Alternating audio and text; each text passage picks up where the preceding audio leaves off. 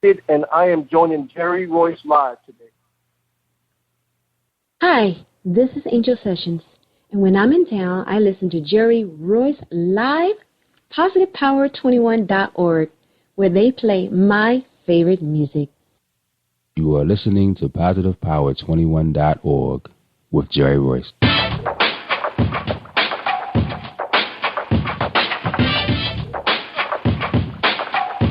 What up? It's your boy Kano Kingston.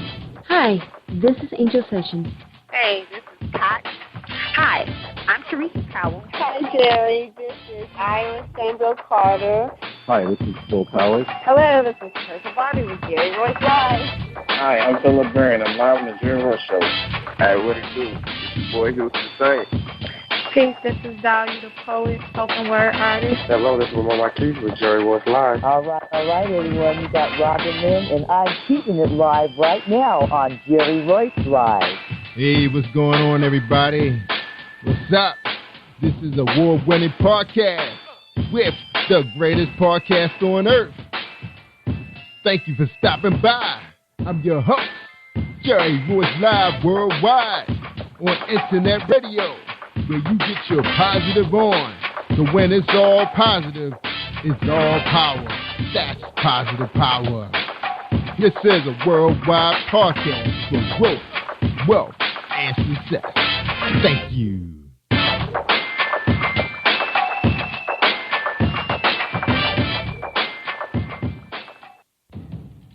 Think you know how drugs get in those little brown bottles? Think again. Set in the green hills of western New Jersey, inside the gilded halls of power of a U.S. pharmaceutical company where decisions are worth billions of dollars and human lives worth less. Nicholas Hardy, a young executive at Marshall Pharmaceutical, finds his career, family, and life in jeopardy.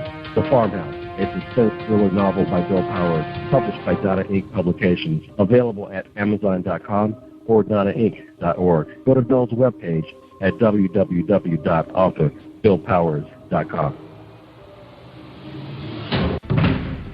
Are you looking for the next great read? A book filled with love, passion, betrayal, and intrigue. The award-winning novel, Season of Change, by Tamika Patrice Kane, is sure to satisfy your literary sweet tooth. Check out this must-read book reviewers are calling uplifting and emotional, and exceptionally great read, deeply intense and thought-provoking.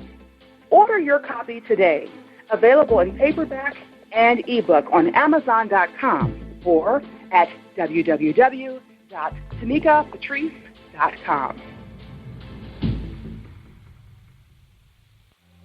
Are you an author looking for promotional services or a reader looking for a great read at low prices? In this competitive world of books, Writing Royalty Promotions is dedicated to bringing authors and readers together to build a greater respect for literature through our various promotional services and online bookstore. So head over to WritingRoyaltyPromotions.com and check us out.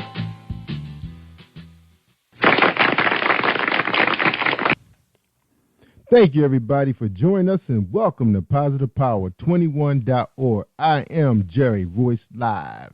That's right, and you're listening to episode 306, and our special guest tonight is going to be Gilbert Sines. That's right, he's here to share his poetry book. And before we read his bio, let's hear a word from our sponsor, Dominique Wilkins. Hold tight, y'all, for a 30-second presentation. Have you been hurt, been backstabbed, got a talking back team, well, you're not alone, no. Escaping to another reality, through Dominic Wilkins' good books, audio books, paperback, ebook, good books. Available on AuthorDWilkinsGoodBooks.com. All right, ladies and gentlemen, welcome back to episode 306. We got Gilbert Sines here. He's here to share his poetry tonight. For the first session of the show, we're going to get a chance to talk to him, find out who he is.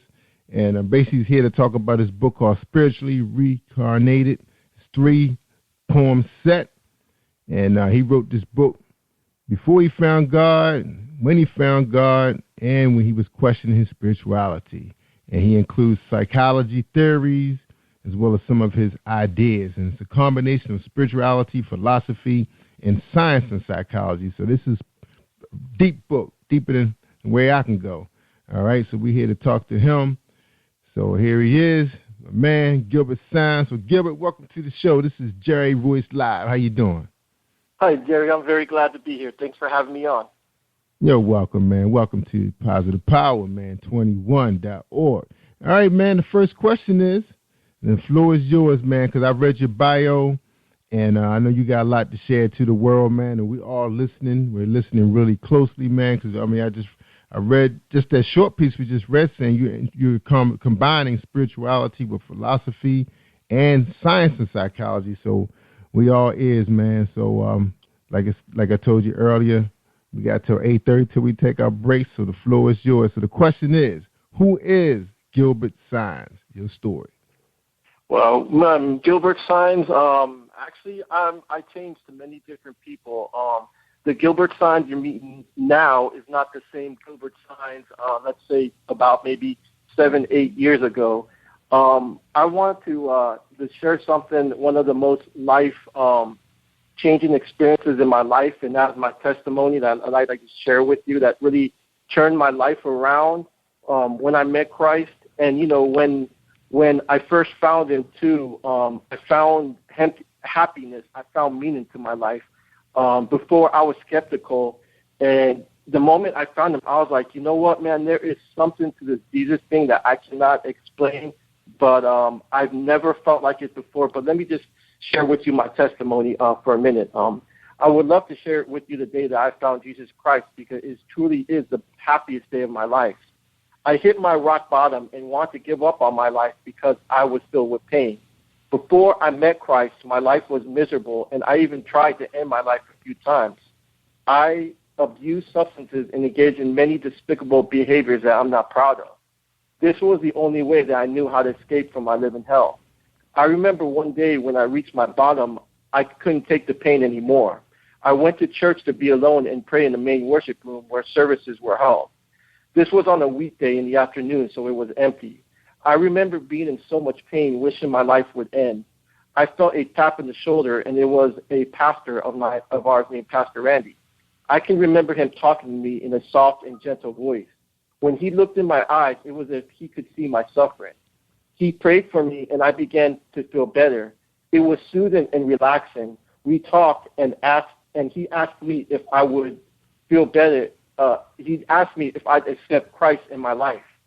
At that point in my life, I was so hurt, I kind of just said yes to kind of just say it, but really deep down inside, I never really did accept him.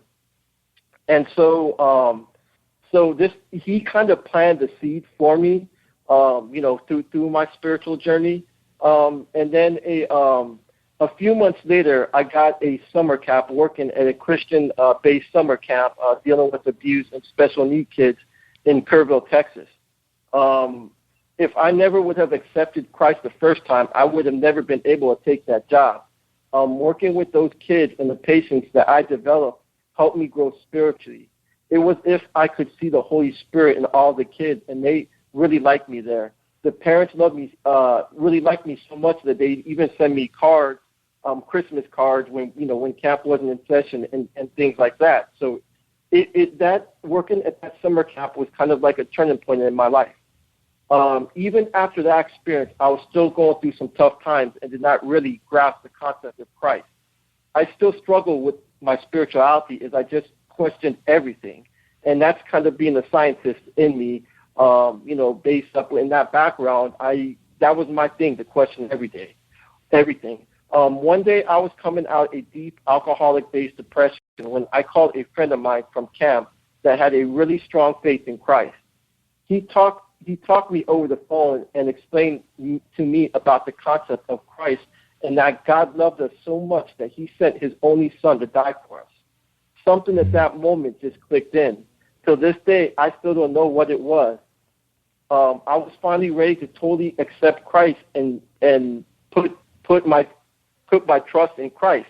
Because where it was is before I believed in him, but I didn't believe in him enough to put my trust, to put my life, to put my will in him. And after I said a prayer with my friend that night, I don't know. It's just a sense of peace that I've never felt, a sense of peace and relaxation, and a sense of love that I've never felt before. Just overcame me, and it was the most beautiful feeling in my life. And then, it's like, and I'll describe it a little bit. Like when I was driving home, the miracle continued to the next day as I was driving home. When I first stepped foot outside, it was like I was walking into a new world. Everything was brighter, had beautiful colors to it. The grass was greener. The sky was bluer. The birds were singing louder, and everything was just so beautiful. I mean, I was noticing all the little things that I've never noticed before. And even that night, I was always having trouble sleeping. I slept on a couch, and it was a pretty small couch, pretty uncomfortable. I slept the best that I've ever slept before. And, it was just, and I can't explain it, it was just like a kind of a high, but something that was missing my entire life, I just totally found when I found him. And like I said, I looked at everything in new perspective. Everything just looked beautiful to me, and it was just overwhelming. I can't explain the love that I felt. I actually felt the love of God, and I never felt it before. It was as if, and I felt like this, Jesus was sitting right next to me in the car, and I just felt so loved. I experienced a peace that I never felt before in my life. It was at that moment that I realized that everything was going to be all right. I came to the understanding that Christ was there suffering me all this time with me, and that I wasn't alone. And that was really a powerful, experience to realize that. Because I've always felt so lonely, desolate my entire life. But now, since I met Christ, I felt like I didn't feel alone anymore. I felt God's love, and it was so strong. I went from feeling down to instantly revived. This was the best feeling in the world when I stopped fighting it, and I just gave in and accepted Christ. I felt like 1,000 pounds had been lifted off my back, and that Jesus was right next to me, loving me for who I am. I finally felt accepted and a part of something special. Words cannot explain how his love made me feel. I never felt something so strong and wonderful in my entire life. This truly was the best day of my life.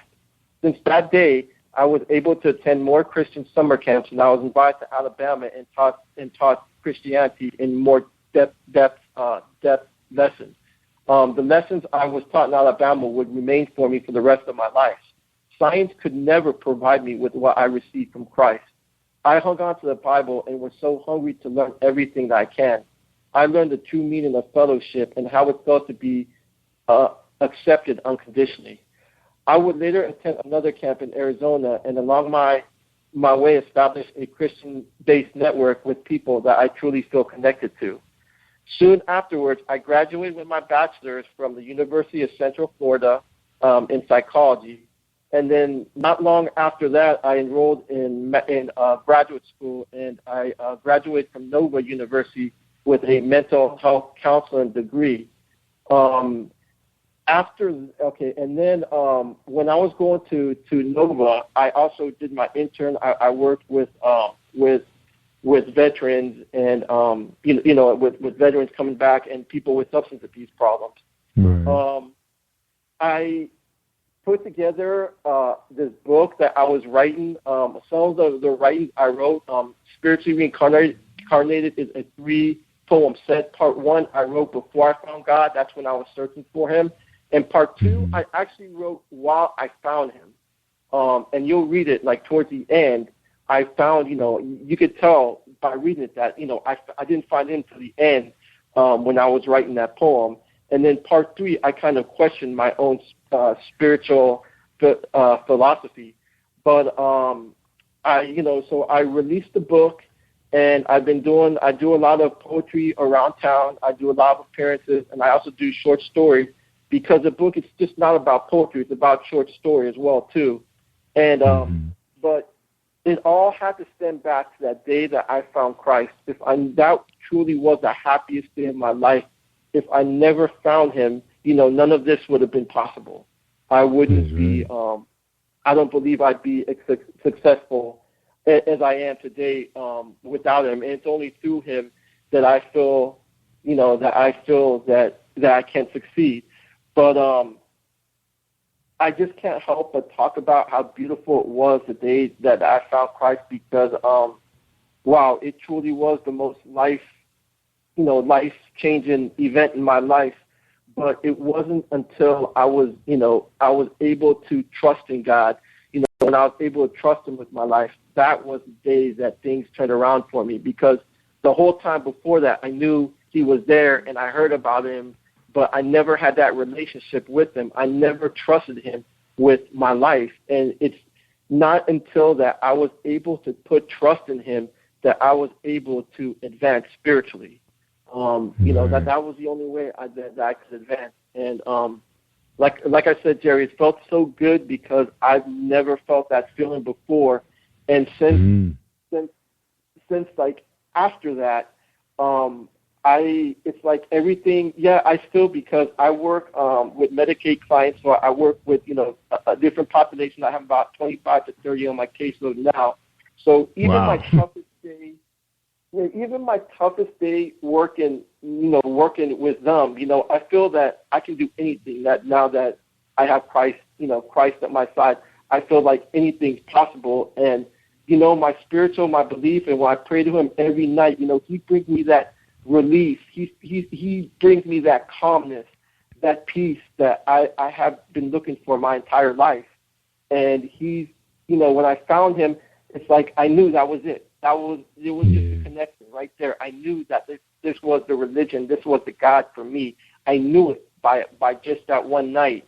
And, I just owe everything to Him, and to that one, that beautiful day. I just can't really say enough about that day. It was just such a powerful day in my life. And, my book, it represents a lot of my pain and suffering. I mean, I talk about, I want to take my own life. I thought my life was so miserable, I didn't want to keep going on. But you know what? I hung in there. I stuck it out. And you know what? It's so much better now. And that's what I want to, convey to anybody. You know what? If you're contemplating on taking your life, you know what? Hang in there. It gets better. And if you haven't accepted Christ in your life, man, I mean, I can't tell. It was just, He worked a miracle in my life, and He turned me, he rose me up from the bottom, and I couldn't have risen up by myself. I mean, I couldn't have done it without Him. And like I said, man, ever since I met Christ, my life has been advancing, and I have not looked back since. And it's like whatever I go through, I know I can handle it because I know Jesus got my back. And that's right. Just that feeling. You know what I mean, Jerry? It was just that life-changing experience that's hard to put in words and talk about because it's so powerful. It just changed my life. And man, we can tell, man. We can hear by the passion in your voice, man. That it was remarkable, man. It was spiritual. Like you said, it was so powerful that you can't even find the words to describe it, man. But we can feel it. I'm getting chills now just listening to you. I understand. So the pain was that bad before you found Christ. The pain. Yeah. Tell us about the pain that you was going through. Tell us about that pain. We got a couple minutes before we take our break. Just tell us how bad the pain was before Christ. Wow. Oh, man, Jerry, you're telling me to go down a really dark road there. I was lost. I was completely lost.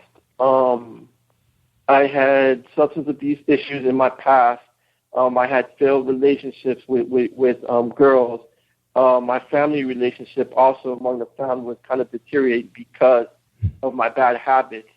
I mean, I have a couple of writings and a lot of my pain is represented in this book. And I didn't tell you this, but I'm also writing another book. This is like before, but I'm writing another book that I'm working on by the end of the year that I want to get out that kind of shows my advance and how I advance. But like I said, the only way I could advance is only through Christ. That's the only way I could have advanced. And my other book has more because I don't feel comfortable really like performing the really dark poems, because I hate leaving my audience sad. So a lot of these, spiritually reincarnated. A lot of them are sad, but there's a lot of loved ones and happy ones too, as well too. But that's just the only problem. I mean, I'll read one of them, but probably when we come back after the break. But I just don't. I'll read like a couple, but I want to leave my audience happy, because that's where my life is. My life today, I am happy. I feel this love around me every day, and I'm truly happy. All right, and this is what we're going to do, Gilbert. We're going to tell people right now where they can get the book. So when we come back, we're going to listen to your poetry for the next 15 minutes before going into the closing of the show, because I really want to hear your poetry. Because I'm one of those kind of people, I'll read it, but I think I get more from it when I hear the artist perform it, and that's what I'm looking forward to, is hearing you read those poems. And like I told you earlier in the show, before we started the show, we definitely want to get some of your pieces, because we're putting together a mixtape that's going to be played on Saturdays. It's going to be combined with some other poets. So if you can get those to us as soon as you can, we'd be glad to put you in rotation for our weekend poetry studio. Okay? Sound good? Sounds good. All right. Okay, man. So tell people where they can get your book, man, and then we're going to go to break. You can get Spiritually Reincarnated off any Barnes & Nobles, or all you do is Google it up. It's available on Amazon, eBay, basically any distributors, but you could just Google it up on Google, type in Spiritually Reincarnated and different links. And I'm also on Facebook and Twitter, so there are definitely many links on my Facebook Spiritually Reincarnated page. On Facebook, there are definitely many links, and I also release a lot of my work on there, and also on Twitter, I believe we have some links on Twitter as well too. All right, we make sure we get all those links, put that on the landing page when they come out and listen to the show, because some of the people do come out to Spreaker.com/PositivePower21. For those of you that come out to PositivePower21.org and you just hear the show, you definitely got to come out to Spreaker to get the links to the show, to Gilbert's his Twitter page, his Facebook page, and all those things. You want to just click on it. We will have those available inside the splash page. Okay? All right. Again, y'all, we listening to Gilbert Sines. He's the author of Spiritually Reincarnated, 3-poem set, and we're going to have him back on Unplugged Poetry. So hopefully we get enough pieces from him that we can give him his own show on Unplugged, but we definitely going to get him in rotation. We're looking forward to listening to him tonight. And again, we're listening to Gilbert Sines, all right? And he released this book October 2013, was re-released the end of that year, and now he's back now spreading God's gospel. So hold tight, everybody. We're going to have a quick presentation, and we'll be right back. All right, here we go. Dominique Wilkins. Have you been hurt, been backstabbed? God are talking back to you, but you're not alone. Escaping to another reality. Through Dominique Wilkins' good books, audio books, paperback, ebook, good books. Available on AuthorDWilkinsGoodBooks.com. Are you looking for a great book of poetry that is romantic, heartfelt, and full of male emotion? Then get Thoughts, Love, and Reflections by James K. Deshay. That's D-E-S-H-A-Y. Go to www.jamesdeshay.com. You will enjoy Thoughts, Love, and Reflections. All right. We're listening to Jerry Royce Live Worldwide on PositivePower21.org and Spreaker.com/PositivePower21. We're talking to the testimony of Gilbert Sines. All right, Gilbert, man, I'm so excited, man. I just love listening to poetry, man. I don't care how dark it is, how happy it is. You know, sometimes it takes you places where you really don't want to go, but you need to go. And sometimes we need to go there, man, just to appreciate the life that our good Lord has given us, man. And I say, man, the Lord has blessed me with a great childhood, great kids, great family. But, you know, we've seen some darkness, man. We all have seen some darkness when it comes to relationships, job situations, you know, because I've seen my share of prejudices. I've seen my share of mean bosses. I've seen my share of evil people. So I'm looking forward to hearing it, man, because sometimes we need to go there, man, and I know you agree with that. So the floor is yours, man. All right? We listen to Gilbert. All right. Okay, since you kind of like start, because I was going to start off with something like love, but since we were kind of talking about this, let me go into this one is Serenity Lake, and let me just read the preamble, then I read the poem, and then I'll start going into my other stuff. This is a preamble to Serenity Lake. The human body and mind has limited potential. The human spirit has limitless potential capable of miraculous things beyond our comprehension. Only by tapping into our spiritual consciousness can we take advantage of these natural resources, experience true freedom from ourselves, and release our emotional baggage. Every one of us has a limited dark side. We also have a limitless good side that goes beyond those boundaries. This is my dark side that has never been seen before. After years of struggling with it, I finally have it under control. When I was younger, there was this place I used to visit alone when times got tough. I call it Serenity Lake, and it has left an imprint in my memory. Lots of struggles within me have occurred there, and this poem is a glimpse of my suffering. This is my most personal poem that I've ever written. I call it Serenity Lake. There was this lake I used to know. When times were tough, I used to go. As I looked in the lake, my reflection would glow. I was falling apart and didn't want it to show. I remember that time I wanted to fly, 17 years old, and wanted to die. I remember those times alone in the dark, covered in pain and tears in my heart. I remember that time, tainted with pride. My only way out was suicide. I remember those times I should have died, strong on the surface, but weak inside. Painful memories as they start to decay, submerged in my mind, they won't go away. Serenity Lake, a painful place, located down south on an old Air Force base. Pretty on the outside, so calm and serene, but listen closely, you could hear me scream.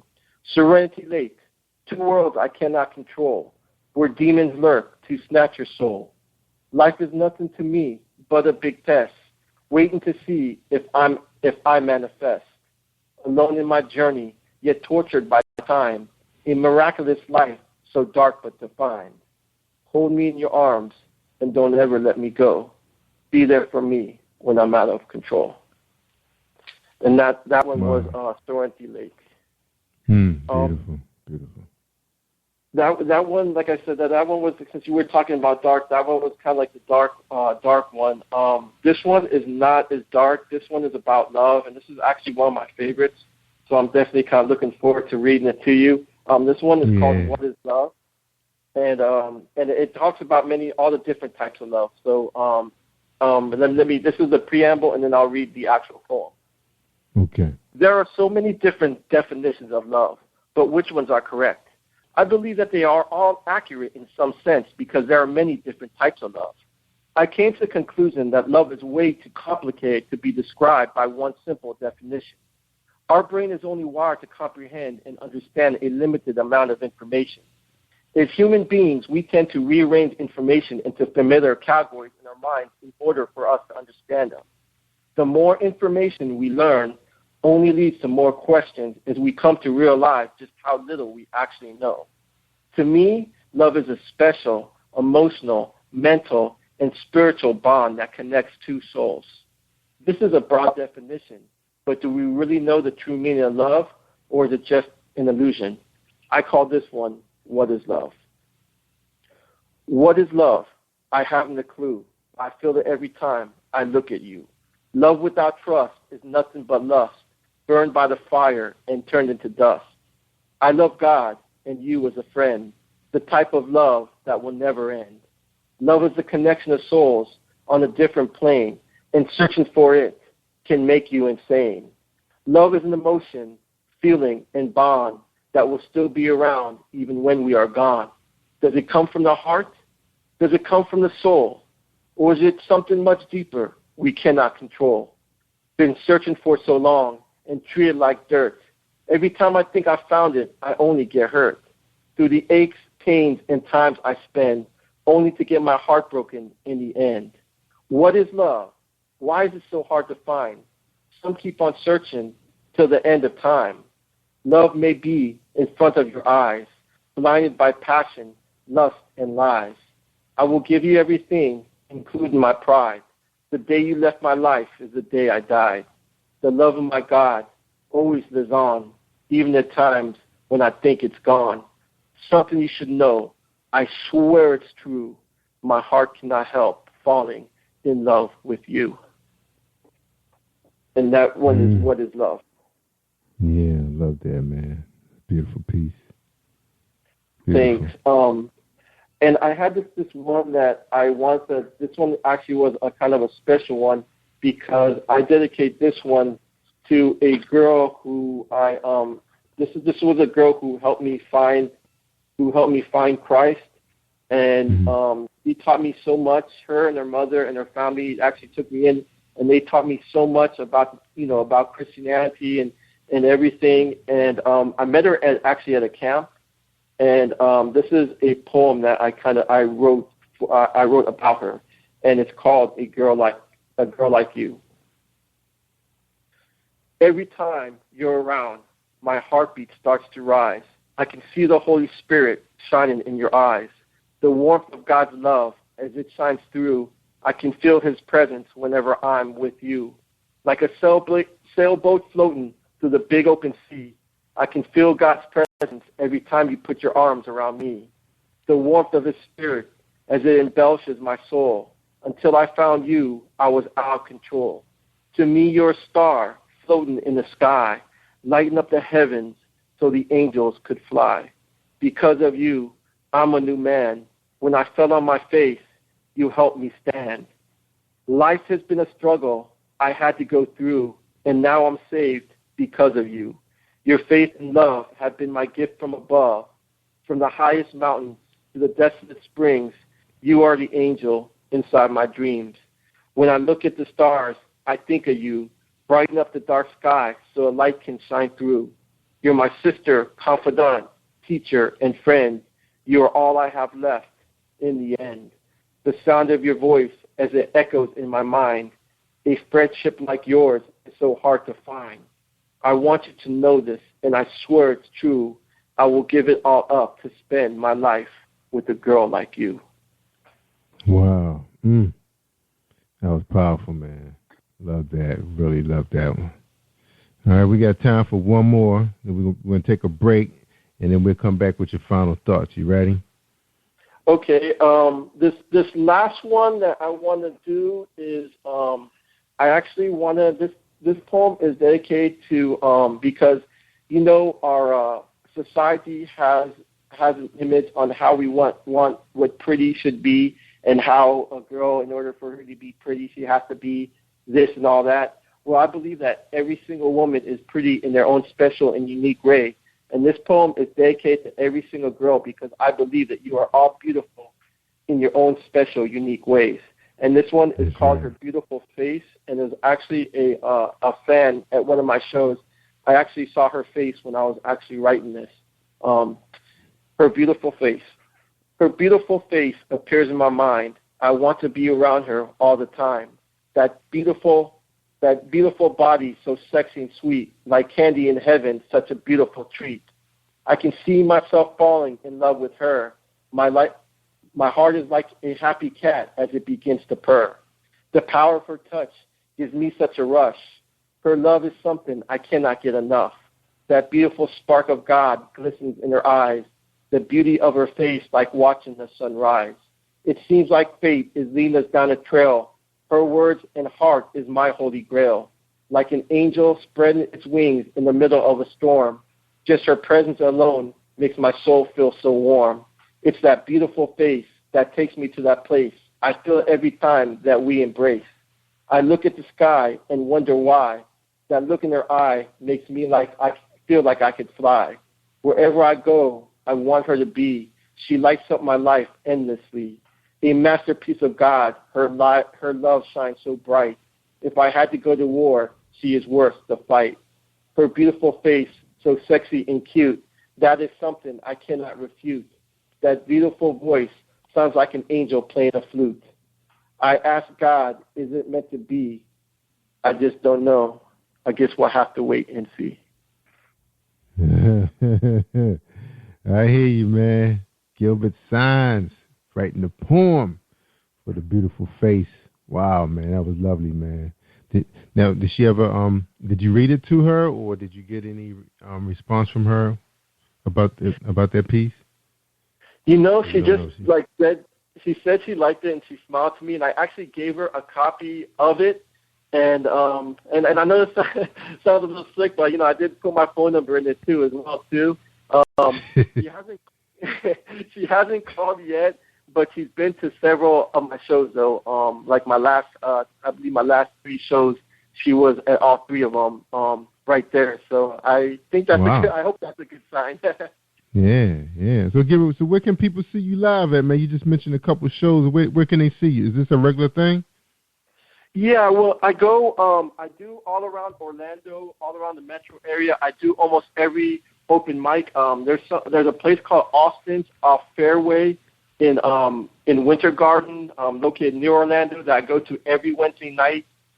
Mm-hmm. It's called Austin's Coffee Shop, and it is if you're ever in Orlando, because they just don't have poetry there. I also read short stories there some nights, and they even have rap battles and things like that. But I go there, and then there's another place on Tuesdays called Dandelion, and I haven't been there last 2 weeks, but I usually go there and perform. It's like a little outdoor coffee vegetarian cafe, and it usually has a big audience, and I usually go there and perform on Tuesday nights, but kind of scattered all over through Orlando, whatever events or open mics they have.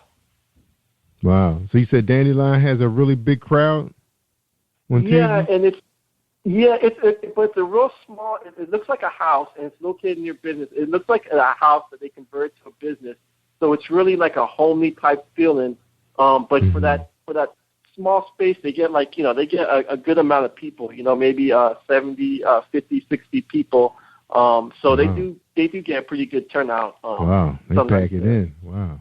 All right. Now, when you're reading, do they have like a house band playing with you or a DJ? Usually, most of the times, we usually have a host. There's usually like a host there that's like introducing. Sometimes they'll put background music on, just I guess CDs or something like that. But most of the time, it's with an MC that usually introducing everybody that's coming on. And we also have slams every month, which I participated in my first slam, which is a poetry contest. And this was my first time. I didn't memorize myself, so I could have done better. But I'm looking forward to doing more of those in the future as well, too. But we do them every month here in Orlando. All right. Man, you're getting around, man. All right. I'm glad you shared that, because we have a couple of people that's from your area that's into poetry. Well, they just got into it, and that's some good information you just gave out, so they know where the action is going on in Florida. All right, we're talking to Gilbert Sines, episode 306. You can find him at Barnes & Noble. His book is at Amazon, eBay, and the name of his book is called Spiritually Reincarnated, and it's a 3-set poetry book. All right, hold tight, everybody. A quick message from our sponsor, then we'll get our final thoughts from Gilbert Sines. Hold tight, everybody, for a 60-second presentation.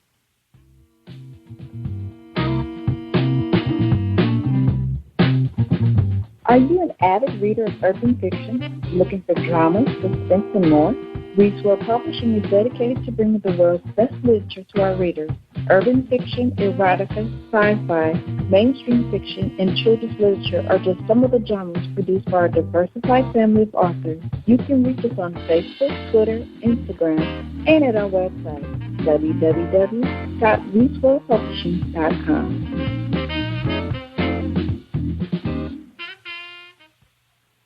All right.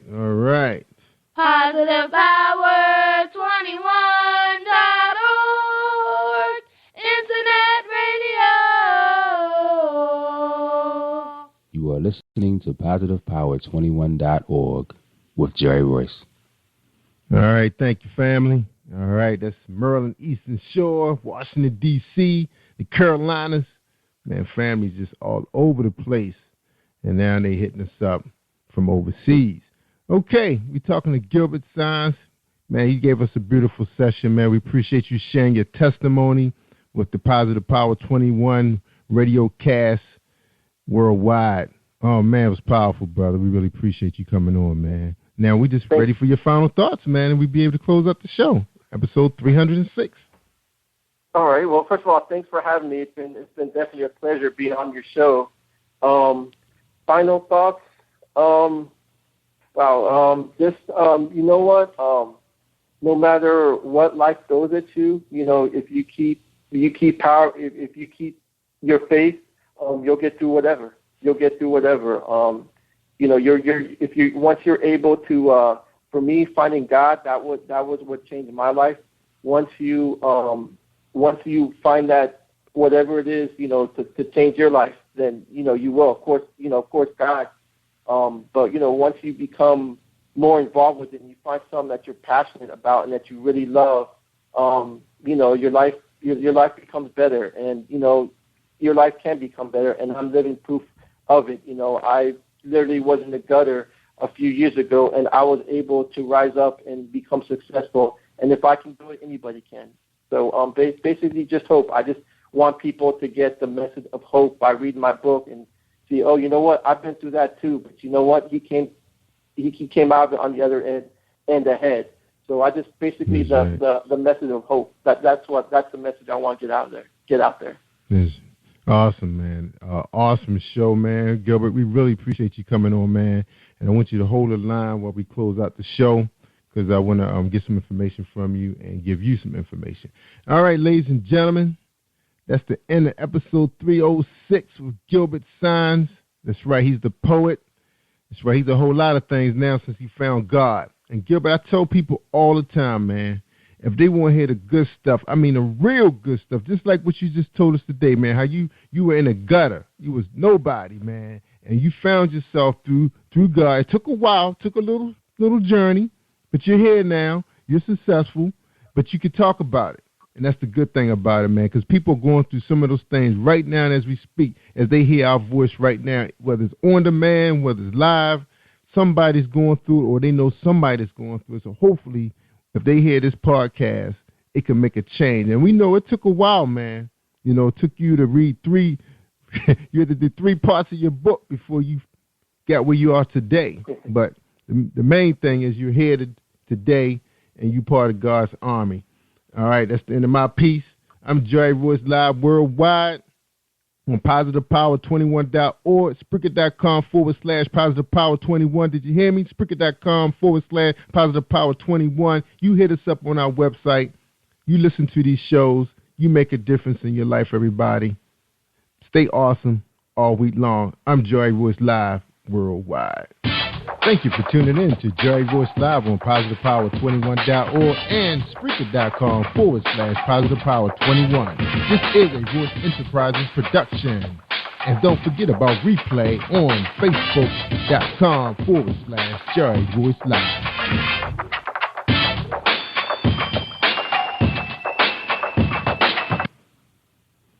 All right, y'all. That's a wrap. Hey, this is director, producer Alan Wills, and I am on Positive Power 21 with Jerry Royce Live. And when I'm online, I listen to Jerry Royce Live at www.Spreaker.com/PositivePower21.org. Y'all heard? Have you been hurt? Been backstabbed? Gotta talk him back to him. Cause you're not alone. No. Escaping to another reality. Through Dominic Wilkins' good books. Good books, audio books, paperback, ebook, good books. Available on AuthorDWilkinsGoodBooks.com. I'm director, producer Alan Wills, and I'm on Jerry Royce Live worldwide. You are listening to PositivePower21.org with Jerry Royce.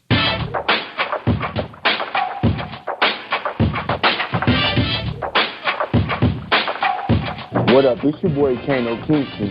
Hi, this is Angel Sessions. Hey, this is Pat. Hi, I'm Teresa Cowell. Hi, Jerry. This is Ira Sandro Carter. Hi, this is Phil Powers. Hello, this is Teresa Bobby with Jerry Royce Live. Hi, I'm Philip Barron. I'm live on the Jerry Royce Show. Hey, what it do? Boy, who's the same? Peace, this is Dahlia, the poet, spoken word artist. Hello, this is Lamar Marquise with Jerry Royce Live. All right, everyone. You got Robin Lynn, and I'm keeping it live right now on Jerry Royce Live. Hey, what's going on, everybody? What's up? This is award-winning podcast with the greatest podcast on earth. Thank you for stopping by. I'm your host, Jerry Royce Live Worldwide on Internet Radio, where you get your positive on. So when it's all positive, it's all power. That's positive power. This is a worldwide podcast for growth, wealth, and success. Thank you.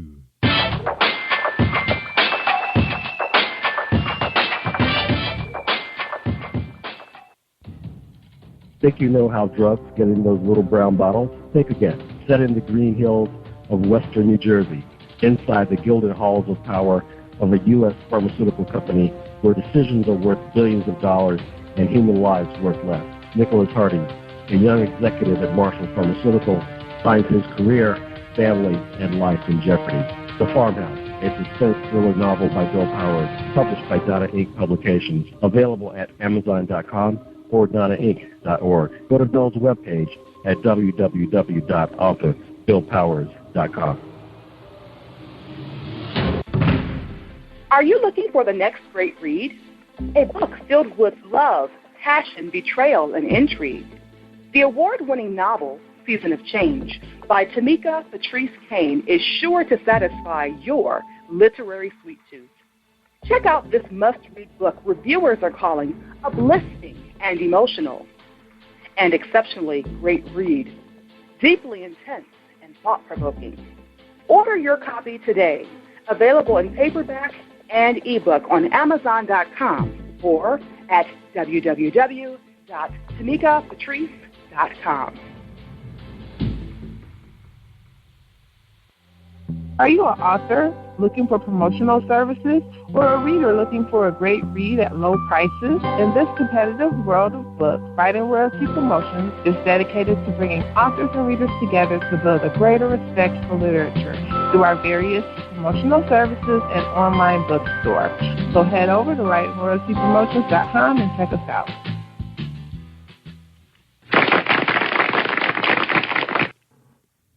Thank you, everybody, for joining us, and welcome to PositivePower21.org. I am Jerry Royce Live. All right, tonight we got a Book Buzz sponsor. That's right, sponsoring episode 305, and that's going to be Marilyn Dunn. Check her out. Hi, I am recording artist Marilyn Dunn from St. Louis, Missouri.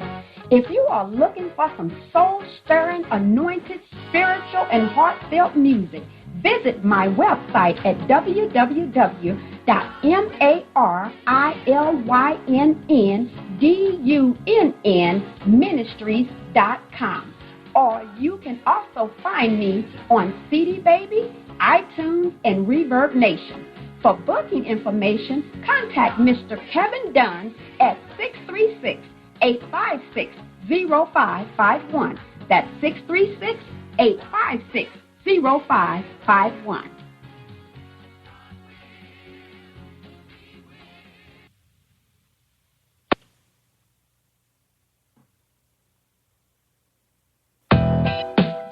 You're listening to Jerry Royce Live Worldwide on Spreaker.com/PositivePower21 and PositivePower21.org. This is episode 305 with Alan Wills. Alan Wills is an independent filmmaker based out of Indianapolis, Indiana. His love for film started at a young age when he was recruited to help behind the scenes on a school play.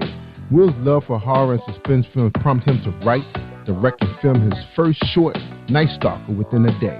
Alan's a photographer, director, and producer, and has had pleasure of working with other local filmmakers and playwrights. Alan Wills has quickly been recognized as the king of short films, having several under his belt. He has produced films such as Night Stalker, Mistress No More, Mary, and co-wrote What's the Dirty. He is currently working on filming Couples Conversation with local playwright Nicole Kearney, as well as a full-length film, Shallow Vows, that he wrote with his wife. Ladies and gentlemen, we present to you Alan Wills, independent filmmaker. Enjoy this presentation. Hi, this is Angel Sessions, and when I'm in town, I listen to Jerry Royce live, PositivePower21.org, where they play my favorite music. All right, that's right. We play her favorite music. Alan Wills, welcome to Jerry Royce Live Worldwide. How you doing tonight, brother? Hey, man, I'm never bad, brother. Just truly blessed, man. That's all it is. Amen. Glad to have you on the show, man. Glad to have you. A lot of talent, man. We got, amen. We had a chance to check out your work on YouTube, man. We liked what we saw, man, so we was excited to have you on, man. And yeah, sorry about that piece about you doing HBO. I thought Brandon told me, man, that you feel the void, you know, when the HBO movies fall short in that hour. Well, I was like, I thought, you know, with the research and everything that my wife and I do a lot is when we go into endeavors such as like this with films and her books, we will do the research and notice that like networks, HBO, Showtime, Cinemax, TBS, TNT, Sci-Fi, they like to have those short films to fill up those in-between times when one movie ends into the next film. So short films is easy to throw in there instead of trying to have try to throw in another long film or showing a whole bunch of commercials. You know, people get bored and want to switch the channel, you know. Yeah, that makes sense. All right, man, you ready for your first question? Yes, sir. All right, the first question for Mr. Alan Wills is, who is Alan Wills, the filmmaker? Well, I'm just a brother trying to fulfill my purpose that I was put here on earth to do, and then I believe is to make films. I believe God put on my heart to make 3 specific films that we will get into, but I really believe that I'm sitting here to entertain people. I'm a father, I'm a husband, photographer, director, producer.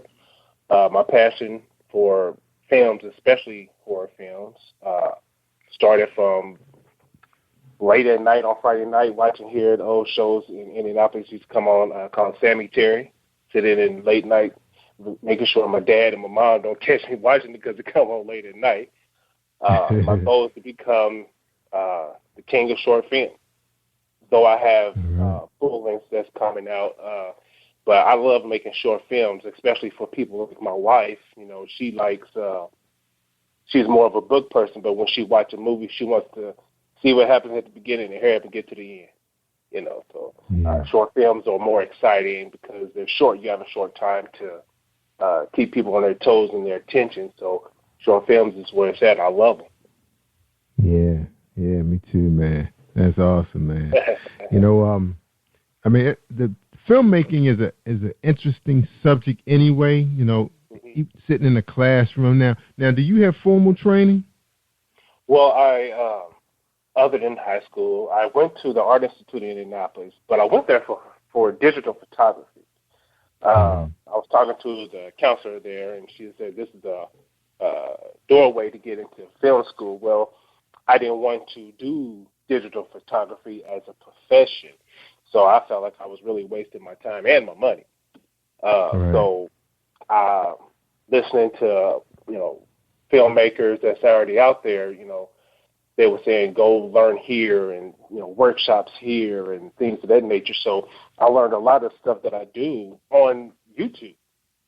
And from YouTube to, like I said, the workshops and things of that nature, I don't want to spend $70,000 going to a school when I just learned how to make a prosthetic hand on YouTube. You know, that's right. My wife, she does a lot of the research anyway on how to get distributions and things of that nature. Since I'm independent, I want to stay independent, so I don't want to go and try to get investors. Sometimes they come in and want to take over, but I have a certain message when I make films, you know, to get it out there to the people. I don't want someone to come in and change it. It's really hard. It's really hard to be an independent filmmaker, but the best thing is, you know, doing it yourself and looking at the product on the screen says I did that. You know, didn't need to go and get somebody else to come in and do this. And then once you buy the camera and editing equipment and the editing program, you're good. That's right. right. Now, have you had an opportunity to work on any, filmmaker set, that comes to town? Have you been on any of them?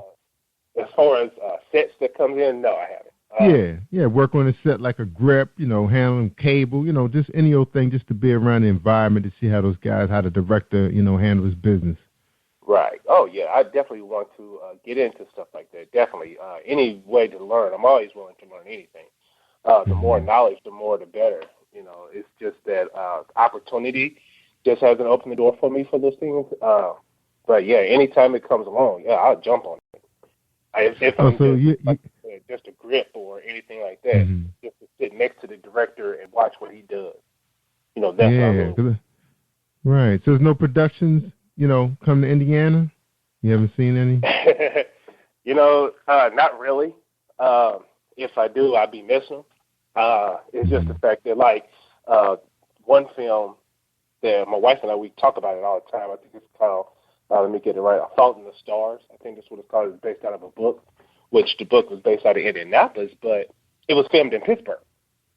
And so that bothers me a lot. And that's one of my goals that I wanted to say, that to build my own set, my own backlot, my own studio, so independent filmmakers such as myself can come in and film whatever they need to film. It's so hard here in Indianapolis alone to try to get film permits and permission and things of that nature.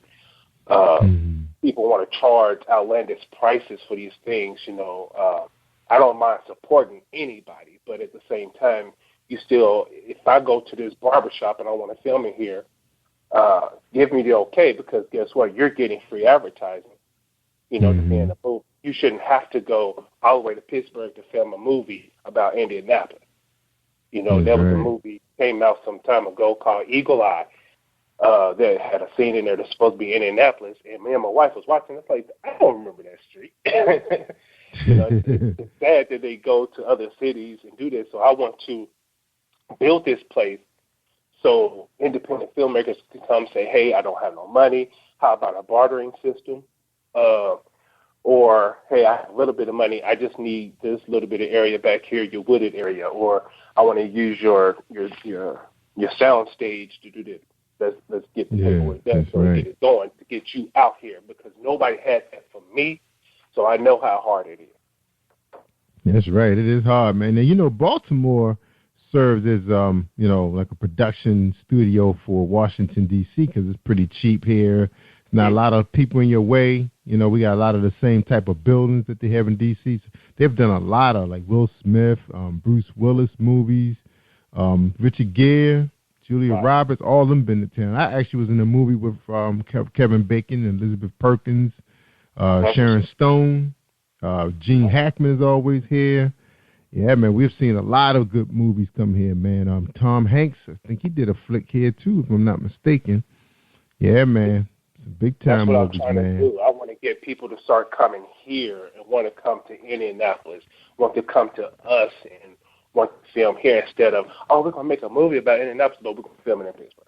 So that's not, it's not bringing no jobs here for the people. It's not bringing no money for the businesses that's here. The main thing is, start doing these small businesses. This mom and pop restaurant or this mom and pop grocery store. Let's put them in the movie, give them some type of publicity and advertising, put them in the credits so people will come here for touring or something, visiting the city. But, oh, man, let's go to that restaurant where they filmed that movie Shallow Vat, and something like that. So that's going to bring money, tourism, and definitely give people jobs here. That's right, man. You got to keep the money moving. Yeah, and that's one thing. It does help with tourism because people get excited when they watch. I know that what help us make decisions where we like to go sometimes is the Food Network, and then we watching it. And a lot of places right here in Maryland is right on. I said, we need to go to that spot. All these places just like 30, 40 minutes away. And we have never heard of those places. But it was exciting. My wife, we used to watch the Travel Channel and, like I said, the Food Network, and we watched what's his name, Guy, who watch his diners, drive-in and dive, and stuff like that. So we always in there, and oh man, we need to go to that place when we go to St. Louis. That's how we found out about the restaurants they have there in Chicago, places like that. So we watched that. So when we get there, we already know where to go. We got it mapped out. We done got on map quest, and we know exactly where to go. That's right. That's right. I remember I had a really good friend that I met up in Chicago when I was taking a sales course up there for 2 weeks, and he was from Indianapolis, and he knew Chicago really, really well because I guess he said he went to school there, and he ended up moving here in D.C. I need to catch up with that brother too, man. See how he's doing because he actually moved to D.C. But yeah, man, it's like it's surprising. You guys don't see the big production. The Indianapolis Colts have pretty much put you guys on the map with their successful franchise. Yeah. With all the publicity, them stealing our team from Baltimore. Yeah, absolutely. Everybody knew what was going on. I never even knew what it was until that happened. Especially now when we go to play you guys. I was sitting there. I remember as a kid, my mom worked at the post office. That's right across the street from where the old RCA Dome was. And I remember going to pick her up at night, and I thought because of how the roof was, I thought it was like a bread factory or something. I was a kid. I didn't know. And next thing you know, I remember on the news, they talking about here come the Mayflower trucks and things of that nature. And I'm like, okay, as a kid, I'm not understanding. But as I got older, I start to realize, this is pretty epic because we done stole their team. Yeah. This is something else. But the thing about it is y'all can't get jealous because y'all won a Super Bowl before we did. Yeah, man. It's right, 2000. It's right. See, there you go. 2000. Then we came back again. It was right on time, too, man. The second trophy. That was beautiful. Man, in fact, we actually live in the same community as their facility. They're real big with community involvement. My son is like a huge Ravens fan, so one of the employees actually works for a Taekwondo program I sponsor, and he invited us to come there right before draft, right the same year that the year they won the Super Bowl. Of course, it was going to draft season, and they had the facility cleaned up, and they invited us to come by, took pictures with the trophy, held it, hugged it. They took us on a tour. He got a chance to meet the television people. Because my youngest son, actually enjoys communication production as well, because he actually studies some kind of technology in school, and he kind of exposed him to how to work the mixer, the boards, the mics, all that kind of stuff. So he got a little exposure to it on a big time level. And that's crazy because as a kid, when I was growing up, they didn't have these type of classes. I was talking to a guy at work today about that. I'm like, we didn't have those type of classes growing up. Now they teaching kids foreign language in elementary school. And he's a foreign language major. Yeah, he's a major only in sixth grade. That's his major, foreign language. And my daughter, she took high school French when she was in elementary school. So that's why it's so easy to her now. Yeah, because she's in high school now, which is like easy. That's the best way to do it. Start when young, man, and that's what I teach. My nephew, I was trying to get him on board with this film thing.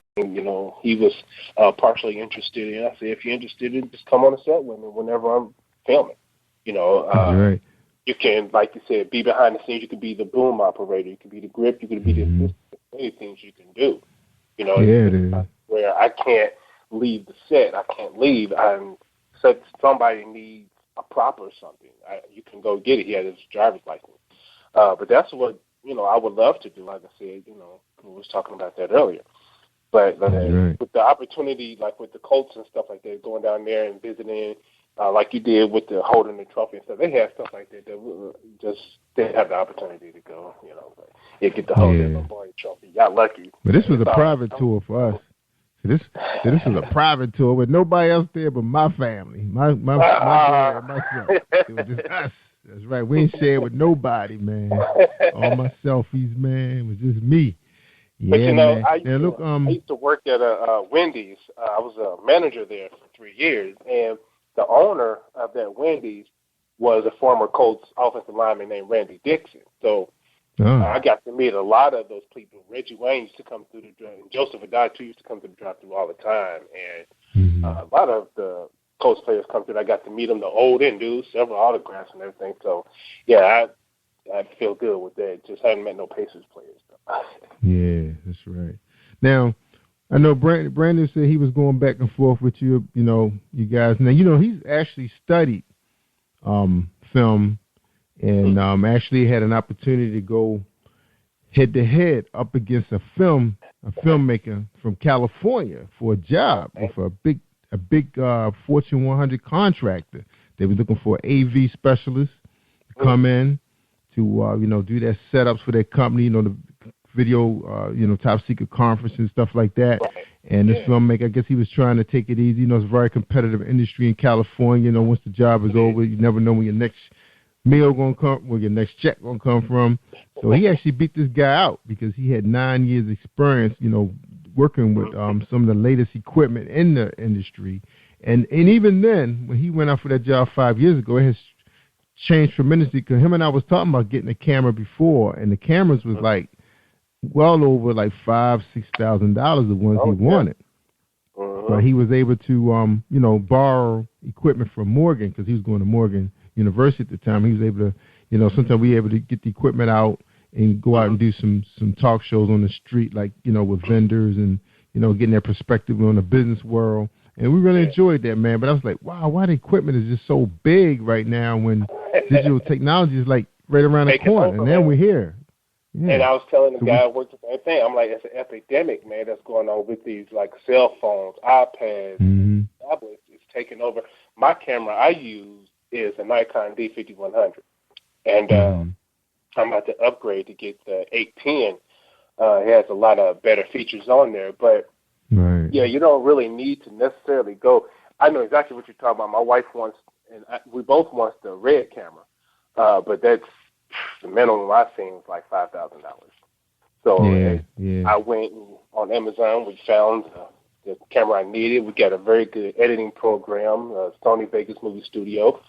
Like I said, I got on YouTube and was watching a few videos. I forgot what I was looking. I think I was looking for a slit throat, how to make a slit throat prosthetic, and I found a lot of stuff on there like Indie Mogul, Backyard Effect, the Frugal Filmmaker, things of that nature, and also Film Riot, which all of those, if you go on YouTube and type those in, they'll definitely pop up. And I mean, you'll learn so much. I built the dolly track. They said how to build a dolly track for $30, and I built it for $13. Wow. You look on the Hollywood set to buy a dolly track, it's going to run you between $700 to a couple thousand. Yeah, you got to be creative. Man, you got to be creative. I mean, we do the same thing around here. We built our set because, we try to do, videos to engage our audience, let them know that, we real and not just behind the mic. You want to be a little visual and have some fun with your audience. So we do little things with the kids. And we just using, most of the time, we just using our tablet, but we got I think we got a Nikon or a Canon that shoots high definition, but we hardly use that thing. I mean, the tablet can give me real quick quality right in the studio, but we got real high-powered lights, Right. So, because I studied a little bit like years ago on, when they was really teaching you lighting. I don't know how they teach lighting now. It's hard to find a good video on lighting. YouTube, man, I'm telling you. Well, also, I've been out there on YouTube. Yeah. When I went to the I've been out there a couple times. Well, on YouTube, I think it's just a lot better because you actually see the people actually using and doing it. You know what I mean? Yeah. In the classroom, it's the book, and then, hey, you get out there, and then you get hands-on, and you still like, well, what do you mean 3-point light? And then they'll show you, but still at the same time, you want to see how they're actually doing it. Then you pretty much just mock what they're doing. I feel a little more comfortable and stuff like that. Oh, yeah, I learned a lot from YouTube lighting. Yeah, I learned a lot, especially with the different type of lights we have with the umbrellas, and then I found out that we only need them, Oh, yeah, you get a chance to really see what you look like. Yeah. I say if you have the right light bulbs, you don't need the umbrella. Right. We hardly use it. Sometimes I just use it just to blow up the background so people won't see all that junk we got in the back. So I just blow it up, then we can be on camera and everything looks good. You know how junk it gets in the studio sometimes when you're running out of space. Oh, yes, I know. I went on the Amazon and got the I think it's called the Cowboy Studio, and it came with 2 lights and the chroma key background, the white background and black, and of course with the stand. But then, and that was like $110. Then turn around and bought 3 more lights, and that was like $100. So I mean, I just killed them with 5 lights in the background for $200 when you look on the other websites to go to the professional stuff, and just for 2 lights, it was like we went to a Korg camera, and one of the lights alone was $300. Yeah, like, I mean, they're nice though. Yeah, yeah. Brandon actually found a good deal. He actually found some real high quality lights from some stage place that this guy was trying to get rid of because he was, he was getting rid of all this stuff and upgrading. So he got a really good deal on what we. I mean, we got a lot of lights. Some of the stuff just sitting in a bag. Nice heavy cases, good quality stands. Sometimes you read about how some of the little dials on them break real easy. The screws, So like that. And I think Cowboy was one of them that was mentioned. That they were saying you got to be careful with. Yeah. And it's funny that you brought that up because I did break like the little twisty on there. So hey, I'm telling you, in this industry, independent film, duct tape and electric tape is going to be your best friend. Oh, yeah. We tape up a lot of stuff, man, just to reinforce it. Because I remember reading that, and I said, well, I mean, it's going to happen. Stuff being handled a lot, is being moved a lot. Because we got 2 studios, and out in my house. So we try not to move the equipment around as much as, we don't have to. Just try to let it stay until we need it and drag it out, So you got to do what you got to do, man. All right. Yeah, all right, ladies. That's what we do. Alan, we're going to take a quick break, man, and then we're going to come right back, finish talking to you, man, about, we're going to get into your short films, man, and talk a little about business, where you think you're going to go with all of this, all right? So everybody hold tight.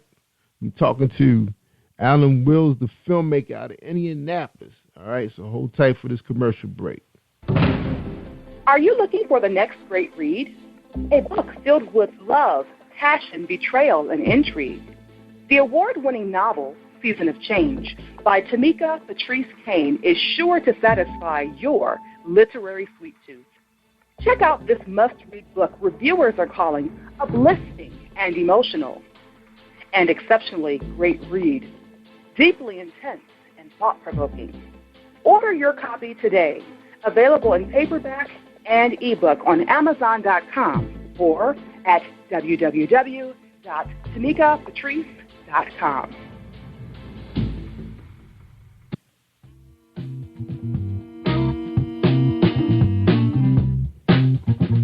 Are you an avid reader of urban fiction, looking for drama, suspense, and more? Read Swirl Publishing is dedicated to bringing the world's best literature to our readers. Urban fiction, erotica, sci-fi, mainstream fiction, and children's literature are just some of the genres produced by our diversified family of authors. You can reach us on Facebook, Twitter, Instagram, and at our website, www.reswirlpublishing.com.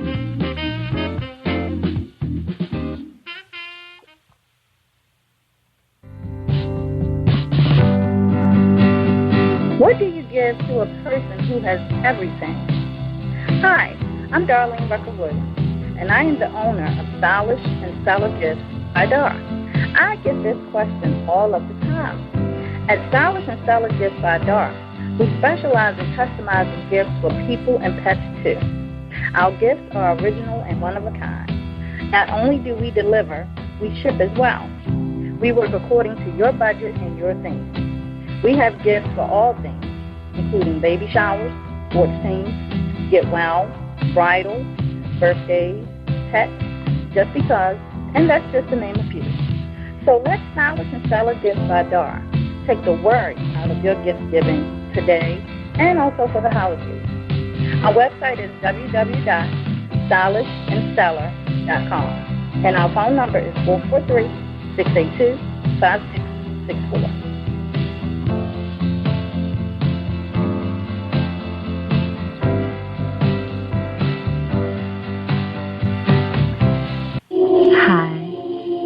This is your girl Cotton, the softest voice in poetry.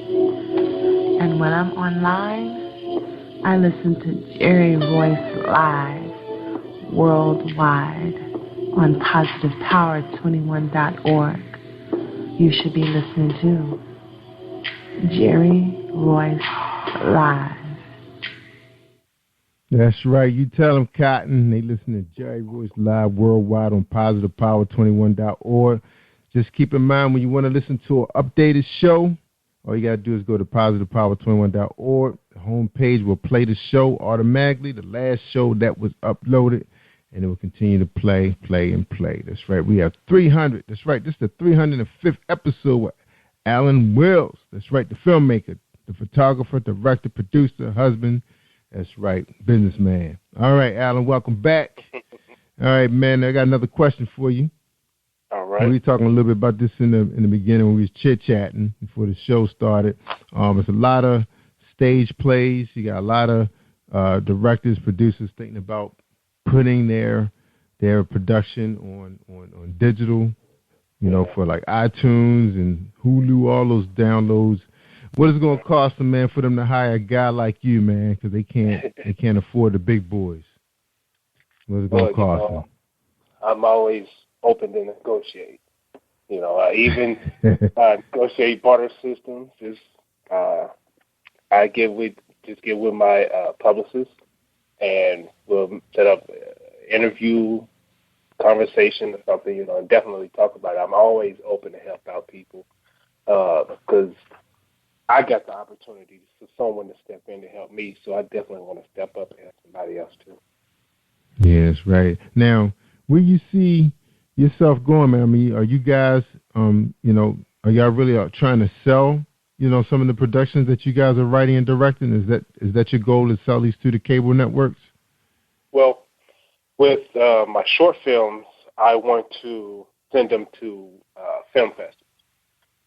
There's plenty of them to go around. I want to hit up as many as possible. But the full-length films that I have, that I believe God has put on my heart to make, there's one called The Pit. With the full-length, I definitely want to put them on DVD and get them out there to sell, either DVD, digital download, and things of that nature. Maybe even try to get them on networks. But The Pit is one of them is full-length. Is a man experiences hell, and to learn how important it is for him to turn his life over to God. Then we have The Last Days, and it's about an influential man who has been given the task to warn the world of the rapture. Then we have another one called In the Beginning, which is the time between the creation of man and the fall of man in the Garden of Eden. Those are more Christian-based films, of course. Now it's kind of weird because I do a lot of horror films, but I believe that God put those 3 films on my heart to make. But He's also given me the opportunity to make the short films that I want to do, which are horror films.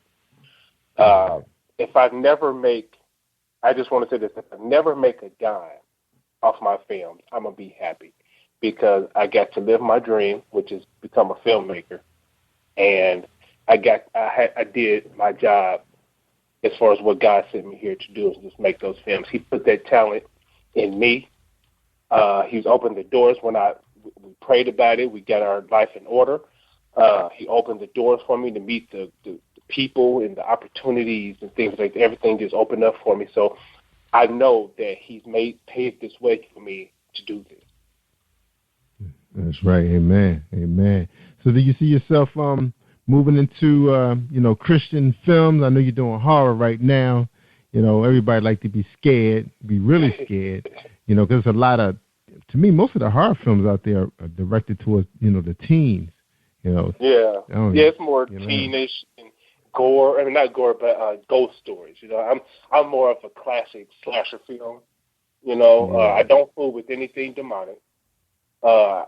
Like growing up, my favorite horror film of all time is Friday the 13th. Every last one of them except for Part 5. But I'm more, like I said, horror film slasher. Friday the 13th, I'm on Elm Street, Scream, things like that. But as far as going into, like I said, Christian-based films, because I'm always open to do those things, people come talk to me, and we'll definitely point something out. I want to hit every single genre it is. I don't want to be labeled as just a horror filmmaker or just an action thriller guy. Though my favorite genre is horror, it's only because this is something I like doing. And of course, I want to branch out into other genres. You know, like I said, with The Pit, Last Days, and In the Beginning, those are Christian based, and maybe those will open up the doors for more Christian films. Whether if I come up with them or somebody else come up with them. You know, I don't want to make those three and stop. But I want to keep making films until I leave this earth. That's right. Do your thing, man. Now, it's a lot of money that could be made out there because digital is so big right now. I mean, people be on Netflix all the time, you know, looking for a good movie, man. I mean, you got these HBO series doing really well. I mean, like I know my wife, she loved watching Mary Jane and then you got people who want to do their own reality shows. And to me, the group that need the reality shows the most is probably the police force because they need to reinvent themselves with the community. Yeah. But because now I'm hearing now that some experts in business is saying, you know, you shouldn't write a business plan, you should write a customer plan. So thinking about what this dude that said that was one of the big CEOs of Pepsi Cola and Apple, and he said you should write a customer plan. If you had to write a customer plan, what would yours sound like if you had a chance to present it? Well, you need to find out what the consumer wants. You know, that's why they have those teams of people that go out and ask the people on the street, you know, what do you like in this film? What do you like in this and then the other as far as, you know, a film, a book, and things of that nature. Focus groups. That's what I was wanting to say. You get the focus groups that help you. They give you the feedback. We were just recently selected to be a Nielsen family. You know, and Nielsen family is pretty much doing the same thing. They take the people, find out what they're watching. Okay, this is what the people want, so this is what we're going to give the people. And that's important because a lot of people throwing these movies together, and it's like, are you kidding me? And I don't mean to, you know, make fun of anybody like that because I'm trying to get out there, but at the same time, you know, it bothers me a lot. My wife and I talk about it. You know, these people have the financial means to make these films or these books, and the stuff that they come up with, you know, whether if it's degrading women, putting black people in a bad light, putting police officers in bad light, and things of that nature. You want to, of course, right now what's hot is, of course, reality shows. Every channel has a reality show. And so the more people watch reality shows, the more reality shows come on. My thing is this: you want better TV. If you're going to make a reality show, make a positive reality show. Stuff like Run's House was awesome. You know, it showed, you know, people in the positive light. And when the network said, hey, we want more drama, and he's not having it, they want to cut him off. You know, people want Wretched. And I'm not about to produce Wretched, man. That's right. Now, if you had an opportunity, well, I guess you don't want to put it out there because you want to win a story. Because I'm the same way. I have these great ideas. Like, my thing is, I like thrillers. I love suspense thrillers. And I want one that's not going to insult me as a viewer. And I want one where you're going to challenge me, and I'm not going to just blurt out who I thought did it. You know, I want you to make it so that I don't have no idea who this guy is, you know, or woman. You know, what is his purpose? Why is he doing what he's doing? You know, I want to, and there's some good ones out there, man. I mean, some really good ones. Because I gave up on a horror film, to tell you the truth, man. They just like, this crap. Well, you know? And the crazy thing about the horror films is coming out, they do a lot of nakedness and stuff, and it's always got to be naked. I'm like, you know, you can make a story without the woman being naked. You know, my wife loves suspense thriller movie. One of the best ones she showed me, I didn't even know it was out. Untraceable. I mean, it's very good suspense thriller. It'll keep you on your toes, man. And when you was bringing up the Netflix things and DVDs and downloads, some of the best movies go straight to DVD. You know, I mean, I'm like, are you kidding me? I don't know I can't remember if it came to the theater or not, but I think it's called Old Boy, one of Spike Lee movies. Yeah. Oh my goodness, dude, 5-star. What? Why haven't anybody heard this? I remember posted it on Facebook. People like, what's this? I'm like, really? You haven't heard this movie? You have to go. And I also recommend people going to your, I don't know about in Baltimore or any other city, but here in Indianapolis, and the local library. Support your local library, by the way. You go to your local library and they rent your DVDs for free. You know, my brother actually a manager. He's a manager at one, so he gets them all. I'm telling you, go to the local library, get the movies, watch them for free. Stuff like straight to DVDs, some of the best films. And you sit and watch the Oscars. You sit and watch this movie, like, how did this movie get an award over this movie? You know, we recently watched Wolf of Wall Street. Other than the wretchedness that's in it, it was a good storyline. It was like, it got to the point where I was like, I don't know if I want to finish watching this movie. You know, it's like, turn it down. Turn it down. Yeah. I asked her the same question, like, what? You know, she said, yeah, that's supposed to be a pretty good movie. You know, a lot of them were independents and they fly under the radar, but, you know, the people who, you know, viewed them and decided to, you know, give the awards out to committee, they liked them, you know. Now, there are some great indies out there under Netflix if you go into their indie. Now, one thing that's getting really, really popular, and I guess because we didn't know because, you know, we straight, but a lot of the gay films are really, really popular. And some of them got really strong storylines. Sometimes you're like, oh, I don't know if I want to click on that because somebody come over, they go see my playlist. Yeah. I took a chance on one, you know, about these females. They were really, really good. The storyline was really strong, you know. Yeah, I just haven't seen any. I like war movies. Like, my thing is war movies. And I finally found some really good war movies. They finally started dropping in my playlist. About one came on about this black soldier who I found that he was up against more prejudice and hate than the doggone Nazis. You know, that's what he was saying. He's like, my own enemies are right here on my team. You know, and that was a really good storyline. I can't remember the name of the movie, but I just saw it the other day. It was like a tank gun. They were gunners on a tank. Right. So that was pretty interesting, you know, over there fighting over in Europe, you know. So that was interesting, you know, fighting the Germans. I think I know what you're talking about. I think I just seen it. Like, was the one with Brad Pitt in it? Is that the one you're talking about? No, not that one. This one. I can't remember none of the stars. I mean, it was this one black guy that pretty much had the lead role. But it was called Saint something though. It was called Saint something, but I can't think of the name of it now. But it fell in my playlist, and there was another one I'm looking at right now. I just saw it. It was pretty good also. But if they finally some of those independents start falling into your queue, you're like, wow, where was this? You know, you couldn't find it because a lot of your biggest stars are not in them. A lot of times you find yourself trying to for a good movie, you're gonna put the big name guys in it, Brad Pitt, you know, Pacino, you know, guys like that. And, you know, I've seen that. You know, because they were in the movie. This movies, you know, catch them as soon as they come out. You know.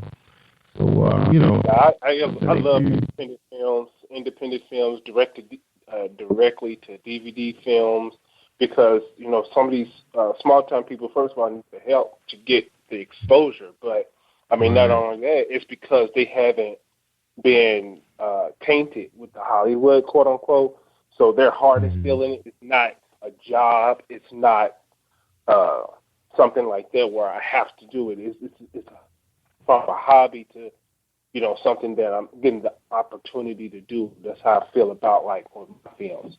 You know, I'm blessed to get the opportunity to do this, so my passion is there. I'm loving it, you know, everything about it, you know. And when it starts becoming work, that's when it's going to start. That's when you're going to stop loving it. And I don't want to get to that point.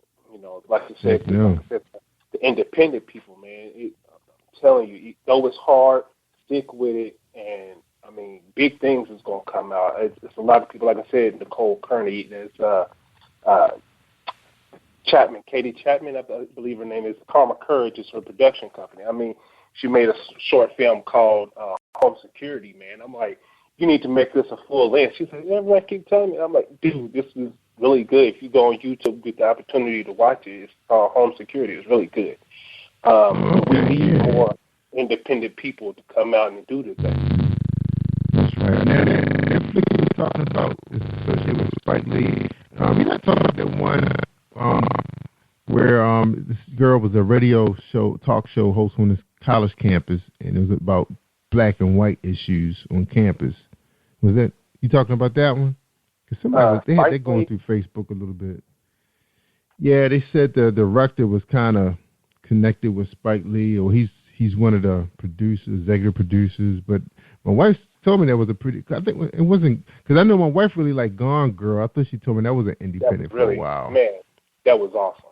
That was a really good movie. I wasn't expecting it to be that good. Yeah, that's what she told me. But it's another one out now that's floating around as a trailer that it's this black girl, light-skinned female who's like a radio talk show host on a college campus, and she's like bringing up issues about black and white. Like she's saying white people don't think that you're not racist because you have one black friend and that's your weed guy. So you got to step it up and have two black friends. You remember that name? Yeah, I can't remember the name. I remember seeing that on Facebook, and also white people. I think that's talking to you white people. Yeah, I think that's what it's called. Yeah, Dear White People or something like that. I think my wife was telling me about that because we was. I think it's already on DVD. Matter of fact, on it's out there. I think it's available for digital download right now. So they are out there, man. Because I think, matter of fact, YouTube at a point where you can actually download movies for a fee. I remember one time I saw some full-length movies come out and they wanted a fee for them. Yeah, I think they charge now to watch either full episodes of TV shows and full-length movies. So, yeah, YouTube charge now. And I don't blame them because, I mean, they're getting killed with Netflix, Hulu, and things of that nature. So you might as well join the crowd. Can't beat them, join. That's right. Now, I got a big question for you, Alan. I mean, I'm not sure you thought about this, your wife thought about this, in, the long haul, because you have companies that come out of nowhere and do successful marketing and slick advertising. They're able to become who they are, and that's like the Redbox. Redbox started out a little box in the grocery store areas, McDonald's. Now they're online. I get my downloads from them, between them and Netflix. I'm back and forth. I remember Netflix was struggling because they were the first of its kind to do what they were doing, and now the technology is there. They stream it in high definition. There's no buffering. People got built-in Wi-Fi in their house. Do you see yourself becoming a little small digital download company of just specializing in independent short films? That's the next. Well, yeah, that sounds something very interesting to do because, like you said, for independent people, creating a company, an outlet for them to, instead of trying to get their stuff in Redbox, things of that nature, have a place like that for strictly for independent filmmakers. That would be a great idea. I would love to have my stuff on Redbox, Netflix, Hulu, things of that nature. But like I said, right now my stuff is on YouTube. And trying to get on the Vimeo also. Yeah, man, that's a great idea right there. You need to patent that. I've been doing this show for a long time, man. I get all kinds of dreams. Now, I'm a visionary anyway. I've always been an innovative guy. My creativity kind of scares me sometimes. But my question for you too: how hard would that project be for someone like you? Like you come out of, because like right now, okay. All right, there's two questions. All right, I got two questions for you. All right, if you wanted to move your projects to Hulu, how hard would that be for you to do that? It's just like pretty much anything. Like you have to make a proposal, go to them like with the focus group, say, hey, we've noticed that like my horror films, for instance, horror films is growing right now. It's really popular in this and in the other. You need to put my film in there. My film is about this, that. Get with them, work out the percentages, what they're going to get, what you're going to get, and it's more or less up to them. What they're going to get out of it, of course, they're going to look at that overall. But that's why people like us, independent filmmakers, need to come up with some of this so we don't have to pretty much more or less on our knees beg and please show my stuff. That's why I love film festivals also, because before I thought it was going to cost a lot of money to get into film festivals, and some of them are as cheap as $25 or even free. So something like that will help us out a lot to get where we can be mainstream, not necessarily mainstream where we're working with big-name companies, but mainstream to where we could be seen on different networks. We have our own place where people can go and get our movies from, even digital downloads and things of that nature. So we'll have the indie film digital download. We want to get to that point. So how hard would it be for you to become an independent online, download or, place where people can come and find, unknown filmmakers? How hard would it be for you to become a baby Netflix? A baby Netflix. It's plenty of ways. You can even go as far as if you have a blog or a website to do it from there.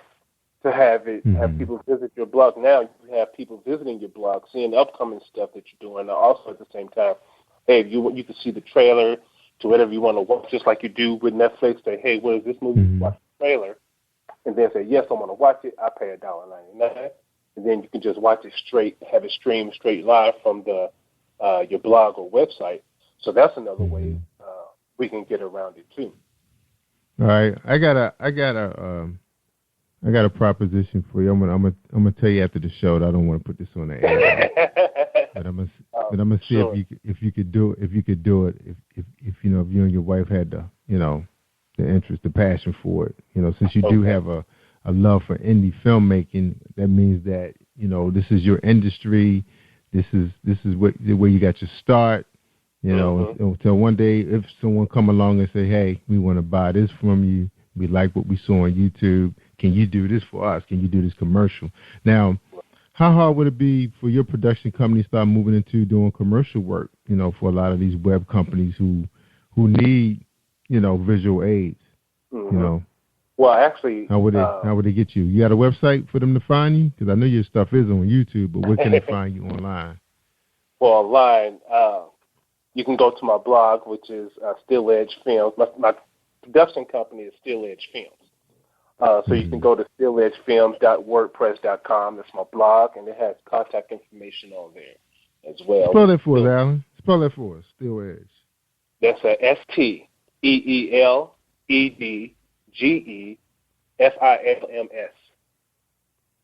All right, so you said Still Edge.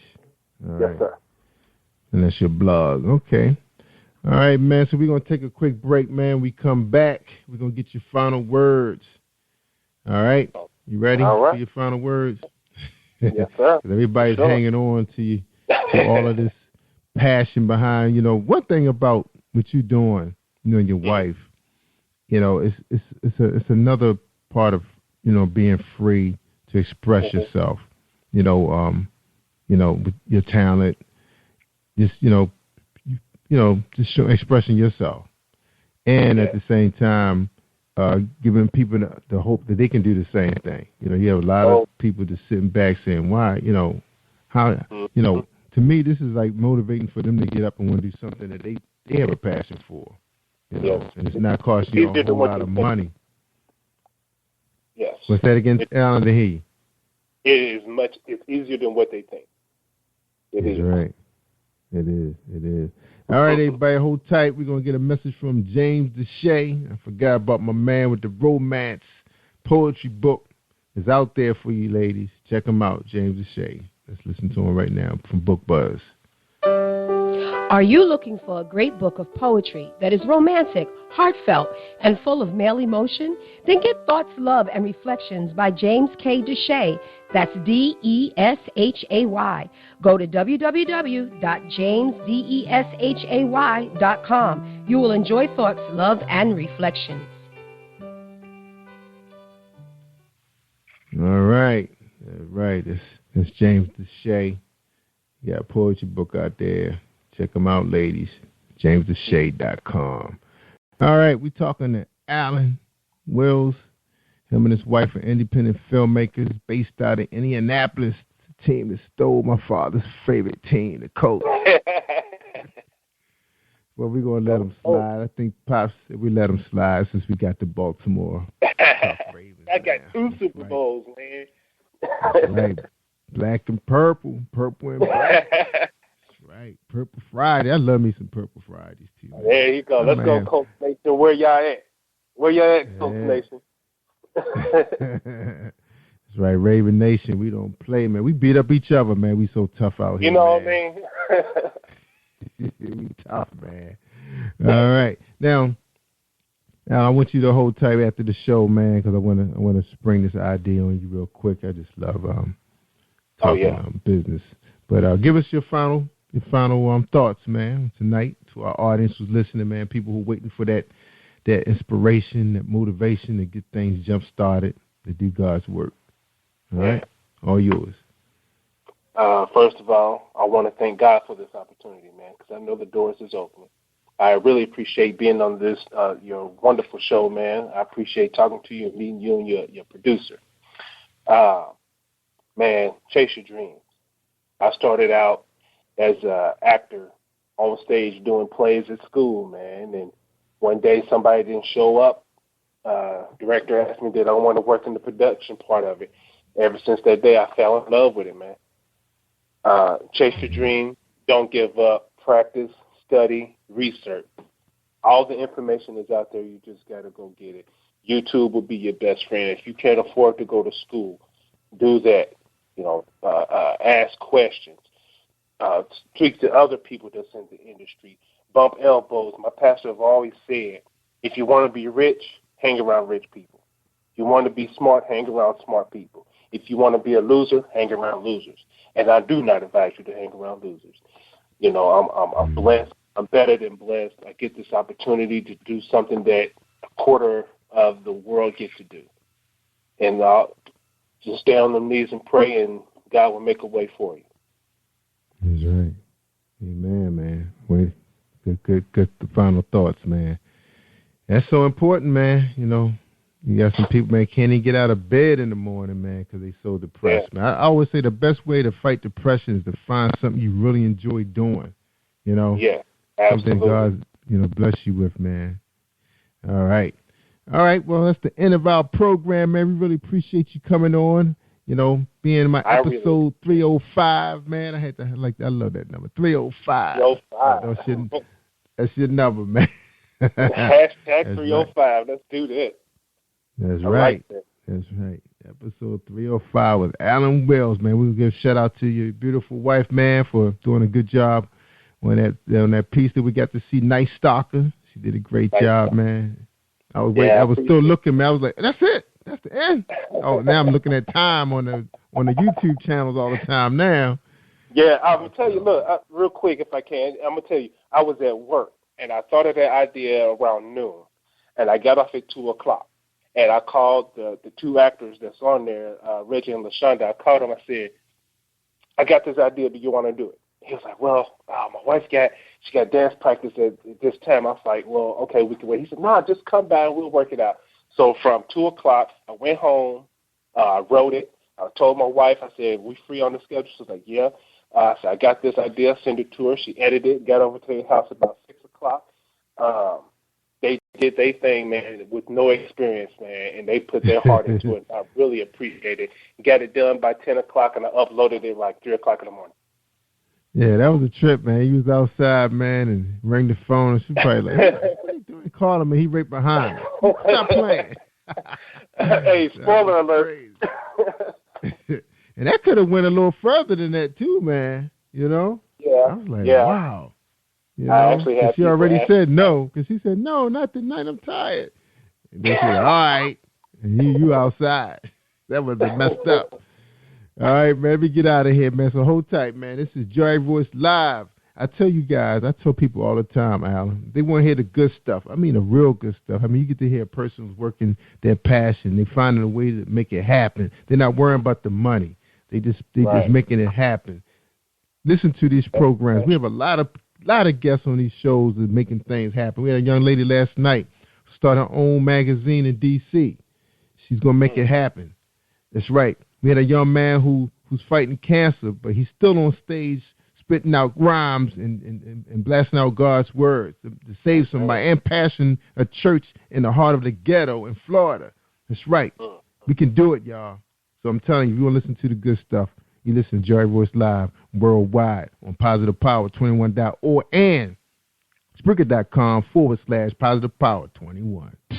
Thank you for tuning in to Jerry Royce Live on PositivePower21.org and Spreaker.com/PositivePower21. This is a Royce Enterprises production.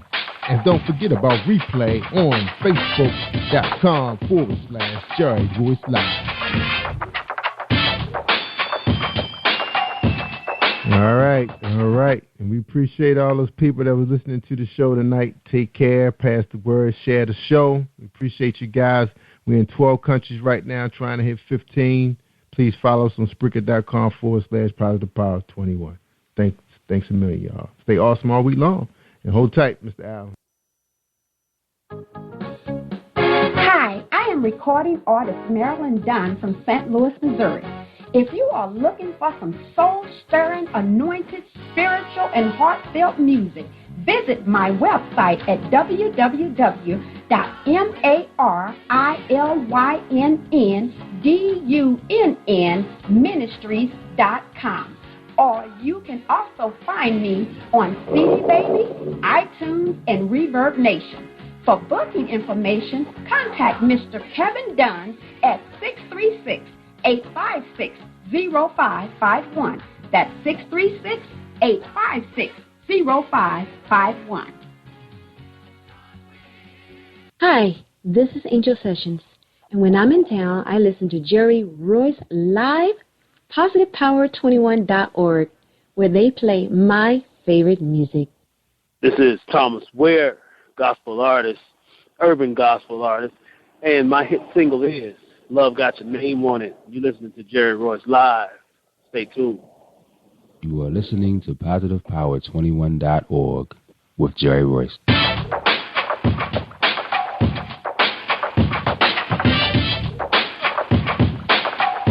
What up? It's your boy Kano Kingston. Hi, this is Angel Sessions. Hey, this is Pat. Hi, I'm Teresa Powell. Hi, Jerry. This is Iowa Sandro Carter. Hi, this is Phil Powers. Hello, this is Teresa Bobby with Jerry Royce Live. Hi, I'm Philip Barron. I'm live on the Jerry Royce Show. Hey, what it do? It's your boy Houston Saint. Peace, this is Dahlia the poet, spoken word artist. Hello, this is Lamar Marquise with Jerry Royce Live. All right, everyone. You got Robin Lynn, and I'm keeping it live right now on Jerry Royce Live. Hey, what's going on, everybody? What's up? This is award-winning podcast with the greatest podcast on earth. Thank you for stopping by. I'm your host, Jerry Royce Live worldwide on internet radio, where you get your positive on. So when it's all positive, it's all power. That's positive power. This is a worldwide podcast for growth, wealth, and success. Thank you.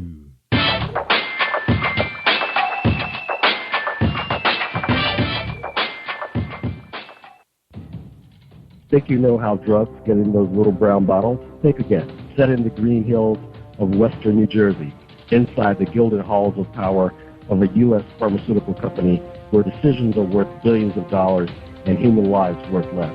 Nicholas Harding, a young executive at Marshall Pharmaceutical, finds his career, family, and life in jeopardy.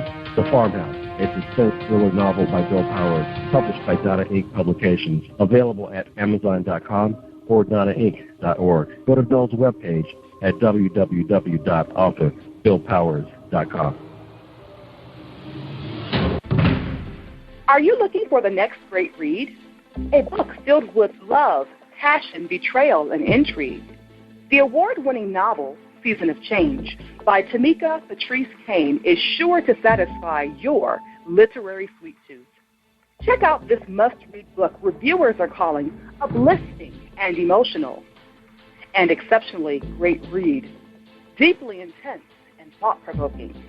Order your copy today, available in paperback and ebook on Amazon.com or at www.tamikapatrice.com. Are you an author looking for promotional services or a reader looking for a great read at low prices? In this competitive world of books, Writing Royalty Promotions is dedicated to bringing authors and readers together to build a greater respect for literature through our various promotional services and online bookstore. So head over to WritingRoyaltyPromotions.com and check us out.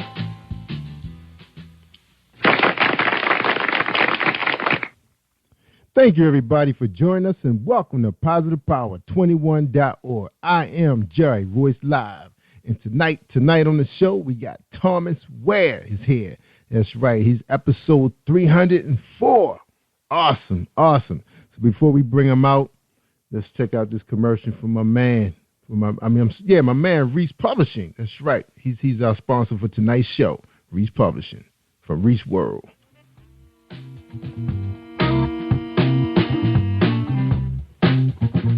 Are you an avid reader of urban fiction, looking for drama, suspense, and more? Reese World Publishing is dedicated to bringing the world's best literature to our readers. Urban fiction, erotica, sci-fi, mainstream fiction, and children's literature are just some of the genres produced by our diversified family of authors. You can reach us on Facebook, Twitter, Instagram, and at our website, www.reeseworldpublishing.com.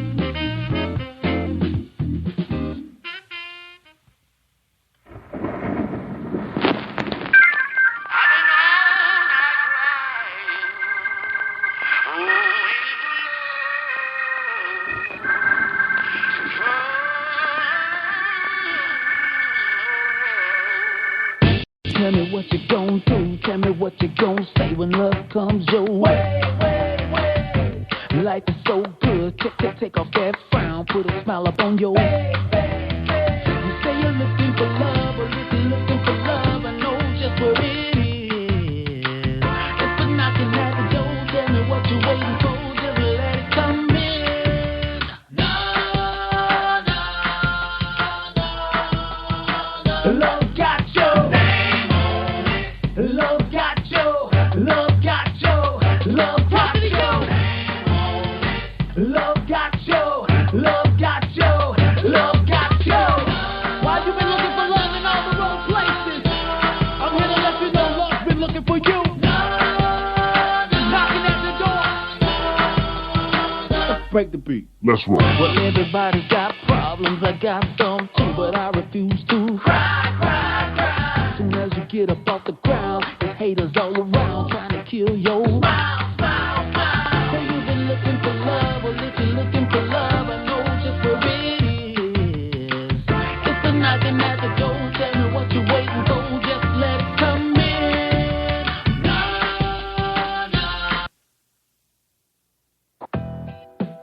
This is a Positive Power 21.org presentation with Jerry Royce Live Worldwide and his guest, Thomas Ware, and his hit single, Love Got Your Name on It. Thomas Ware bio reads, Thomas Ware was born and raised in the small town of Groveland, Florida. Born into a family of singers and musicians, it would appear that Thomas' destiny was written from birth. His father, Thomas R. Ware Sr., was known for his traveling gospel quartet in Ohio. And his mother, Lucille Ruffin, was known for her strong voice in the church choir she sang in. From childhood, he studied the sounds of traditional gospel singers in a Pentecostal church setting, Church of God by Faith. Entering to adulthood, Thomas would leave the church and begin to tour as a secular rap artist, sharing the stage with Outkast, Eve, 8Ball, and MJG, Ja Rule, and many more. It would appear that Thomas' career was set in stone until God showed him otherwise.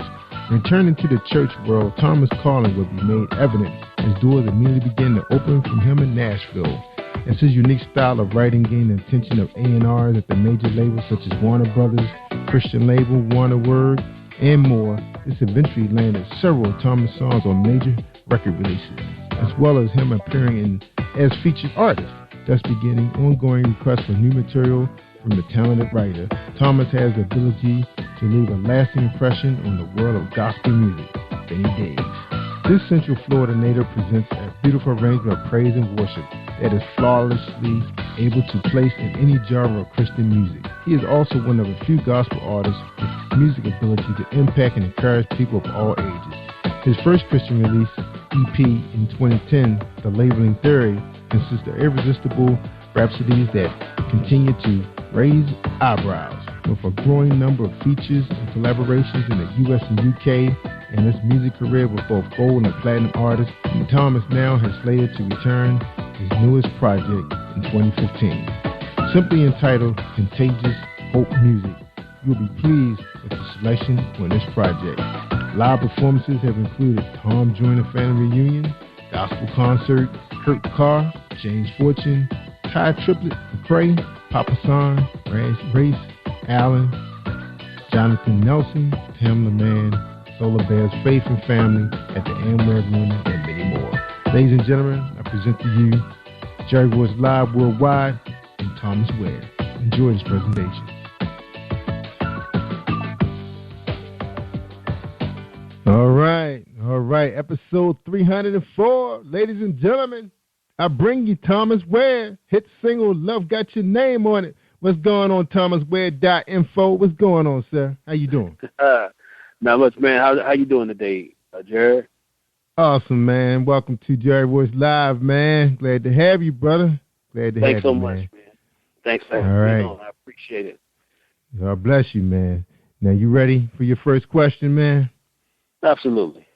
All right, the first question is, who is Thomas Ware? Well, actually, I think, the way that it's kind of hard to really round it up. It's I'm a little bit of everything, touching from the writer, the artist, everything from the author to a pastor, a father, family man. It's just so many different things that Thomas Ware is. It's just whatever the moment that the hat I need to wear, I just try to wear it and wear it and be effective in it while I'm wearing it, Right. God has just blessed me with an array of gifts, and I just, try to use it as much as possible, every one of them. That's right. Awesome, man. Awesome. That's powerful, man. Now, you got a very powerful bio, man. You had an opportunity to venture into the world for a moment. Got out there with the big acts, Outkast, Eve, 8 Ball, and Ja Rule. So what was it like for you, man, venturing out? In the time period when I was there, I really have to tell you, man, it was exciting. I had a great time as far as just, being able to experience it all, being able to touch the stage with and along with a lot of these names, man, that were, that are even considered icons at this point in the music industry. Mm-hmm. And a piece of the history of hip-hop, especially Outkast. It was just really, it was really an eye-opener. I got to learn a lot, and, it's just a great thing to experience. Yeah, absolutely, man. Outkast, man, them guys were very impressive during their time, man. I'm kind of surprised they've been so quiet, man, because everything they touched turned to gold, man. And now I haven't heard a word from them. Absolutely, man. It's just a creative sense. I think that's what I loved about them so much was just, just how the guys were. They weren't afraid to step outside the box of the norm of what was going on inside of hip hop at the time. That's right. Even on the silver screen, man, those guys they produce hits, man. Enjoyed everything they do. Yeah, definitely miss those guys. Yep. And then Eve doing her thing now. We get a chance to see her a little bit on reality TV. I think she got married, being a role model to some of those young ladies out there that grew up on her. So that's awesome. She's doing her thing. All right, man. So now you back in the gospel world. So what is that like, man? What's that big stage like, man? Because, you performing for the big guy. That's right. You know what? That's the most impressive stage I've ever stepped foot on. When I just expressing how much of an eye opener and how excited I was stepping on stage with the guys out of the secular industry. Man, when I tell you, when I step on the stage here, it's just mind blowing, man. It's amazing what God is doing, and it's just amazing to see the lives that are touched and changed through the many ministries that we do. So I tell you, man, it can't be compared to anything else. That's right. Amen. All right, Thomas, give our audience a chance, man. My family, man, they pretty much run Eastern Shore. They all down on the Maryland deep. DC deep, and they always say, we want to know these people's background because we know they weren't always successful. So tell us, man, tell us your background, man, where you come from, and then tell us where you headed at, okay? Wow. My background, I'm from Grove, Florida. It's a really small town. And my father and my mother, they, as a child, my father was a sharecropper. And my mother, she basically was in the same field. And so as we grew up, between the big shop my dad had and the field, the mini plantation, we call it, we grew up doing a lot of hard labor work. But, you know, and then coming out of that, you know, leaving, you know, I really got involved with a lot of crazy stuff in gang lifestyle and just hanging out with the wrong people and selling drugs and the whole nine. And, you know, God really did a work on me in the midst of it.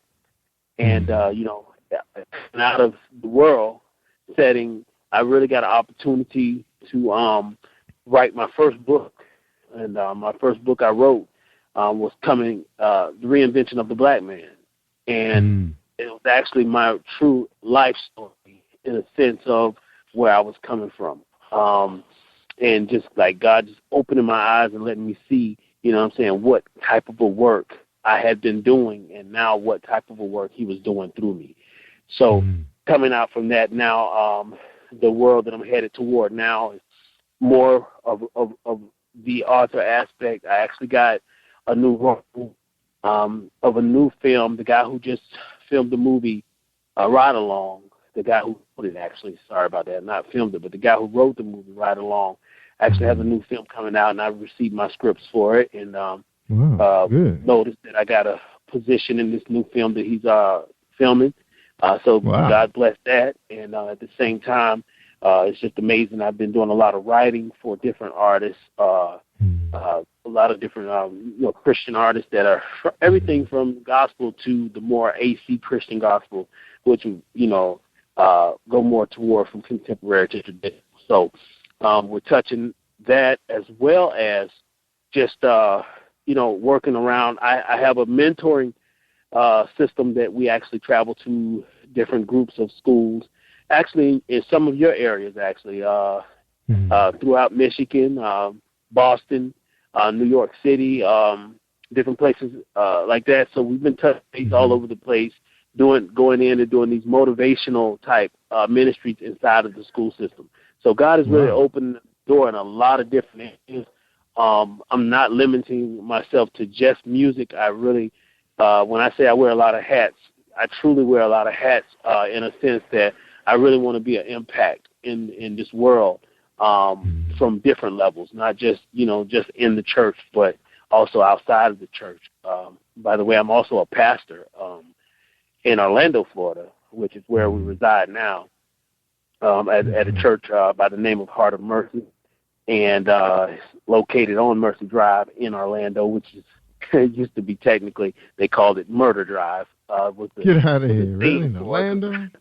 Yeah, really we're planted, our church is planted directly in the center of Pine Hills, which is the hood. Wow. But God is doing a great work right in the middle of that place, and yeah, so I mean that's what we're doing, man. That's basically what Thomas Ware is and what Thomas Ware is up to right now. In every scope. It's like, you know, I know I'm speaking really fast because I know we have a certain amount of time on radio, but basically, yeah, that's where I'm headed right now. Wow. So you say your church is called Heart of Mercy? Heart of Mercy, yeah. Heart of Mercy. That's awesome, man. Congratulations. I didn't know that they had a hood in Orlando. I just see Disneyland. Oh, I'm mad. Wow. Yes. Yes. Heart of Mercy sits in the middle of what we call Pine Hills, which is the nickname for it is Crime Hills. And it's a really, you know, they show a lot of the tourist areas of Orlando, but Orlando does have a great amount of crime, high crime, and, you know, poverty zone areas as well. Wow. They did a good job hiding it, man, because I tell you, man, every time we there, man, we see Mickey Mouse and Donald Duck, and then all those resorts. Because we were down there this past September for Labor Day weekend with Tom Joyner, and you just see the prettiness, of Orlando. Saying, "Oh wow, I want to retire here." And so you guys got what we have here in Baltimore, man. Well, Baltimore is a different cookie, though, bro. Baltimore is a different cookie from Florida, though. I've been up on the Baltimore side, and when you step foot out of downtown Baltimore and you head a little bit outside of the range, man, it's like zombie land. It's rough. Yeah, so, man, that's right. East, I mean, West, it's a different type of man. place. Yeah, it's different. It's a little bit different. It's like, Baltimore is a lot more up front, raw. Florida is more on a sneak type, sneak type raw, where it's like you could get who you might think is friendly. You know what I'm saying? It's the perfect setup because they wear the mask of the hospitality zone, So, yeah, but I mean, same beast, just a little different way of delivering the method. That's all. Yeah, all right, yeah, because that's right. They made 3 series out of Baltimore called The Wire and Homicide and In the Corner. Yeah, man. And it was pretty much just the same neighborhoods anyway. I mean, rest of the suburbs is nice. We making it, man. We making it work. All right, we talking to Thomas Ware, the artist, man, the author, everything, man. And you remember the SAG organization also? The SAG organization. You know what? Truthfully, you want to get paid, don't you? Yeah. You know what? My partner just be beating me up about the SAG organization. He's like, man, you trying to get this money. That's right, man. It's a difference. You getting $100 versus you getting $1,000. Yeah. The digital world is just so crazy now, man. With the music industry has switched so much, man. It's just like this digital end of it all. It's just, man, I tell you, it could be overwhelming because of the simple way that, and I'm sure you heard, the horror stories of what's happening now with, it's just so easy to be pirated. You know what I mean? And so, it's just so many different ways now that they use. So we attack a lot of the more on the digital end, but definitely the SAG is something for this new project. We definitely are getting involved in. We've just really been with the first project that we had out was really just a tester. You know what I'm saying? It just kind of, it's my first thing touching the ground with gospel music. I really wasn't expecting for it to really even catch on that much, and actually the song ended up in Europe, in Africa before you knew it. Yeah, that's right. That's right. You never know. Now the SAG, the Screen Actors Guild is pretty much where you need to sign up and register yourself before you get on that film. Yeah. So you got to do that. So you got to pay your membership and get ready because when they cast you, man, you never know how many lines they may throw your way, and you wanna get paid for that. So that's a union for actors. So you definitely got to get that. Yeah, well, pay that dues. New territory for me. You know what I mean? Yeah, I know. A lot of people don't know this. Yes, if you would have had an agent, your agent would already took care of that for you. So now you got to get your paperwork together. So you can register with them online. So then when they send you, your script and everything, you're gonna really get paid correctly. Right. There won't be no help. So you won't see $50 check for being there all day. Oh yeah. Oh no. All right. Okay.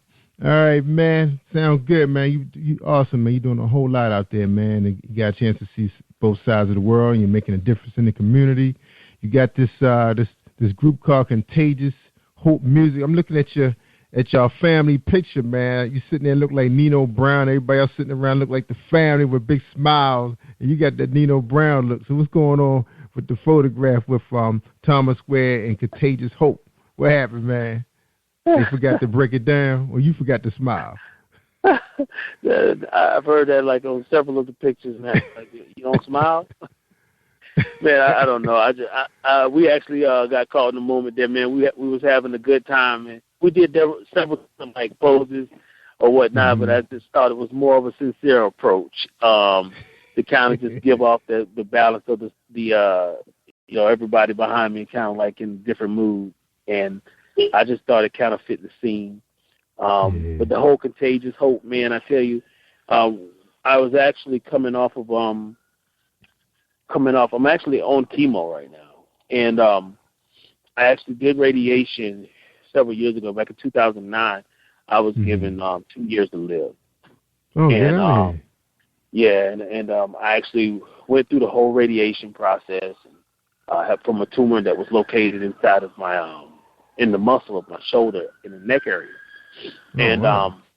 So after the radiation, the tumor had shrunk, and we thought that pretty much we had defeated it. And about a year and a half later, we went back and found out that it had resurfaced and it was larger than before. So, excuse me. So what happened is with the whole Contagious Hope music, and that's what this project is really going to be geared for. I'm sorry. Hold on 1 second. I'm sorry. All right. Well, hold on, man. We'll go ahead and take a quick break, man. When we get back, we're going to take a quick break, and we come right back to your story, okay? All right, hold tight. Okay, bro. All right, you go ahead and drink some water. All right. All right, we talking to Thomas Ware. That's right, Contagious Hope music. Take a quick break, everybody. Have you been hurt, been backstabbed? Gotta talking back to you. Well, you're not alone. Escaping to another reality. Through Dominic Wilkins' good books, audio books, paperback, ebook, good books. Available on AuthorDWilkinsGoodBooks.com. Are you looking for the next great read? A book filled with love, passion, betrayal, and intrigue. The award-winning novel, Season of Change, by Tamika Patrice Kane, is sure to satisfy your literary sweet tooth. Check out this must-read book reviewers are calling uplifting and emotional, and exceptionally great read, deeply intense and thought-provoking.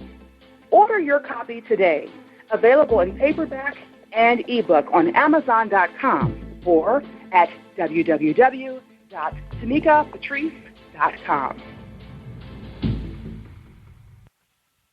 Are you the next best-selling author?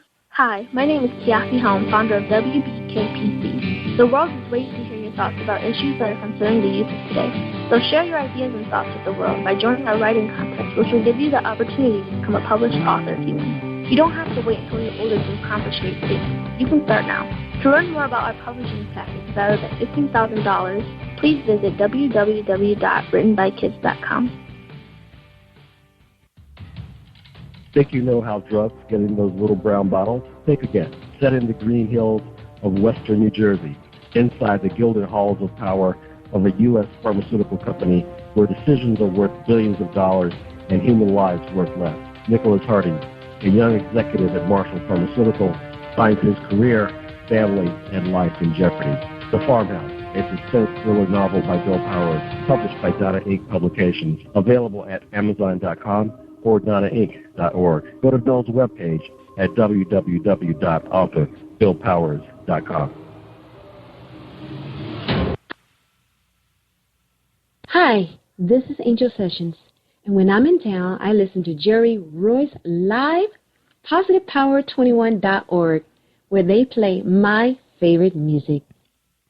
All right. Thank you, Angel, for the introduction. We're talking to Thomas Ware. That's right. He's a performer, a recording artist, urban gospel, Contagious Hope music, and he's also authoring a book called Reinvention of the Black Man, and must read for women everywhere. This book should be in every woman's collection, whether single or married. This is the book for you. So get it now. I believe it's on Amazon.com, wherever books are sold.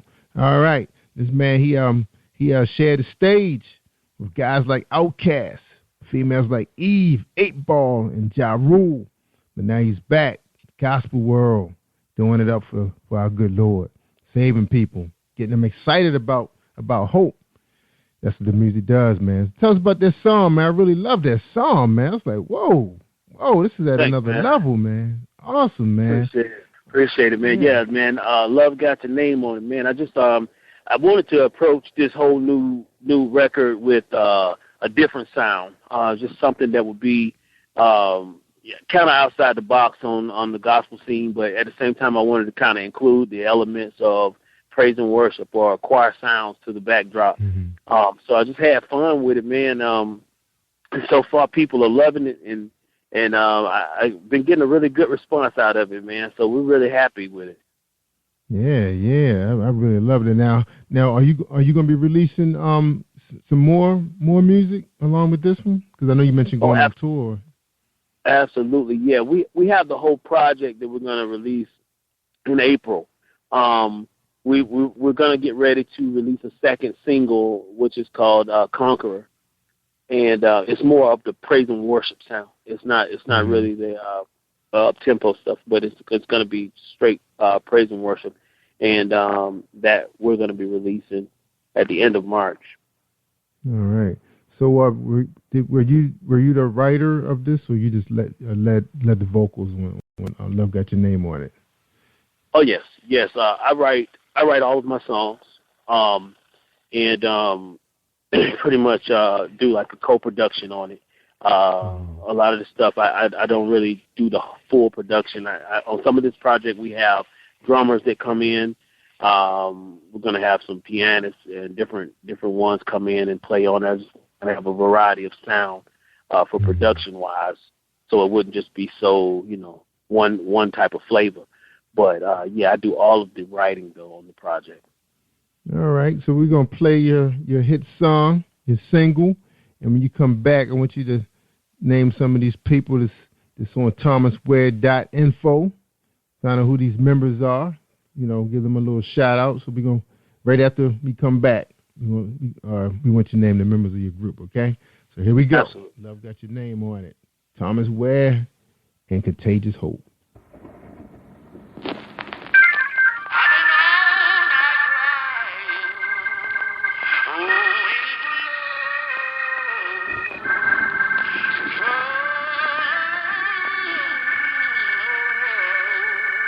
Tell me what you gon' do. Tell me what you gon' say when love comes your way. Life is so good. Take off that frown. Put a smile up on your face. You say you're looking for love, or if you're looking for love, I know just what it is. It's been knocking at the door. Tell me what you're waiting for. Just let it come in. No. Love got your name on it. Love got your. Love got your. Love got your. Love got you, love got you, love got you. Why you been looking for love in all the wrong places? I'm here to let you know love's been looking for you. Knocking at the door. Let's break the beat. Let's roll. Well, everybody's got problems, I got some too, but I refuse to cry. As soon as you get up off the ground, there's haters all around trying to kill your smile. Looking for love, I know just where it is. It's the knocking at the door. Tell me what you're waiting for. Just let it come in. No. Love got your name on it. Love got your. Love got your. Love got your name on it. Love got your. Love got your. Love got your. So you say you got problems. Walking around with a frown.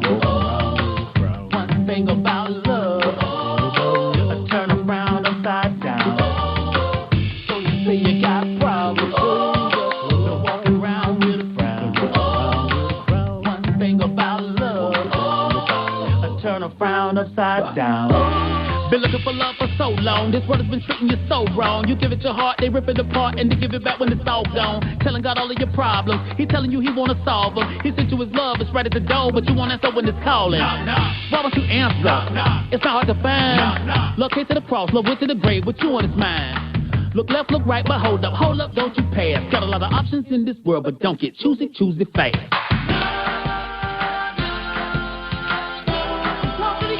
Love got your name on it. Love got your. Love got your. Love got your name on it. Love got your. Love got your. Love got your. Why you been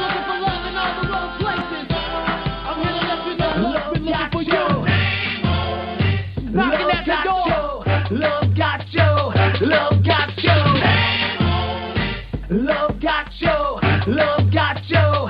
Love got Joe. Wow, man, you gonna have enough energy, man, to play that, man? Because them kids are going crazy. All right, so before we left, man, you was going to name the members of your group, man, so let's hear their names, the pretty ladies. Absolutely. The praise team is Tiffany Ware, which is my wife.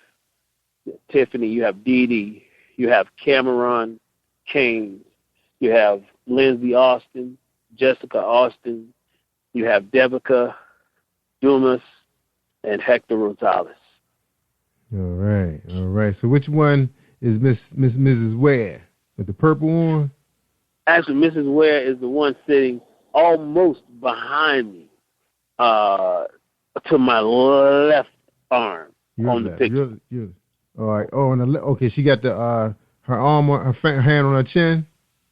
The girl right behind her, on the right behind me almost. Oh, okay. All right, got you. Miss Ware sitting in the back. Man, she probably said, I need to be up there on this lap. Huh? Guy sitting in the back. Miss Ware, she probably going to make you review that picture, man. All right, bro. You the man. Your picture, right? All right. She's supporting you. That's the main thing. She's supporting you, and she's on the project. Because some people, significant others, don't even know what they're doing on this project. Yeah, real man. Hey, man, I truly believe that my wife is definitely the heart of the project, and everything that I do in ministry and in life, period, man, I make sure that I include her in everything that I'm doing. I feel like, man, she's always going to have an ear and an eye that I won't have. And that's what God, that's what God gives it. That's what he gives it to us for, you know what I'm saying? And together it's just a complete great package, Awesome. That's right, man. Amen. That's right, man. I'm coming up on, I'm going to say 23 years. Because she doesn't listen to this podcast, so it could be 24, but I'm saying 23. But I get it straight by the time 25 come around, though. Yeah. But that's awesome, man. So how many years for you guys? We're coming up on 6 years, so I wish we had 20 years. Yeah, it's just 6 years. 6 is good. Yeah, 6 is good, man. You're still climbing. Oh, yeah. You're almost there, right? It's going to be easy once you get to 7. Once you get to 7, it gets easy from there, huh? Yeah, it get easy there. Because right now you guys got the challenge of the kids. Because you have young kids. Ooh. Yes, sir. Man, we got. Yes, sir. We have a 3-year-old, a 2-year-old, and a 7-month-old.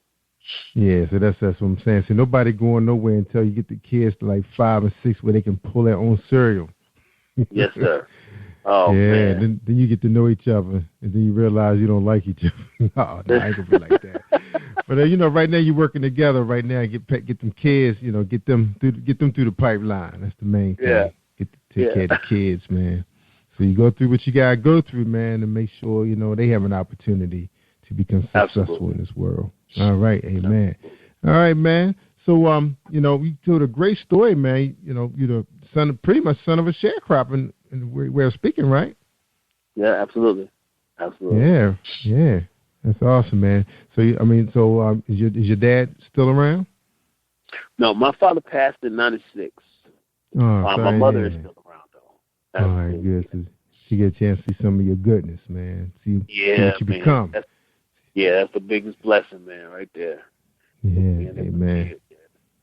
That's right. All right, man. So you guys looking to go on tour, man? So what's up for Contagious, man? For Contagious Hope, what's on the agenda for you guys?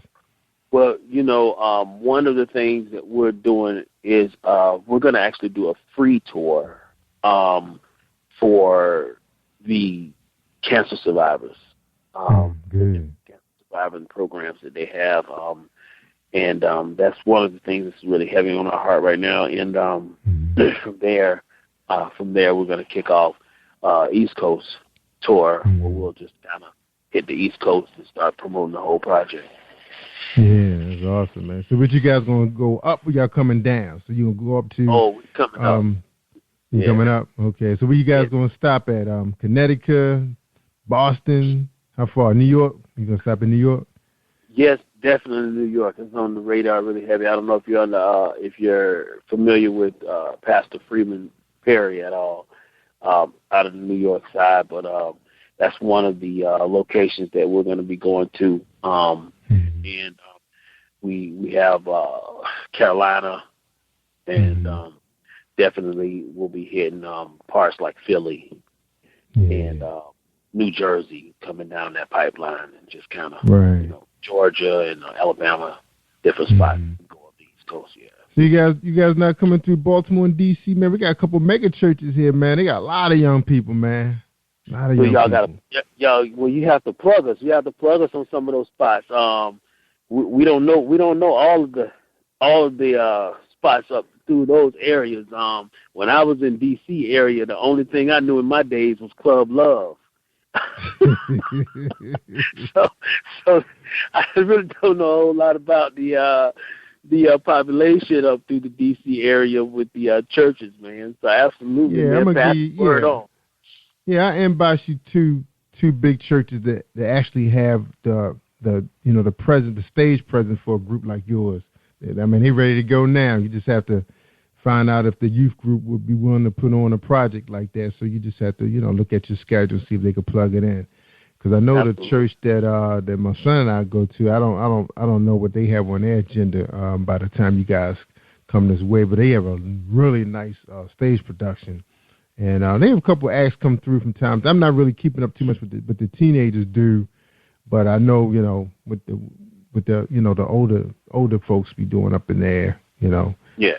So we'll forward that to you. And their websites are easy to get to, and I'm sure they would love to, bring you guys up there and work with their young people, man.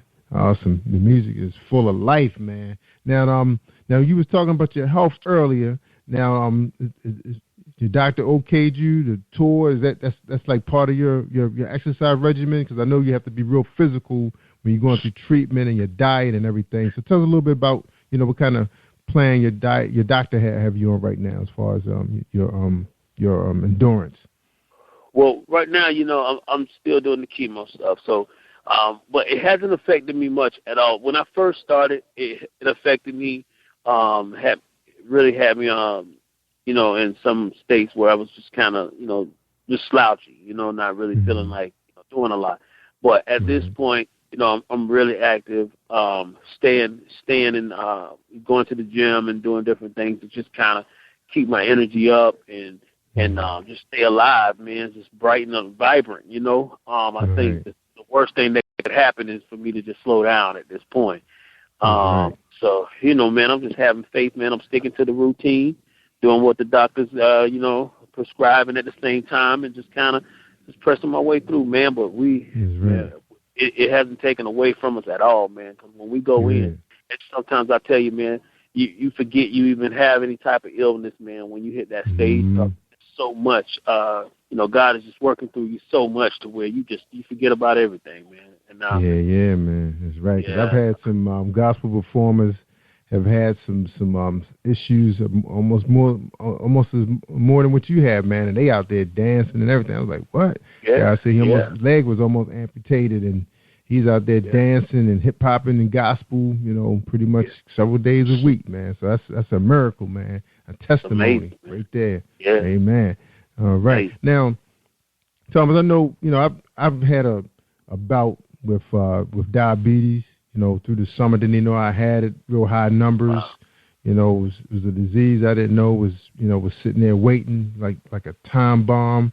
And I was just feeding it what it wanted, and that was that white sugar, that white bread, white rice, you name it. Have you met with a nutritionist who's kind of leading you to a strict diet to help you keep your energy level, detox, and all that stuff? Yeah, absolutely. And we actually have some groups that come into our church that we have, and we actually have tests done on members, free tests and everything. We all do it together, and we get checked and make sure that our sugar counts and everything is good as far as our blood count. And we've been staying on top of that, and at the same time with my health, the doctors give me a very strict regimen as far as eating wise. It just keeps me in a good place, because with the chemo, what happens is it takes away a lot of the blood cells that is needed to keep you from getting sick. You know what I mean? Right. So it's easy to get, exposed to stuff. If you get exposed to different sicknesses, you can really get sick easily. So yeah, they keep me on some great regimens. So, my wife stays on top of me with it, and I try to sneak, bro. I ain't gonna lie to you, man. I really try to sneak and get it. Get all the extra stuff that I'm not supposed to get, but at the same time, she stays on top of me, man. But yeah, we stick to it though. I want to stick around, man. These kids are little. That's right. But I want to stick around as long as I can. See them at least get up out of school, head into college, do something. Just get grown. That's right. You want to make sure they're in good hands. That's right. You want to see where they're headed at. I understand that. Yeah, because I know it was a lot I didn't know about, what refined sugar and what carbs do to the body, and I found out the hard way, man. You just, you're delusional. You don't know what's going on. Can't remember nothing. You're tired. You sleeping, and the medicine just draining your bank account, man. Whoa. So I figured exercise is cheap. So I said, all I got to do is get in the produce store, and, nutritionist, I met with her today. And I've actually been free of diabetes since November, and I have a new doctor, and she was like, I tell people all the time that they can beat it, and you the proof. She's just so happy when she sees me. It's just like I'm her kid or something. She's just so happy, And she's, like I said, she's a new doctor, but you gotta keep up that exercise and the vegetables. I mean, they're actually including vegetables in my breakfast now, man. I never even thought about that. Even if it's just salsa, with eggs and protein, Yeah, bro. I mean, I actually do greens a lot. I juice it. I do a lot of juicing. So that really helps a lot, man. I've cut back. I cut back on the white bread and stuff many years ago. But my mother, she was diagnosed with diabetes, and she stuck to a really strict regimen with her eating, and she's been around for, it's kept her here for a long time. And her friends, we witnessed her friends die from diabetes. They cut one foot off, cut a leg off, and then before you know it, they end up passing away. And one of my best friends in Atlanta, he actually he found out he had diabetes by going in a coma. He didn't even know he had diabetes until he was in a coma. You don't. So it's a scary thing, man. But especially black folks, man, we really have to stay on top of our game when it comes to our eating. That's right, man. That's where that, I always thought about. I said, man, I've known people who are smokers, but they don't eat much. I said, well, they doing a lot better than the people who don't smoke but overeat. Their health was actually better. And I said, there must be something to it, to the food. So the food is, in a way, it's poison to your body if you don't watch what you eat. So that's our little infomercial for the black people who's listening. And our Hispanic friends too, because I have a lot of people, all kinds of persuasion listening. All of us are suffering from the same thing, so it doesn't really matter. It's not prejudice to any race. Diabetes, it takes prisoners. That's all it wants to do, is take you prisoner, hostage with chocolate and all that sugary Slurpees and stuff. Because man, when they get hot, what people thinking about, man? When they get real hot, yeah, and it's accessible. The worst stuff is accessible to you. The stuff that's healthy for you is expensive, and you just can't really get it. Like people can't get that as easy as they can get stuff that's killing them. That's right. That's right. All right, man. Church of God by faith. You grew up in a church. Now, since you had an opportunity to, experience, because you was in church at a real young age, right? Yes. Real young age. Do you think that was the reason why it was so easy for you to transition back? Because I know you had a good time out there, man. With Ja Rule and Eve and all of them. I know you was loving that, but you knew something was wrong, and you came back. So would you say your parents was a major influence with that? Absolutely. my father, he was more or less, by the time I came along, getting up in age, my dad really didn't go to church as much as my mom did, but they kept me in church all the time. So, I just believe in that scripture, man. You train up a child in the way they should go. You know what I'm saying? Once they get old, they won't depart from it. And it's just like, that's the truth. It's like you might stray, but that word that's put in you as a child, that word stays with you and it keeps you. And I don't. If it wasn't for that word that was put in me as a child, I believe I would have never made it back. I would have never made it back. That's right. Yeah. So listen, folks. For those of you who staying home, thinking TV is enough, video games. Oh, man. It's like a little experience. Yeah. Yeah, playing with that Holy Spirit, man. That's what you need in you, man. It talks to you all the time, always saying something. No, don't do that. Yeah. That's powerful, brother. Absolutely. Powerful, man. Now, you guys is out there on social media. Now your publicist is not on social media, but you guys on social media. Tell us a little bit about how social media has been helping you get the word out about your powerful movement that's going on. Yeah, I think a lot of people underestimate the social media, but man, I tell you, it is one of the best tools you could possibly use. I mean, you have immediate access to people all over the world, and if you use it the right way, you can, and especially if you use it the right way and you have a great message that's conducive to the people that your audience face, I really believe that is the key to catapulting many types of, careers, as well as just, projects or whatever you're working on. But social media is a great tool, man, from Twitter, the Instagram, the Facebook. When you have fans or followers or whatnot, man, people want to be in your life. They want to know about the person. And I think the social media, it exposes your life to people. And when you have nothing to hide, it's a great tool.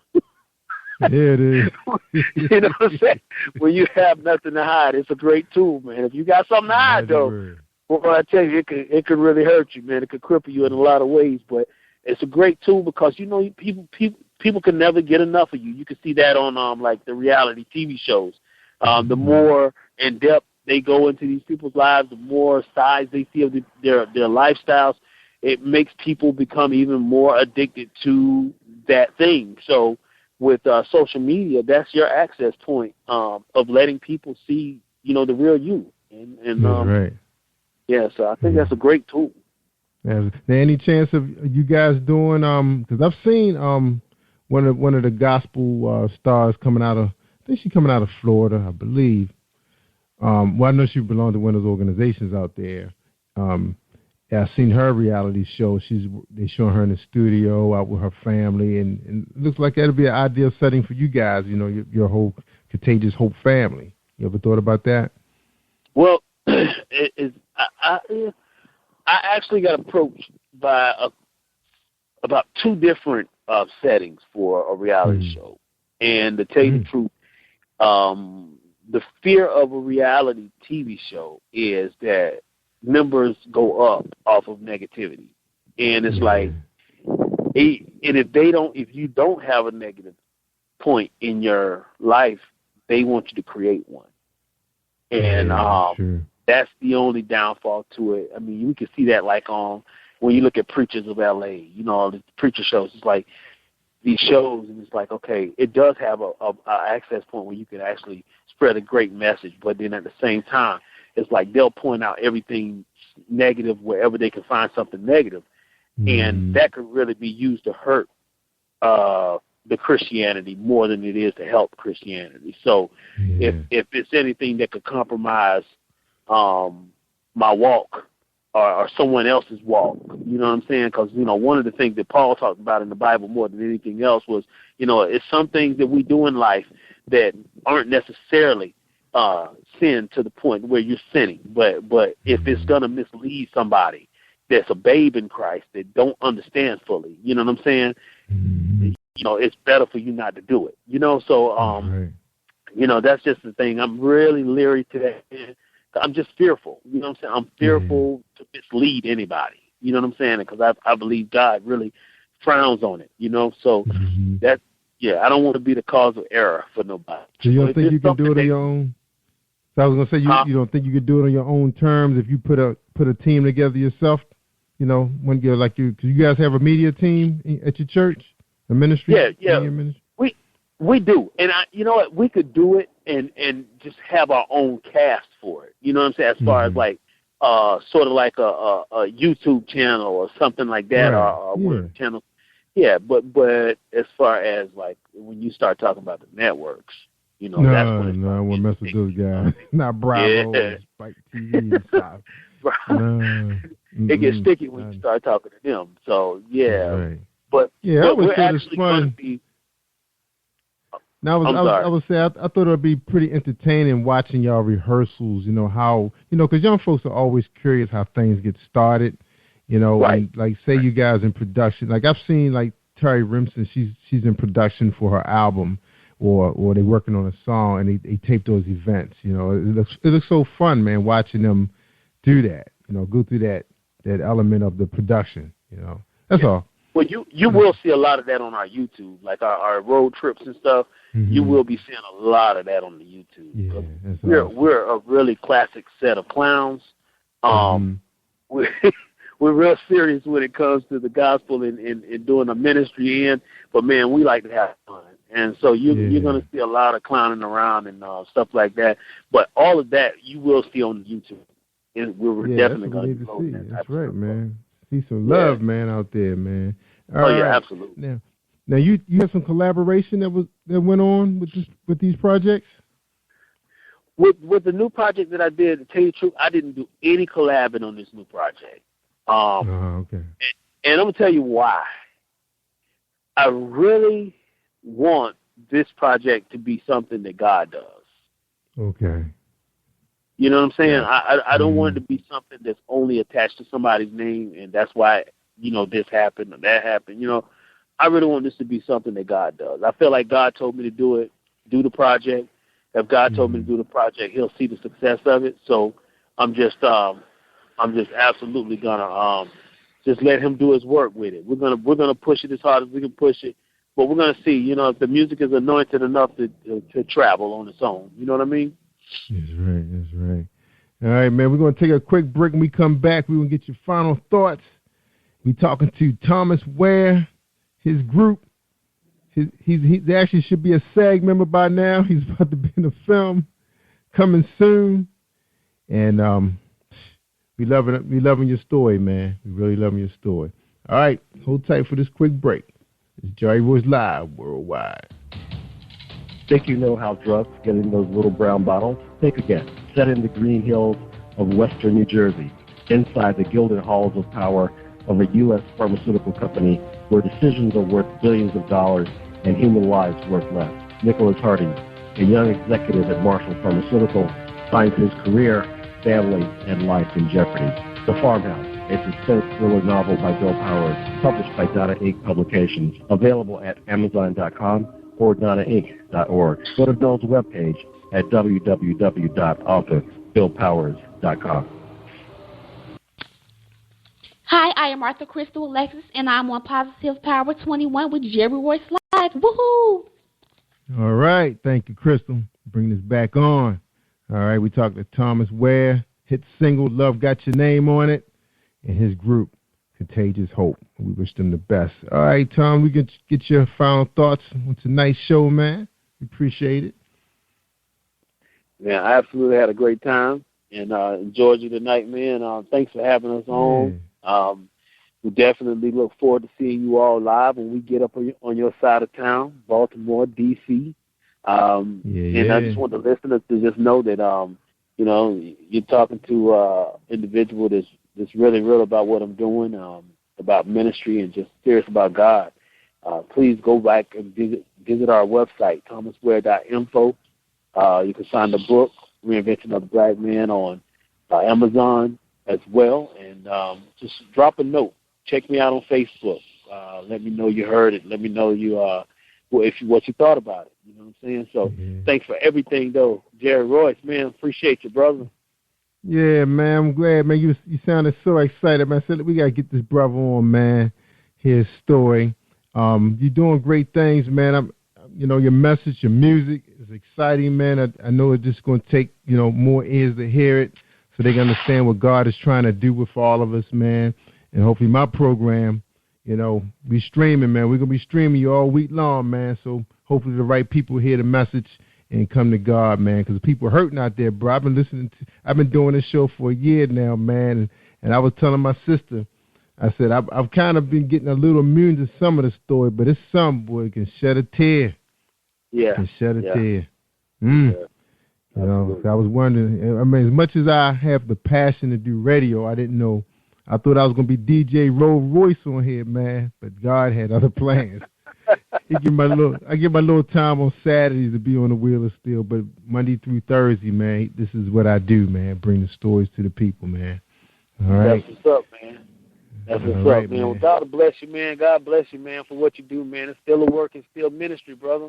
And that's the key to it all, man. We just do what we can do to just keep on giving out that testimony, man. People's lives are changed by the testimony, man. And you giving access to testimonies is what's going to change lives all over the world, brother. That's right, worldwide, man. I didn't know it was going to be like this, man. I really didn't. I did not. I had no idea. No idea. We get these type of stories, man. But look, man, we wish you the best of health, man. And next time you drop that single, man, you got to stop by again, man. Tell that story, man. People got to keep hearing it, man. All right? Absolutely. Absolutely, brother. Thank you again. You're welcome. And Thomas, I always tell people all the time, man, they want to hear the good stuff. I mean, the real good stuff. Just like tonight, man. This brother, he's fighting for his life, but at the same time, he's giving God's praise, man. He's singing and saving people day in and day out. That's what it's all about, man. Sometimes we just got to stop and hear the music. And that's God calling us, man. He's whispering in our ear, man. And I say amen. So this is Jerry Royce Live worldwide on PositivePower21.org and Spreaker.com/PositivePower21. Thank you for tuning in to Jerry Royce Live on PositivePower21.org and Spreaker.com/PositivePower21. This is a Royce Enterprises production. And don't forget about replay on Facebook.com/Jerry Royce Live.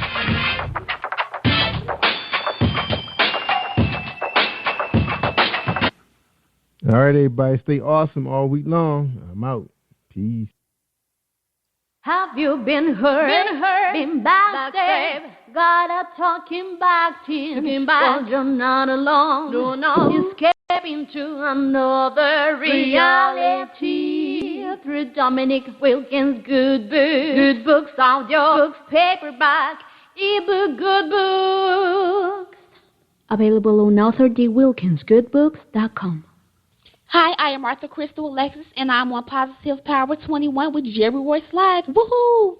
Hi, this is Tiffany Boyle, CEO and Editor-in-Chief of Emerge Magazine, and I'm on Jerry Royce Live. You are listening to PositivePower21.org with Jerry Royce.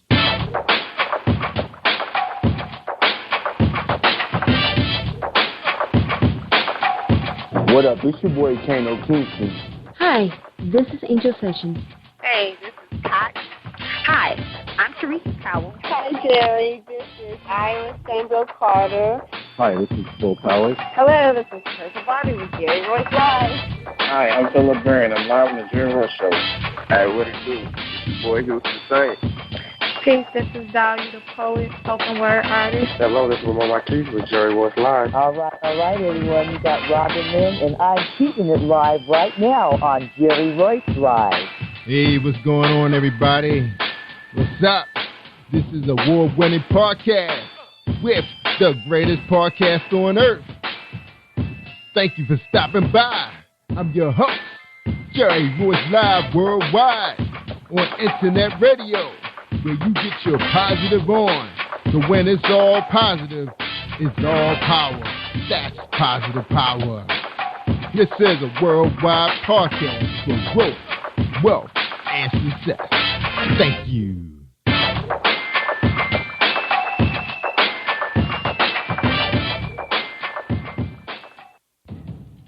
Think you know how drugs get in those little brown bottles? Think again. Set in the green hills of western New Jersey, inside the gilded halls of power of a U.S. pharmaceutical company where decisions are worth billions of dollars and human lives worth less. Nicholas Harding, a young executive at Marshall Pharmaceutical, finds his career, family, and life in jeopardy. The Farmhouse, a suspense thriller novel by Bill Powers, published by Donna Inc. Publications, available at Amazon.com or DonnaInc.org. Go to Bill's webpage at www.author.BillPowers.com. Are you looking for the next great read? A book filled with love, passion, betrayal, and intrigue. The award-winning novel, Season of Change, by Tamika Patrice Kane, is sure to satisfy your literary sweet tooth. Check out this must-read book reviewers are calling uplifting and emotional. And exceptionally great read, deeply intense and thought-provoking. Order your copy today, available in paperback and ebook on Amazon.com or at www.tamikapatrice.com. Are you an author looking for promotional services or a reader looking for a great read at low prices? In this competitive world of books, Writing Royalty Promotions is dedicated to bringing authors and readers together to build a greater respect for literature through our various promotional services and online bookstore. So head over to WritingRoyaltyPromotions.com and check us out.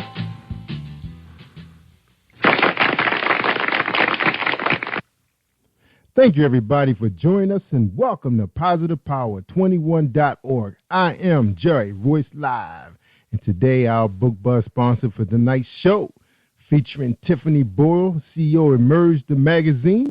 That's right, she's here tonight to talk to us about her new magazine, about to hit newsstands real soon. But right now, let's hear our presentation from James Deshay, the poet. Are you looking for a great book of poetry that is romantic, heartfelt, and full of male emotion? Then get Thoughts, Love, and Reflections by James K. Deshay. That's Deshay. Go to www.jamesdeshay.com. You will enjoy Thoughts, Love, and Reflections.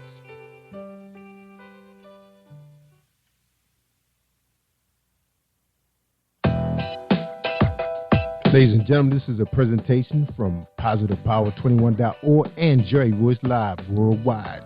Emerge the Magazine press release, a magazine that promotes, exposes, educates, and empowers business owners and entrepreneurs. Emerge the Magazine is a business resource read by business owners, executives, managers, and trade association members, and more. Our readers are interested in local to national companies, organizations, and services to help them in building strong businesses for themselves. Emerge the Magazine is business industry focused. We have resources for all stages of businesses, startup business owners to CEOs. We provide solutions and advice to our articles on how to prepare a business, start a business, grow your business, and be a leader. Features: emerging, diversity of inclusion, Emerge stamp of approval, international, networking. Who reads the Emerge magazine? Decision makers, executives, managers, community members, political leaders, college students and interns, activists, investors, and more. Check out Emerge Magazine at www.emergethemagazine.com at 773-377-5792. General at emergethemagazine.com for contact information. Thank you. This has been a Royce Enterprises production, Jerry Royce Live worldwide on PositivePower21.org. Ladies and gentlemen, we present to you CEO of Emerge the Magazine, Tiffany Boyle. All right, y'all. Hey, what's up, Tiffany? Hey, how are you? Awesome. You know, you're episode 303. Oh, great. Yeah, that's right. So what's going on in the newspaper, the news magazine business? What's up? Yeah, a lot, of course. Always a lot. So our print edition's getting ready to come out, be on the shelves in March. That's our newest update. Yeah. Our digital version has been out since January, and that's doing great, getting great reviews. If you haven't already gotten that, you can go ahead and get it. That's right. Awesome. Wow. so much going on so fast. I remember when we talked to you, wasn't it like November when we talked to you on the show? Yes, I believe so. All right, so audience, Tiffany is not a stranger to Positive Power. She's been here before.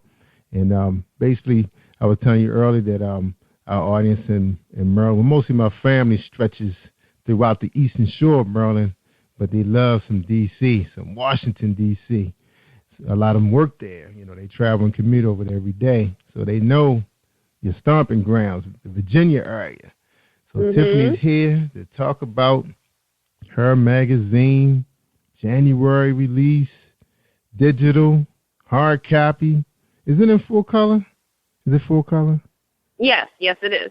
Ooh, full color. Wow. I remember that business so well. All right, y'all. Well, Tiffany's here to talk about her magazine, how it's going to help us small businesses and motivate us. You know, because sometimes we feel like we're in the driver's seat by ourselves. But she's here to ride alongside us, keep us pumped up, motivated, and inspired. Right, Tiffany? Right. That's right. So the good Lord gave you that hard job. Uh-oh. So anyway, Tiffany's here to talk to us. But the first question is, as always, coming out of the gates, who is Tiffany Boyle? Well, I am first a believer of God and Jesus Christ. That's first and foremost. And right after that, I'm a mother. So that probably says a lot about why I my nurturing and why I care so much about other people, you know, being in their spotlight, getting successful, being educated, because knowledge is power. And I'm just a fun-loving person. Yeah. I'm very laid back. I love to take in different people, to take in different cultures and food and all those wonderful things. I just love to have a good time and to laugh all the time. And a little bit about my life. I was born in Florida, Miami, Florida, and I lived there for my younger years. And then moved to Virginia, where I currently live now. And then my family, we moved overseas. So that's probably where I get my love of diversity from, because I've been to, I can't even tell you how many countries in Europe. Wow. And that was an awesome experience, meeting great people, great friends, lifelong friends. And then I ended up back here in Virginia, which is now my home. And I love the D.C. area. I'm always coming up there. I will probably end up moving up there. I feel like Emerge is taking me there. Yeah, you're going to be there soon. Won't be right. Long. Yeah. Yeah, and that's just me in a nutshell. I like to travel. I like to explore different things, do different things. I'm always on the go. Somebody once told me I'm a visionary, so. That's right, innovator. That's right. Yeah. Yeah, take on this big beast, because that's what it is. You know, the magazine publishing business, boy, that's a monster. So you sit on the ninth floor of Emerge the magazine. How does it feel to be up so high? That is awesome, Tiffany. Now, Tiffany, we want to know what inspired you to.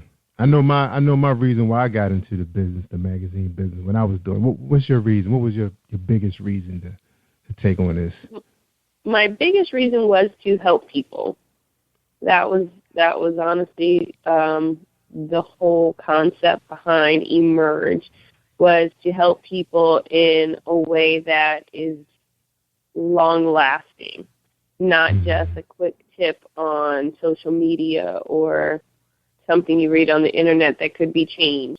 You know, once it's in a magazine, it's not changing because it's already out. That's right. So Done deal. Those business owners in the magazine can see where they were, 10 years from now. Oh, this is where I was, just by reading the article in Emerge magazine. someone 10 years from now can pick it up and read an article and be inspired to start their own business or to continue on with their dreams. So that's really the reason why I started the magazine. That's right. That's right. Now, you have any heroes out there, who's in the business that you're watching closely to know what moves to make next? Anybody? Any publishers? Your favorite? No, I kind of glance. No heroes, just because I don't know any of them personally, and I definitely would love to. Always need a mentor. I watch them, just over, just read up on articles, things like that. So no one I tend to watch the most. Right. So you're your own trendsetter, because I know the old Oprah, magazine's not bad. It's a little bit of everything, variety in there. My favorite has always been Black Enterprise. That's the one that motivated me to get into publishing, and now podcasting. To me, is another form of media, which publishing, but it's more communication. So that was my hero, was Earl Graves. Earl Graves Sr. was my hero. Got a chance to meet him personally, on 2 occasions. What a man, what a man. All right. So that's nobody's you keep an eye on right now. Now I notice there are quite a few females taking on this big beast, the magazine, the publishing world. And I haven't seen too many guys. There's a few I've been keeping my eye on, but I noticed there's a lot of females. Why do you think the females are so anxious to get into the magazine, both online and offline? We can multitask. To be in this position, you have to be able to multitask. Your head, you have to have your ideas going all different ways and have to know what the deadlines are for 5 different tasks all at the same time. So I think that's a big thing. Yeah, and having to deal with so many different people and different personalities and things like that, I think that's why, not saying men can't do it, but I know women are better multitaskers. So how many magazines would you say out there that's still around, that's like, 30, 50 years old, that's been operated by a woman? Been operated by a woman? Yeah. Was Vogue started by a woman? Was Cosmopolitan? I don't know. I believe Essence. Yeah. I know they've had their editor-in-chief has been a woman for a long time. I don't know if Vogue was started by a woman.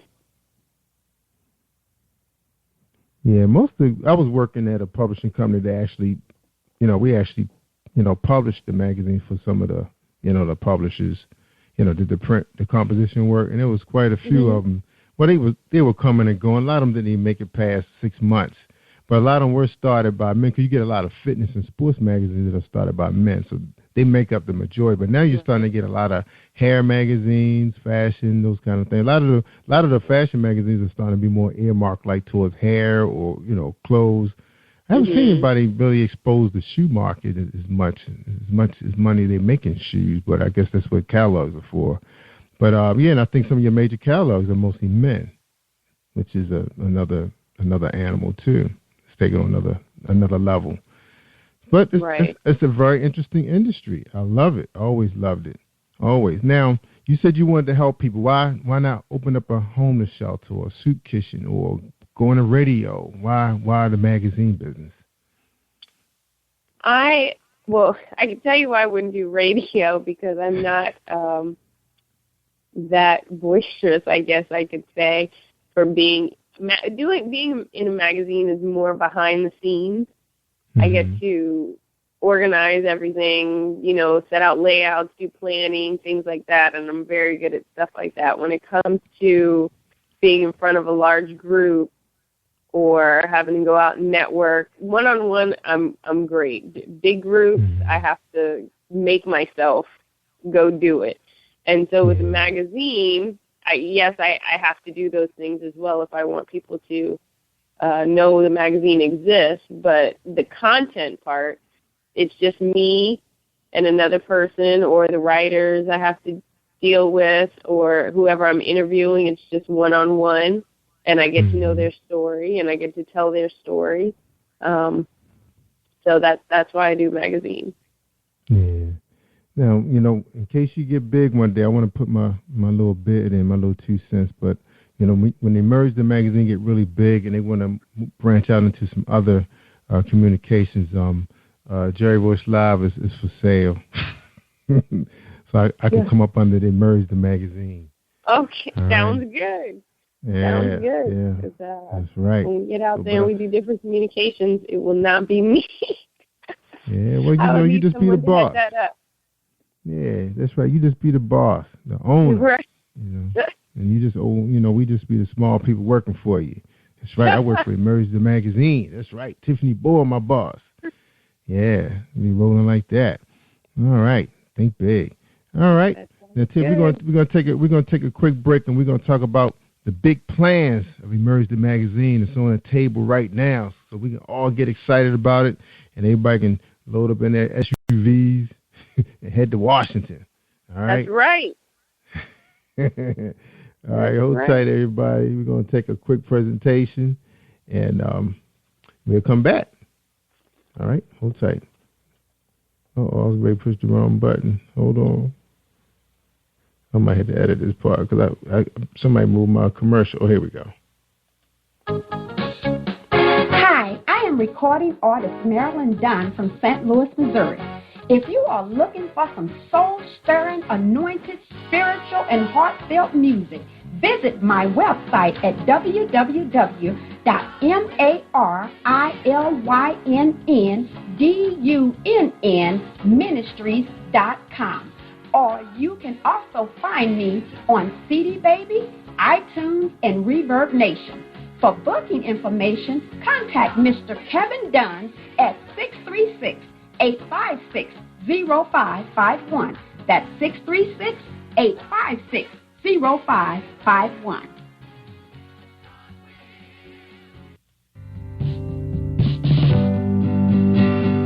What do you give to a person who has everything? Hi, I'm Darlene Rucker-Wood, and I am the owner of Stylish and Stellar Gifts by Dar. I get this question all of the time. At Stylish and Stellar Gifts by Dar, we specialize in customizing gifts for people and pets too. Our gifts are original and one of a kind. Not only do we deliver, we ship as well. We work according to your budget and your theme. We have gifts for all things, including baby showers, sports teams, get well, bridal, birthdays, pets, just because, and that's just to name a few. So let Stylish and Stellar Gifts by Dar take the worry out of your gift giving today and also for the holidays. Our website is www.stylishandstellar.com, and our phone number is 443-682-5664. Hi, this is Angel Sessions, and when I'm in town, I listen to Jerry Royce Live, PositivePower21.org, where they play my favorite music. That's right. We play Angel's favorite music. That's right. Gospel on Sundays when we go radio cast. When I turn into DJ Roll Royce. That's right. I be rolling the hits on gospel. That's right. So check us out at PositivePower21.org. We revamped our website. It's looking good. It looks just like Emerge the Magazine. I copied every inch of it. That's right. I was checking Tiffany out. Hey, follow the leader. That's right. Tiff. All right, Tiffany. Now, what's planned for Emerge the Magazine? You just released the digital just a few weeks ago, and a hard copy is out. What's next on the table? When's the big party? The next is our premiere, where we're coming out in full effect, end of May in DC, actually. More information will be out by March 1st. So keep a lookout on our website. The website for the premiere is actually www.emergepremiere.com. There's nothing up yet, just it's under construction. Just to keep a look at it. All the information will be up within the next week about the date, the exact time, date, location, but it is end of May in D.C. It's going to be a night full of networking some presentations, and then some dancing and some fun. All right. Can I bring my mic and interview some people? Definitely. It's going to be a red carpet event, so the who's who of business will be there. All right. And we definitely invite all media to come out, take pictures, do interviews, see who's there, bring your business cards, that's for sure, because that's what Emerge is all about. That's right, networking opportunities. All right. Now this is bigger than what you kind of dreamed up, Tiffany, or it hasn't quite gotten? I mean, have you seen the vision? Has the smoke cleared yet? Yeah.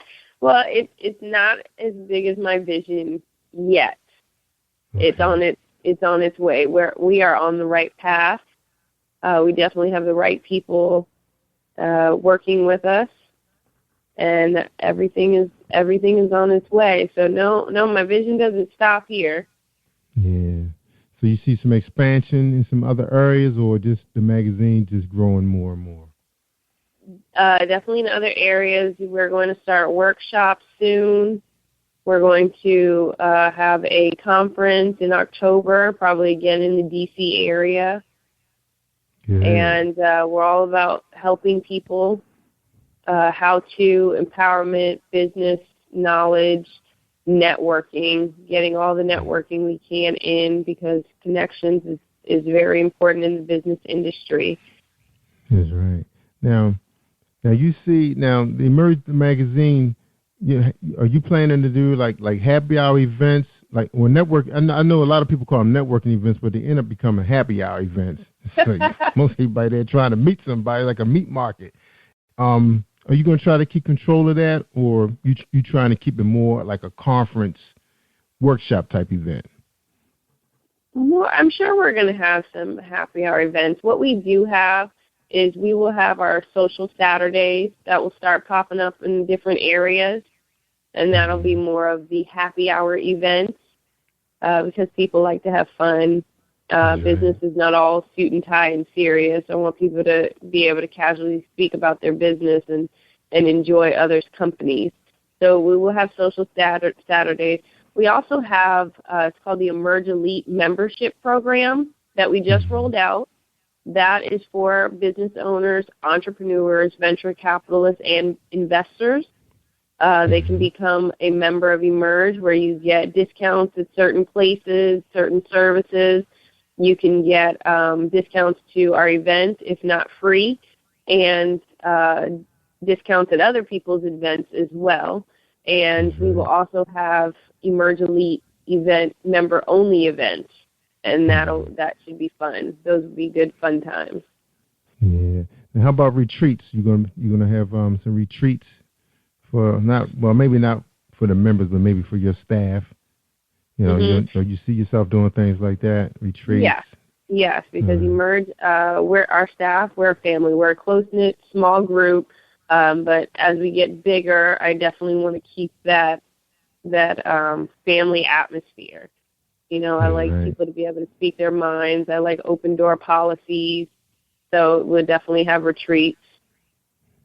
Yeah. And most successful publishing companies are like families, because, like I told you, I worked for one that was really huge. We specialize in medical and math, science journals, but they were a huge publishing company in the Baltimore area. And they used to do a lot of retreats. Managers used to go away. The employees used to do big picnics. We used to go to the beach, basketball league, you name it, all that. Pretty much everybody grew up and watched their kids grow up in the business. It was over 100 years old. Yeah, 100 years old. Yeah, it was something else. I mean, it put me through college. Yep. And my mom was able to stay home for a couple of years till she was ready to go to college. So it was quite a business, very successful for that family. Yep.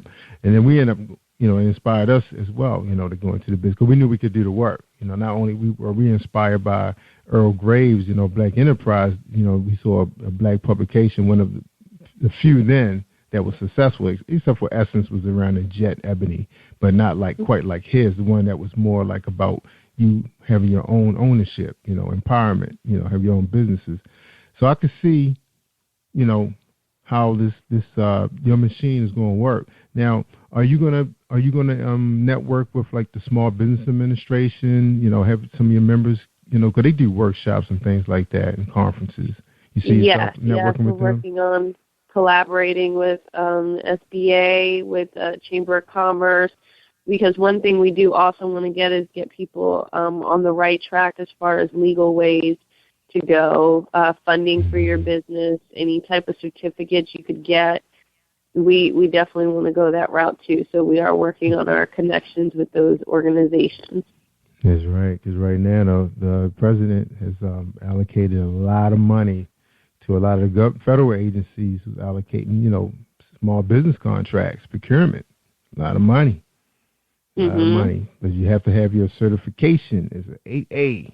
That's right. And in some cases for the state, get your MBE, minority. And that includes veterans and other disadvantaged people, Indian, tribal Indians. There's a whole lot of different little categories nowadays. Can't even name them all. But all of them kind of fall under disadvantage. But I know veterans is one of the big ones nowadays. So they don't even really use the word minority anymore. That's not even used really. So it's a lot to understand. So it's great you taking on this, and I know people are going to be excited around you to see this thing, take off. All right, growth. Nothing like growth. All right, so we're going to take a quick break, real quick, Tiff, and we come back. We want to get a little bit more of your vision for your business, and because we got people listening right now who's pretty much kind of operating their small business. They're authors, some of them are podcasts, some of them are performers. Management is important. We want to hear your take on your opinion about being a good manager and a team player, and do you believe in servant management, which is more like you kind of like sharing the wealth in the West. Right. Okay. All right. Hold tight for a quick bit. We're gonna take a quick break. I don't know why I can't find nothing today. All right, here we go. Think you know how drugs get in those little brown bottles? Think again. Set in the green hills of western New Jersey, inside the gilded halls of power of a U.S. pharmaceutical company where decisions are worth billions of dollars and human lives worth less. Nicholas Harding, a young executive at Marshall Pharmaceutical, finds his career, family, and life in jeopardy. The Farmhouse, a suspense thriller novel by Bill Powers, published by Donna Inc. Publications, available at Amazon.com or DonnaInc.org. Go to Bill's webpage at www.authorBillPowers.com. Hey everyone, this is Tanika Gonzalez, spoken word poet. Whenever I'm online, I'm always listening to Jerry Royce Live. That's right. All right, we're talking to Emerge the Magazine CEO, Tiffany Boyle. Now, Tiffany, your vision. We were just talking about that a little earlier. Mm-hmm. How you aspire to lead, your troops, with this magazine that you've taken on, how you see yourself as a leader. As a leader, I am very open. When I think of leader, I think of someone who gives out a bunch of rules. I like for people to be visionaries like myself. I haven't gotten into the whole management level thing yet with Emerge. We're not there yet. I like to say, this is my idea, and this is what I want to see from it. You build the plan to get it there. And, I help them with the plan if they need to, but that's how I conduct Emerge. It's all broken into different sections, but that's how I give out. This is my idea. This is where I want it to be. This is when I want it to be like that. Go for it. And so there's no time for people who, certain people need instructions. They have to have step-by-step tasks. and they cannot be in Emerge the magazine. Right. Because I don't have the time to sit there and micromanage anybody. I need people to. That's why it's so important that for the team that came aboard to Emerge, that they believed in the goal and they believed in the vision along with me. I'm sure not as much as I believe in it, but enough to where they knew they were going to have to sacrifice their time and their energy into this to see it come to fruition. And a lot of them, once they, especially like my editor, she started off as an intern and in college, and she's graduated now, and she's still editing because she just believes in the vision and she believes in the goal, and she loves the articles that we put out and where we're trying to go. So a lot of the people that came on board, they ended up falling in love with the goal and the mission just after speaking with a few people or seeing end results, things like that. So yeah, that's right. Now, have you put a strategic plan in effect, like what they call them, like 25-year plans nowadays? Some people make them 5 years, but I think the government making them 25 now. Have you ever thought about that? I haven't yet. My goal for this year is to create a vision board for myself and Emerge. So that's one of the things. I have it all flying around in my head, but I have to actually put it on paper. I have about 5 years out, but I haven't gone further than that yet. All right. Now, I know it's a lot of challenges, being a publisher, a CEO, because there's so many different pieces of this machine, and I call it a machine. Right. I remember operating it, and I know you do have the head, and then you have all these working pieces. And like you said, people have to be able to take ownership of what they're doing, so everything can work together, be real fluent. If they can't, you have to find somebody else. Now, I remember listening to this guy named Jack Welch. I actually have his book, and he was the CEO of General Electric. And he said it took a long time before they got upper management to look at this idea called being a servant manager.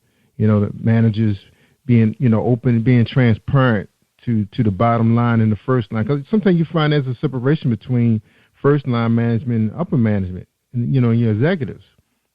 There's no transparency there.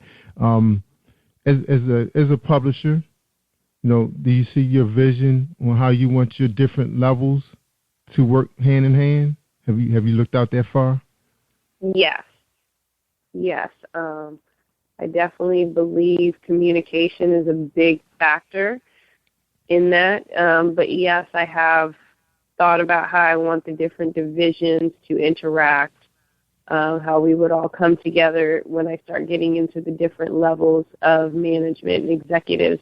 Not there yet, but I have thought about it, and I'm sure my plans would have to be tweaked as I grow.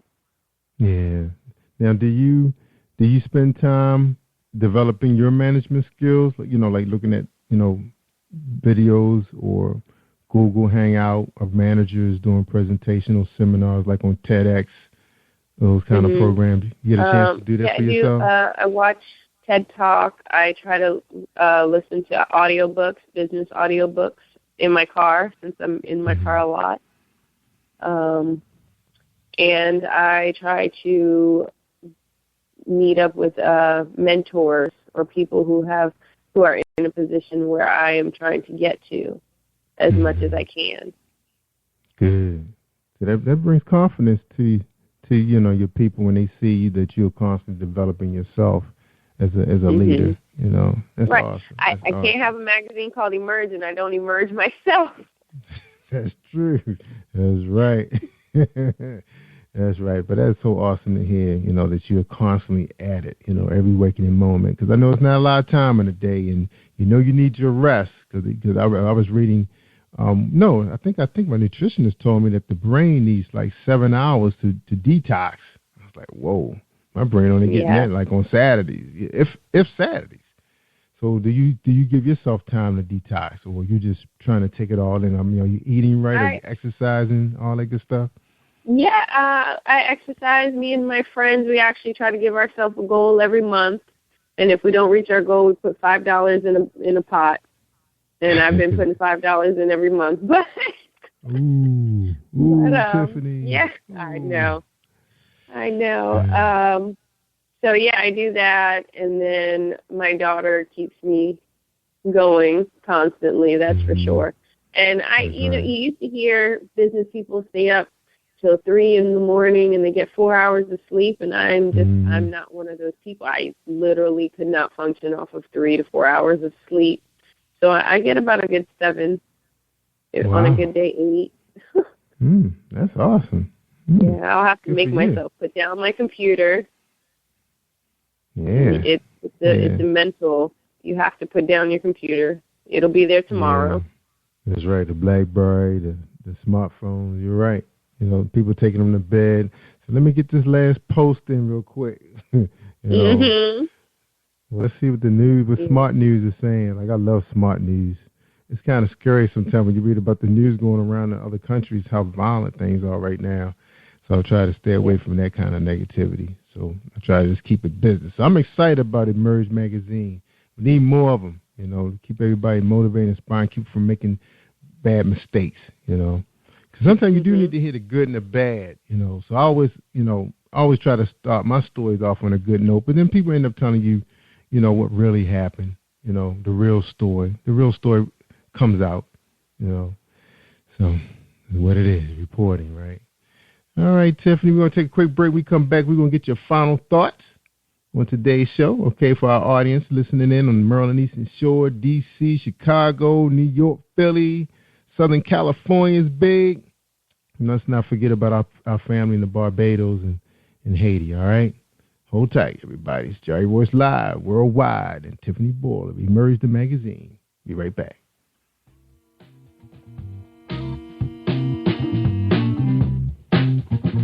Are you an avid reader of urban fiction, looking for drama, suspense, and more? Read World Publishing is dedicated to bringing the world's best literature to our readers. Urban fiction, erotica, sci-fi, mainstream fiction, and children's literature are just some of the genres produced by our diversified family of authors. You can reach us on Facebook, Twitter, Instagram, and at our website, www.reachworldpublishing.com.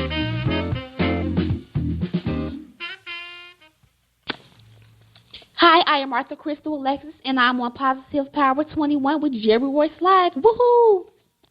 Yeah. Thank you, Crystal. All right, we back with Tiffany. Tiffany, your final thoughts.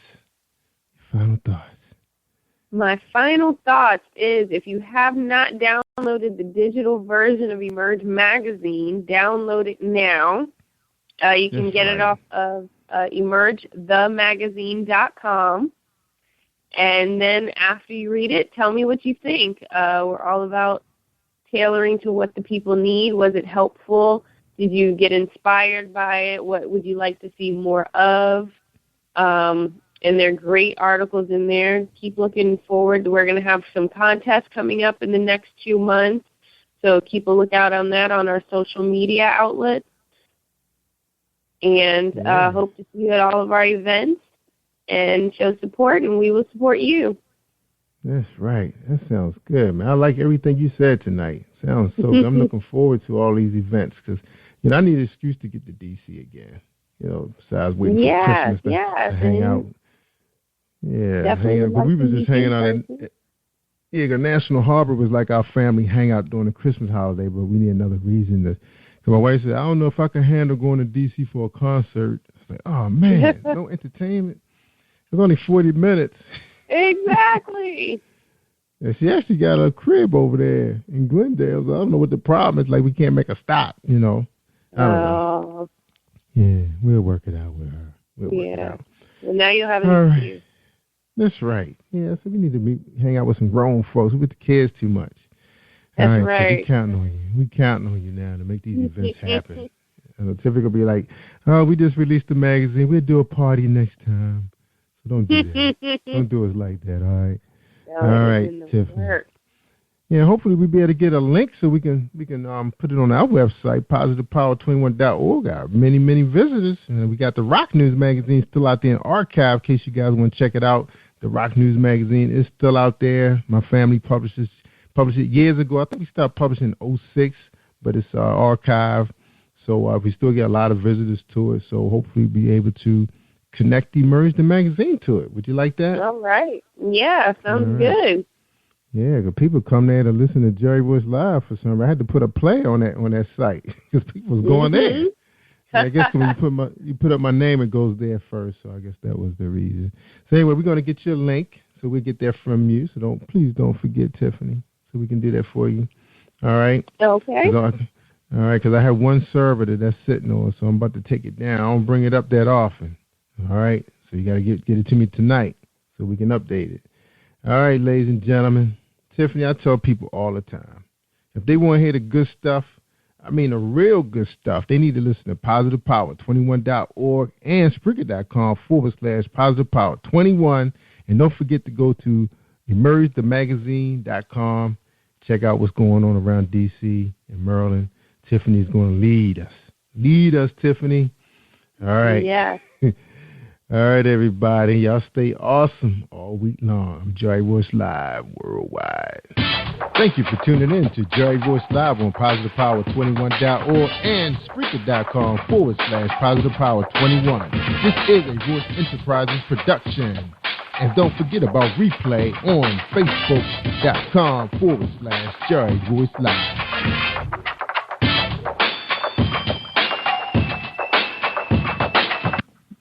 All right, that's all.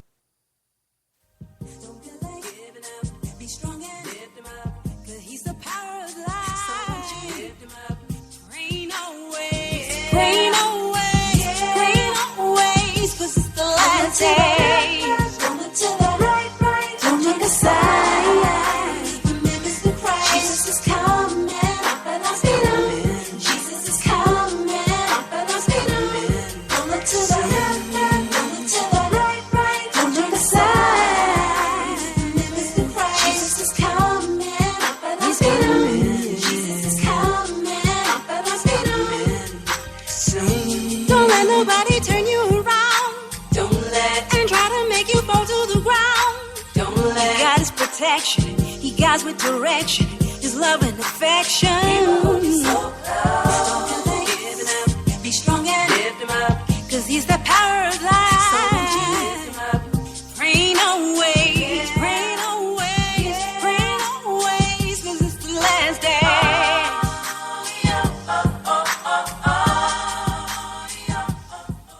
Hi, this is Angel Sessions. And when I'm in town, I listen to Jerry Royce Live, PositivePower21.org, where they play my favorite music. Hi, I am recording artist Marilyn Dunn from St. Louis, Missouri. If you are looking for some soul-stirring, anointed, spiritual, and heartfelt music, visit my website at www.MarilynDunnMinistries.com. Or you can also find me on CD Baby, iTunes, and Reverb Nation. For booking information, contact Mr. Kevin Dunn at 636-856-0551. That's 636-856-0551. Hi, this is international urban gospel recording artist Angel Sessions, and I have a new single out that just was released February 17th, 2015. The title is Jesus is Coming Soon. It is now on all online stores for CDs sold, CD Baby, iTunes, Amazon. Also, you can visit my website, www.angelsessions.com for more information. And I am on Jerry Royce Live. You are listening to PositivePower21.org with Jerry Royce.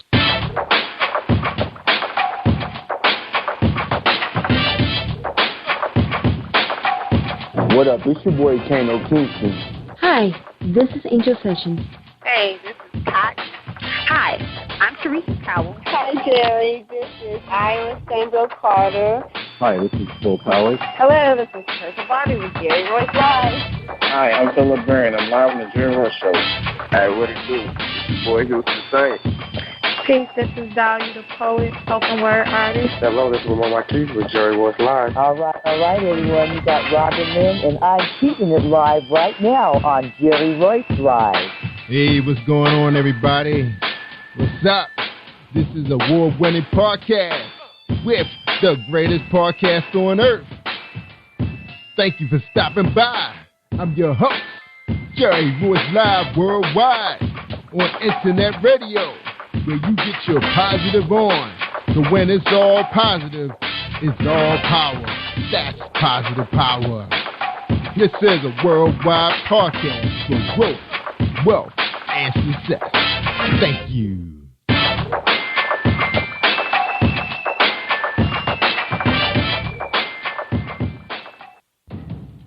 Think you know how drugs get in those little brown bottles? Think again. Set in the green hills of western New Jersey, inside the gilded halls of power of a U.S. pharmaceutical company where decisions are worth billions of dollars and human lives worth less. Nicholas Harding, a young executive at Marshall Pharmaceutical, finds his career, family, and life in jeopardy. The Farmhouse, a suspense thriller novel by Bill Powers, published by Donna Inc. Publications, available at Amazon.com or DonnaInc.org. Go to Bill's webpage at www.authorBillPowers.com. Are you looking for the next great read? A book filled with love, passion, betrayal, and intrigue. The award-winning novel, Season of Change, by Tamika Patrice Kane, is sure to satisfy your literary sweet tooth. Check out this must-read book reviewers are calling uplifting and emotional, and exceptionally great read, deeply intense and thought-provoking. Order your copy today, available in paperback and ebook on Amazon.com or at www.tamikapatrice.com.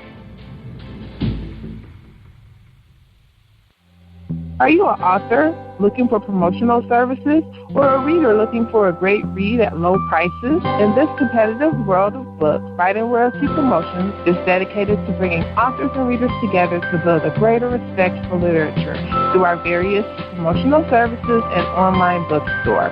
So head over to WritingRoyaltyPromotions.com and check us out.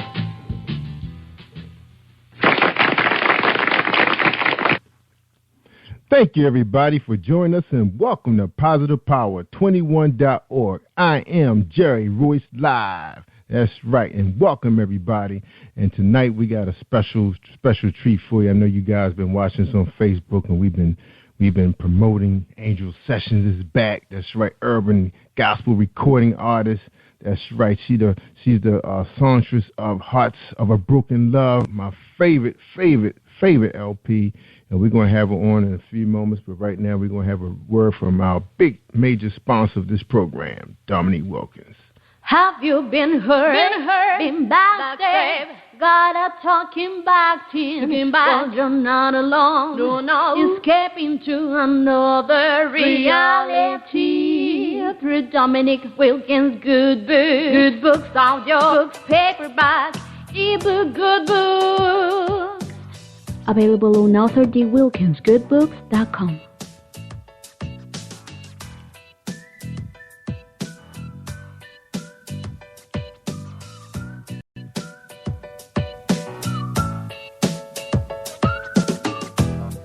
Thank you for joining us. This is the Jerry Royce Live Worldwide presentation for Positive Power 21.org and Spreaker.com/Positive Power 21. Tonight's guest is Angel Sessions. And her bio reads, I've always had a love and passion for singing ever since I was a little girl. Touching the lives of others through my music inspires me to continue my journey for God's glory until the end. Angel Sessions. The road to success hasn't been easy, but after 18 or more years in the music industry, Angel Sessions has proven she is in it to stay. Angel started out early on as an R&B recording artist before her first deal with Pit Mobile, Ichabod Records, and Volt Records. Angel was traveling to Guam, performing at the Grammys pre-parties in Los Angeles, and performing at the same venues with acts such as The Whispers, H-Town, Tina Marie, James Brown, Eric Benet, and many more. She performed also on many local television stations in the Bay Area and was interviewed on local radio program shows. Angel Sessions writes all of her own lyrics. Ever since I can remember, I always wrote songs of love to my Heavenly Father. It was a gift God has given me along with the ability to sing. Angel began singing in church. She was one of the lead singers that would perform a special song when called on. After years of local performances in the Bay Area and the Los Angeles area, Angel was introduced to a producer and songwriter that would take her career to the next level. In 1998, she signed a deal with Pit Mobile Records. She released her first album entitled Introducing Angel. Her first single release was Never Her. Got radio airplay on 80 BDS stations and was received well. The buzz about Angel was beginning to spread and many people in the industry was hearing the name Angel Sessions. Equibon sold the company in 1999. Angel was introduced to the vice president of Fantasy Records, Phil Jones. She had already recorded her second album, Love Ride, and at the time was shopping for her deal for her new project. Phil Jones loved the album and it was soon released on December 1999 on Volt Records. The single Get It Right from the album was also released to all of the radio stations around the country. A video was also shot for the song. Actor-director Fred Williamson played Angel's father in the video. The album was received well and had a small write-up review in Rolling Stones magazine and mentioned in Billboard magazine. Volt Records also signed Lenny Williams, Brenda Holiday, Frida Payne, the Delphonics, and the Dramatics. Each of them did one album deal. Angel had the opportunity to record backup vocals on the album and also duets. She was also introduced to Maurice White, lead singer of Earth, Wind & Fire. Angel sang on two on Maurice's albums that lately placed on the Stylistics album in 2010, entitled Painted in the Sky. Many great producers contributed to the album Love Ride. Tony Camillo wrote the song Inconvenience on Angel's album Love Ride. It was written for the movie Held Up starring Jamie Foxx and Nia Long. The original title of the film was Inconvenience, but was soon changed to the title Held Up. However, Angel was invited to the movie premiere to meet Jamie Foxx and the cast and to see the film. In 1999, Angel was introduced to Mary Wilson, formerly from the talented and famous girl group The Supremes. In 2004, Angel traveled around the country singing backup for Mary Wilson. In 2005, Angel released her first gospel recording album on CD Baby. The album entitled He Loves You began a new journey in the gospel world of music for Angel Sessions. She auditioned to open up for Fred Hammond at the San Diego State Fair in 2007 and was later asked to do two shows performing on two different stages on the same day of the event. In 2012, Angel released other gospel material. She shot her first gospel video, Chasten and You Got Him, You Don't. Both videos were received well by her fans. Angel released her next video in 2013 titled You Can. In 1 hour after the release, it went viral to over 9,000 views. Angel released her seventh album, You Send Me Higher, and EP, If You Love Me, that same year. In 2014, her latest album, Hearts of Broken Love, gained exposure from the fans around the world after the release of her single, Get Up, from the album. It was released to radio stations and charted at #1 for 11 weeks on the national U.S. charts. Hearts of a Broken Love also charted on Amazon at #14 for the best gospel music download. Angel is currently working on a new album entitled Songs of Comfort and will release her new single, Jesus Is Coming Soon, in February 2015. She is also planning on a tour coming soon. She has been featured in Encore, HD Hair Magazine, Artists United Magazine, Say What News Online Magazine, and Top Cat Online Magazine. Angel has also had her songs featured on a Coast to Coast mixtape and was nominated for the Underground Music Awards for the Most Promising Female Artist and nominated for the ATL Music Entertainment Award for the Best Female Artist. Angel continued her success of sharing her talent for all of her fans, and she is so grateful for the support many of her fans have shown her. Ladies and gentlemen, we present to you Angel Sessions. Enjoy this presentation on Jerry Royce Live Worldwide. Welcome to the show, Angel. How you doing? Hey, I'm great, Jerry. Thank you so much for having me. All right, now you got your brand new single coming out. Well, it should be out now, right? February. Jesus Coming Soon. Yeah, February 17th. It was out about 2 days ago. So it's on Amazon, all online stores where music is sold. CD Baby, Amazon, Google Play, iTunes, you name it. Yeah. Oh, man. Beautiful song, too. Now, before we get started with the interview, I told you my audience in D.C. and Maryland, mostly my family, they love to know who they're listening to on this show. And this is for you, Eastern Shore, Maryland, D.C. The question is, who is Angel Sessions? Angel Sessions, myself, I am an urban national, and international urban gospel recording artist. And I've been in the business for quite some time, over 18 years. Been a long journey and a wonderful one, thanks again to my Heavenly Father for keeping me through His strength strong and to go on. And just a lot of great things in store this year. Just working hard on continuing to put out good music, mainly for God's glory and for all of my fans. I'm just grateful for all the emails I receive, for all the support I get through my awesome team, Kelly Lee, Artists United, Demetrius Guidry, and all the wonderful host radio shows such as Bronze 8, Jerry Royce Live, and just many others if I haven't named. But God has been good, and I just can't thank Him enough. Amen. Amen. God is awesome. That's right. All right, Angel, I'm always listening to your songs. I tell you all the time how I just love your album, your LP, and I can't wait for the new one to come out. And you're dropping that in March, right? The Songs of Comfort. Jesus Coming Soon, February. March, you got Songs of Comfort coming out. How anxious is your team and your fans? How anxious are they?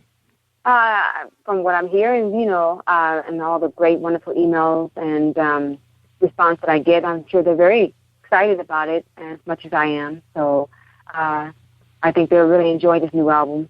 I'm very excited about it. I love the latest album I have, Hearts of Broken Love, but I think this is far more, a little more deeper because each of the songs really does have a song of comforting a person's soul, heart, as far as whatever they might be going through. I mean, God is the only one that can save.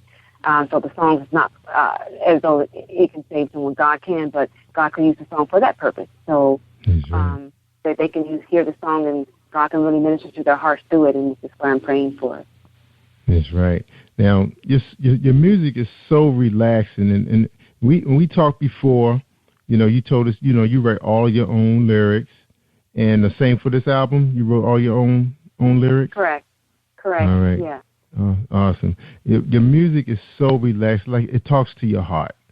Hearts of a Broken Love. I just found every one of those songs to be so soothing, relaxing. Man, if it was slower or it was an up-tempo, it just was so relaxing. Just like you can almost feel the angels, singing to you.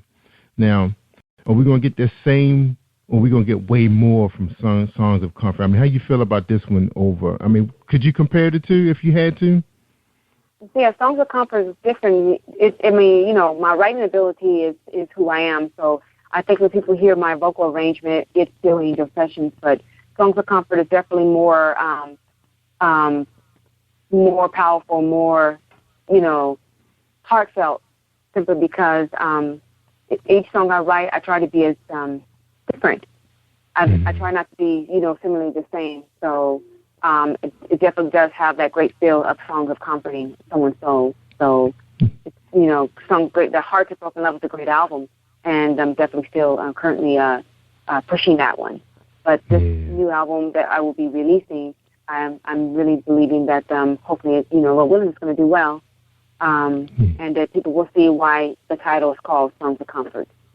Yeah, I can't wait. I mean, Jesus Coming Soon is an exciting single itself. Now, let's listen to it a little bit, all right? And we'll be right back, so hold tight. We're talking to Angel Sessions on Jerry Royce Live Worldwide. All right, we're going to take a quick break. When we come back, we're going to listen to Jesus is Coming Soon. All right, hold tight, everybody, for this presentation with James Deshay. Are you looking for a great book of poetry that is romantic, heartfelt, and full of male emotion? Then get Thoughts, Love, and Reflections by James K. Deshay. That's Deshay. Go to www.jamesdeshay.com. You will enjoy Thoughts, Love, and Reflections. Don't delay, give it up, be strong and lift him up, 'cause he's the power of life. Lift him up, rain away, rain away, rain away, 'cause it's the last day. Don't look to the right, don't look aside. Jesus is coming, but I'm feeling. Jesus is coming, but I'm feeling. Don't look to the left, don't look to the right, don't look aside. Jesus is coming, but I'm feeling.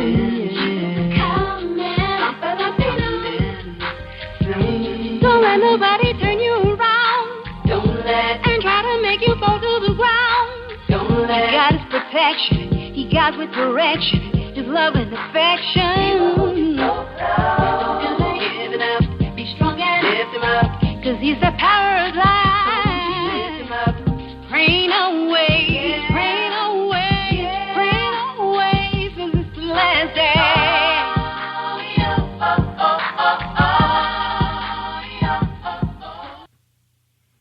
Oh, wow, that is so beautiful. Tell us about that piece, Angel.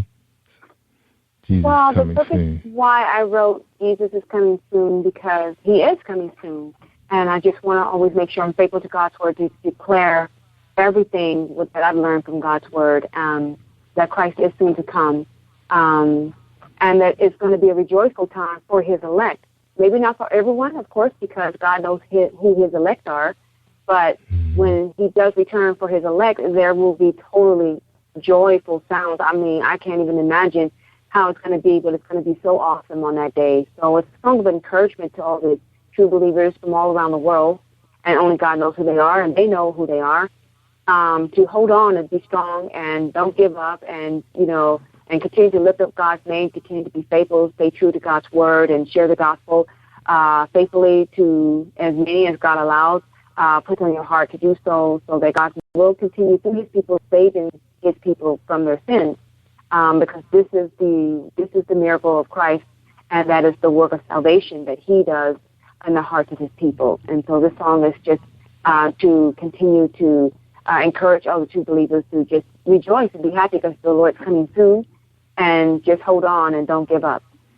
That's right. Hold on, everybody. He's coming soon. That's right. Now, Angel, your music is like a ministry. Is that the purpose? It's a ministry from you to us? Well, yeah. I mean, it's not like a preaching thing. It's not something that I'm doing because, it's just something that through my music that God that does all the work and uses me through my music to share his word, the gospel, in my songs for everyone. And to whom God wills to save, he will. And I just want to be that vessel that God continues to use for his glory, to be faithful to his word, and utilizing my songs as I use scriptures. So when that song, Jesus is Coming Soon, first opens up on the first verse, that is a scripture taken from the original King James Version of the Bible. Amen. Amen. Now, there's a lot going on out in the world.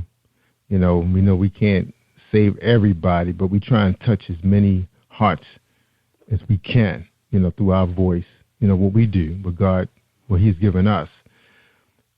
When will we see you, on tour, on stage, on video? Any plans for that this year? Well, as far as video, definitely, hopefully soon. I can't say as far as when that is yet, but tour, hopefully, definitely soon. God, he knows the ending from the beginning, and you never know what God has in store for you. This is why I just continue to pray that God lead and guide me to whatever he asks me to do. If it's right now, continue to just put out music and he continues to touch the lives of people, then that's what I'll continue to do. But, of course, I would, and I am working on eventually wanting to tour, and start performing more so that I can be able to reach my fans and see them face to face and be able to share, what God's given me through songs you know, and be able to be live and up close, because I know that means a lot to my fans to be able to perform live, and that's what I'm desiring to do. Because I have fans all over the world, you know, that write to me and ask me, when are you coming to the UK, or when are you coming to Japan, or when you come to Australia, we want to see you. So, you know, I get these kind of emails sometimes, and it just really, you know, inspires me and pushes me more to keep going, in hopes that I can, you know, get that worked out. That's right. That's right. They want to see you. Now, Angel, now, we know you got your start in church. Now, when you reach your, you know, your plateau where you are right now, the, you know, the big stage you're on now, being, you know, international gospel star, is it possible for you to show up at church and pastor say, hey, come on up here and sing, Angel? Is that possible? Does that happen? No, I mean, it hasn't as far for a while. I'm just, you know, I mean, there was, like, I was in San Diego and with my mom, and she wanted me to sing and things like that, and you know, share my gift to her friends and people there. So I was able to do so, and they were very, you know, happy. This was off my Heart to Broken Love album. This was back in December. So, but I'm just looking to tour, you know, hopefully worldwide, you know, even if it's just starting off my native city area, you know, and just be able to go wherever God allows to take me to go. I just want him to lead and guide me, not me myself. Yeah. Now, we have our audience is a lot bigger since the last time we spoke with you on Jerry Royce Live. Now, people want to know, you know, how did you get your start? You know, they listening to you right now. You know, you're international. You have these beautiful songs out. Obviously, you have good support, you know, to get where you are today. You know, you kept you grounded. You keep the Lord first. Any advice, or can you give our audience a little bit, you know, background on how you got started in the industry and before you got started in the gospel industry? Yeah, well, again, as you had read a little bit about my bio, since I was a little girl, I've always wanted to sing. That's just something I started doing since I was 6 years old. And I did a little talent show, sung the song called Our Love by Natalie Cole, and I came in second place, I believe. And I just always had this love and passion for singing. I started writing since I was 11 years old. I would write my little tunes for God, and I would run to my mom and sing it to her, and she would share, you know, my talent to her friends, but she would have company and ask me to perform and sing for them, you know. So I kind of broke away from my shyness because she did that a lot, so I was able to sing a lot in front of people and not be shy. And so she pushed me further to, and you know, encouraged me to keep singing. And as I got older, I had, you know, embarked upon a career, you know, doing a lot of networking and just introducing myself to many people, you know, sending out P1 packages with my bio picture and CD, and just trying to do a lot of networking here in my Bay Area and meeting a lot of people. I was able to be blessed to perform at the Grammys pre-party 4 times. This wonderful friend of mine, she passed away, but her name was the late Bonnie Sweeney, and she would put on the Grammys pre-party in Los Angeles. And she would always ask me, she said, if I have you to perform, you know, you got to perform my favorite song. And when her favorite song was Celine Dion, My Heart Will Go On. So every time I perform, I would open up with that song first, and then I would perform one of my songs at the Grammys party. And so I was blessed to do it 4 times, 4 different years, and open up on many other people like Howard Hewitt, you know, and perform with H-Town was there, and the Whispers, and I just met so many great, wonderful, you know, celebrities, performers, and this was before I even got my start. I was just doing a lot of networking and trying to find myself and, you know, putting out demos, constantly performing and recording in studios. And it wasn't until around 1997 when I met someone who was a producer, songwriter himself, and he's the one that kind of started me and gave me my big break. And started his own label, Pitmobile Records, and we went to Atlanta, Georgia. And at the time, Ichiban Records was around in Atlanta, and they fell in love with my music. And he wanted to put out a single on me, which was called "She Was Never Her," but Ichiban wanted an album, so I had already had a lot of songs I've never published, but, you know, fresh new songs that I just recorded. So we put it together and recorded a few more songs to put the album called Introducing Angel, which was released in 1998 from Pitmobile/Itchy Blonde Records. The following year, we were going to release a second single off that album, which was called You Missed a Good Thing. That was a song originally that I wrote, and they had folded, and I was like, oh, wow.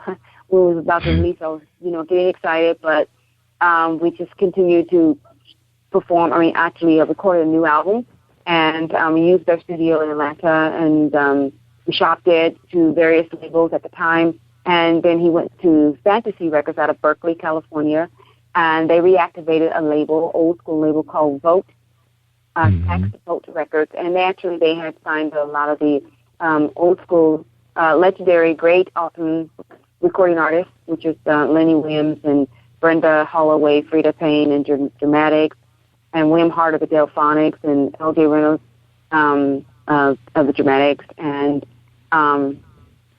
I can't remember everybody else, but and I was one of the new artists, and me and this other young lady from Atlanta.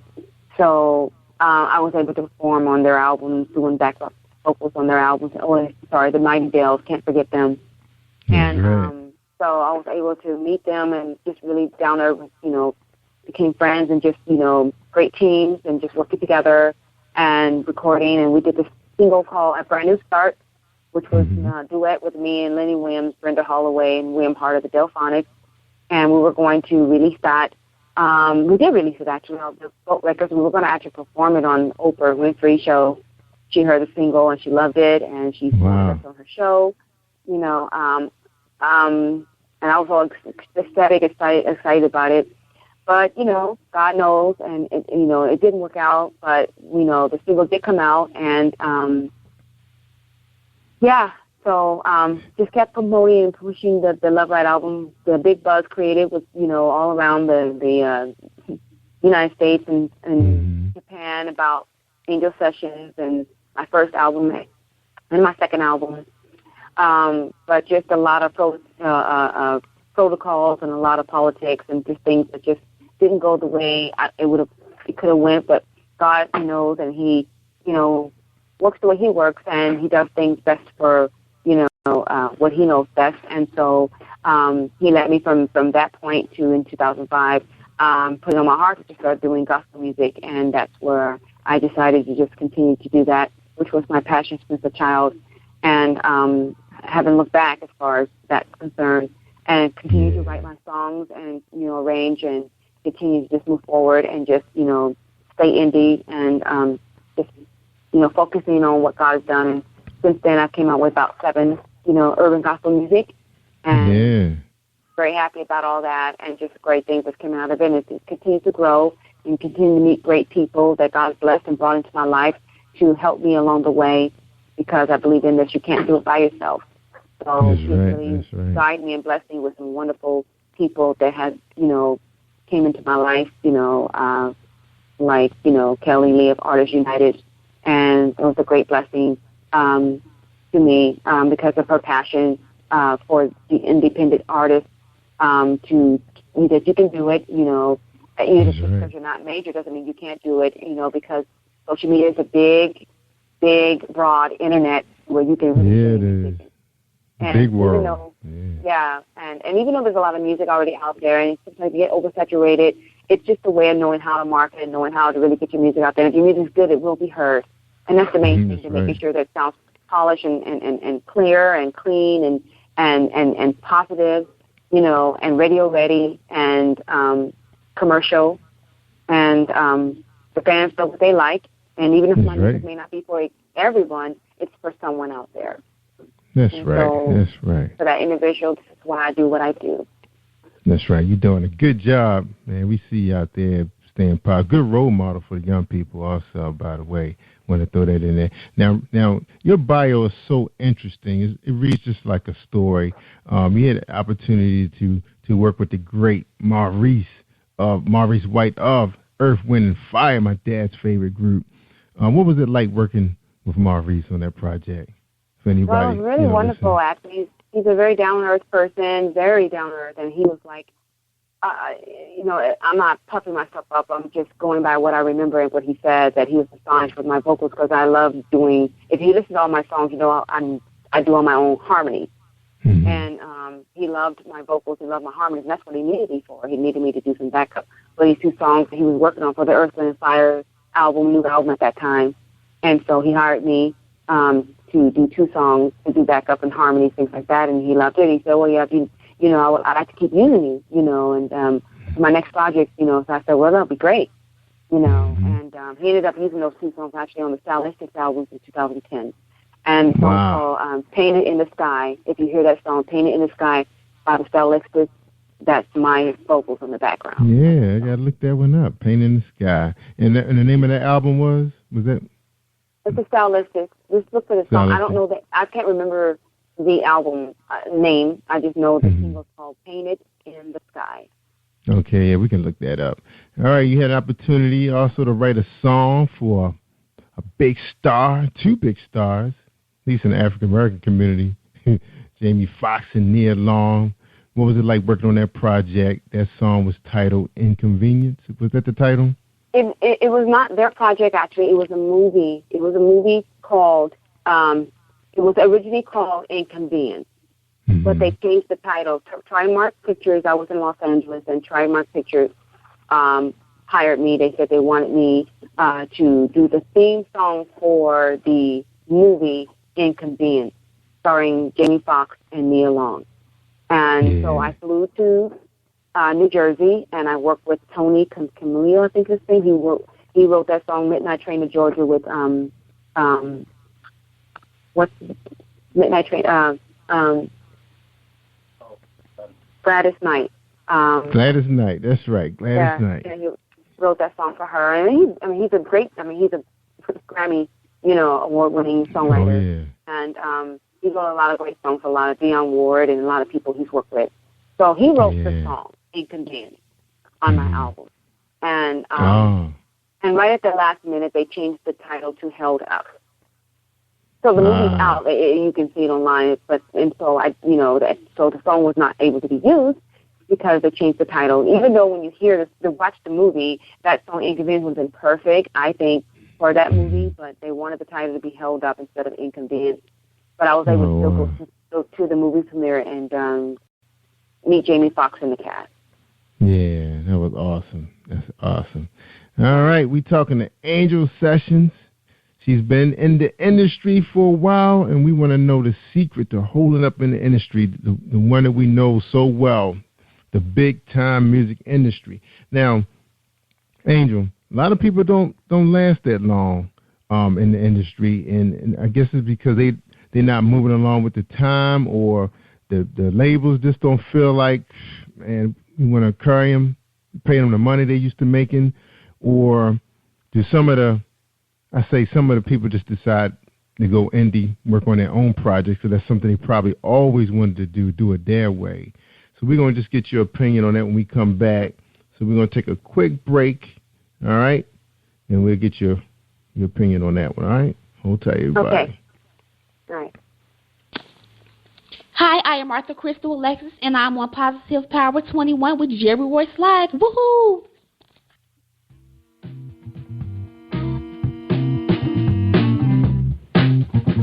Are you an avid reader of urban fiction, looking for drama, suspense, and more?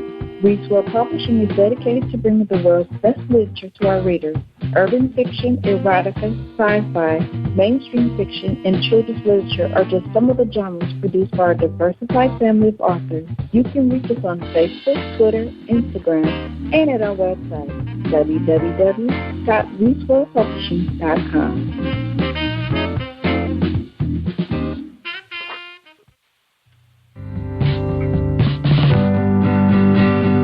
What do you give to a person who has everything?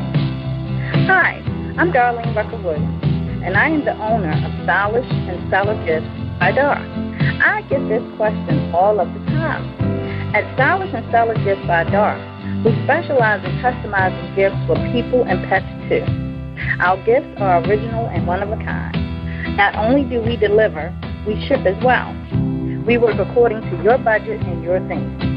We have gifts for all things, including baby showers, sports teams, get well, bridal, birthdays, pets, just because, and that's just to name a few. So let Stylish and Stellar Gifts by Dar take the worry out of your gift giving today and also for the holidays.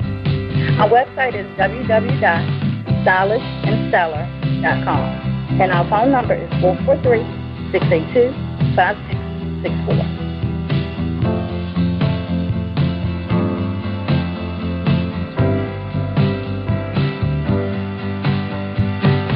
PositivePower21.org, Internet Radio. You are listening All to right. PositivePower21.org with Jerry Royce. All right, thank you, family. That's right. Family all over the Maryland, Eastern Shore, Washington, D.C., they listening to us. They want to know who's the writer of Get Up, because they love that song, too. That's from Hearts of Broken Love, Angel Sessions, gospel, urban gospel recording artist. Brand new single out, Jesus Coming Soon. Songs of a Comfort is on its way. I can't wait. Woo! Angel, so how have you been able to hold up? You have 18 years in the industry. A lot of them don't make it that long. You know, you hear about the greats. They just falling by the wayside. Tell us the secret, Angel. How you do it? How did you do it? It's no real secret. It's just about the passion, the person has to have and what they do. It's just about something. Some people don't do it always for their passion and love of music. They do it maybe because it's just a money thing, or,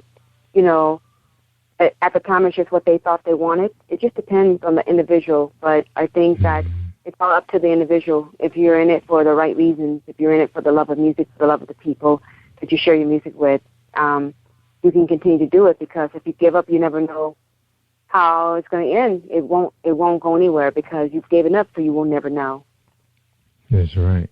Now, Angel, you know how sometimes you read about these guys that, they're pastors, bishops, deacons, and they'll tell that story how they heard God calling them, but they just weren't listening. They didn't want to give up the streets. They didn't want to give up that lifestyle they were living, to preach His word. They just kept resisting Him until things went bad, and they had no choice. And then they finally gave in and said, "Let me go help God and His people." And they got into the ministry. Now you were out there before in the R&B on the music side, and you decided that it wasn't for you anymore. And you decided to do gospel, and you just love it. You got the passion for it. You hear about some of these greats. They used to sing in the church, then they went on and got big contracts, and you don't even hear about them anymore. I just wondered what would happen if they decided to return to their gospel roots and start singing for the Lord again. You think that was a blessing for you? Working for God again? I do know that God has to be the one to draw you. You can't do it yourself. There's nothing we can do in ourselves. God's already said that through His word, that without me you can do nothing. So God has to be the one to plant that seed in that person's heart. He has to be the one to save that person. If He truly has saved you, when you have an intense desire to do His will, to be obedient is to be, to keep His commandments, which is the whole Bible. And when that, you will not give up. You can't give up, because God is the one who's taking control of your life, and He's the one who works in your heart, both to will and do of His good pleasure.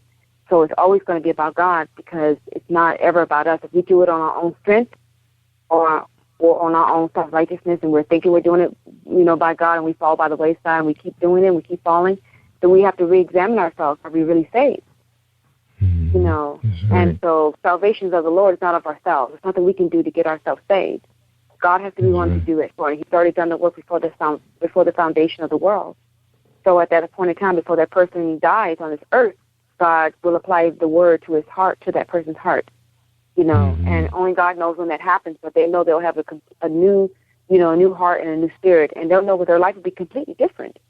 They won't have the desire to continue to do the same things they've been doing. They won't have a desire to say, well, yeah, I backslid, but there's no such thing as backsliding when God saved you. God doesn't work like that. That's right. Amen. Powerful, powerful. All right. Now, you've been seen in some big-time magazines. You're in a new one that's out, Artists United magazine. Kelly Lee, brand new. Yes. She featured you in that. What was that project like for you? Yeah, that was awesome. She had released her awesome magazine on October of last year, 2014, featuring the awesome Erica Kane. She was the first young lady on it. She's an awesome R&B singer herself. Many people know her music. And she blessed me to feature me in November on the Artists United magazine. And I was totally honored for that. And so, yeah, that was just an awesome magazine. And then there were others that was on that God blessed me with like Say What News magazine, a wonderful magazine that God blessed me with Renette Brown. She's the CEO owner of Say What News. That was back in 2012, actually. And then she featured me again in 2013 when I came out with the You Send Me Higher album. She did a review on that one. And then the latest album, the latest magazine I was on was called, what's it called? Encore, yeah. Hair and Fashion magazine featuring Lisa Ray Shaw was on the front cover of that magazine. That just came out January of this year. So I am in that one. All right. Now, you have a great look. Real fashionable. How important was image? Especially being introduced in these magazines, because they seem like, these magazines about the glam, perfect image. Is that tough? Being in the industry, trying to keep it up 24/7. Is that hard? No, because I'm not trying to be a follower. Actually, I just wanted to continue to allow God to use me, and I just do what I have been doing for a long time, which I believe it is important. When you have, show yourself to be professional, keeping up with your website, updating it constantly, keeping current information on there for your fans and anyone that want to know anything about you. Your image is very important. Your album cover, your CD cover, your pictures, profile, your photos.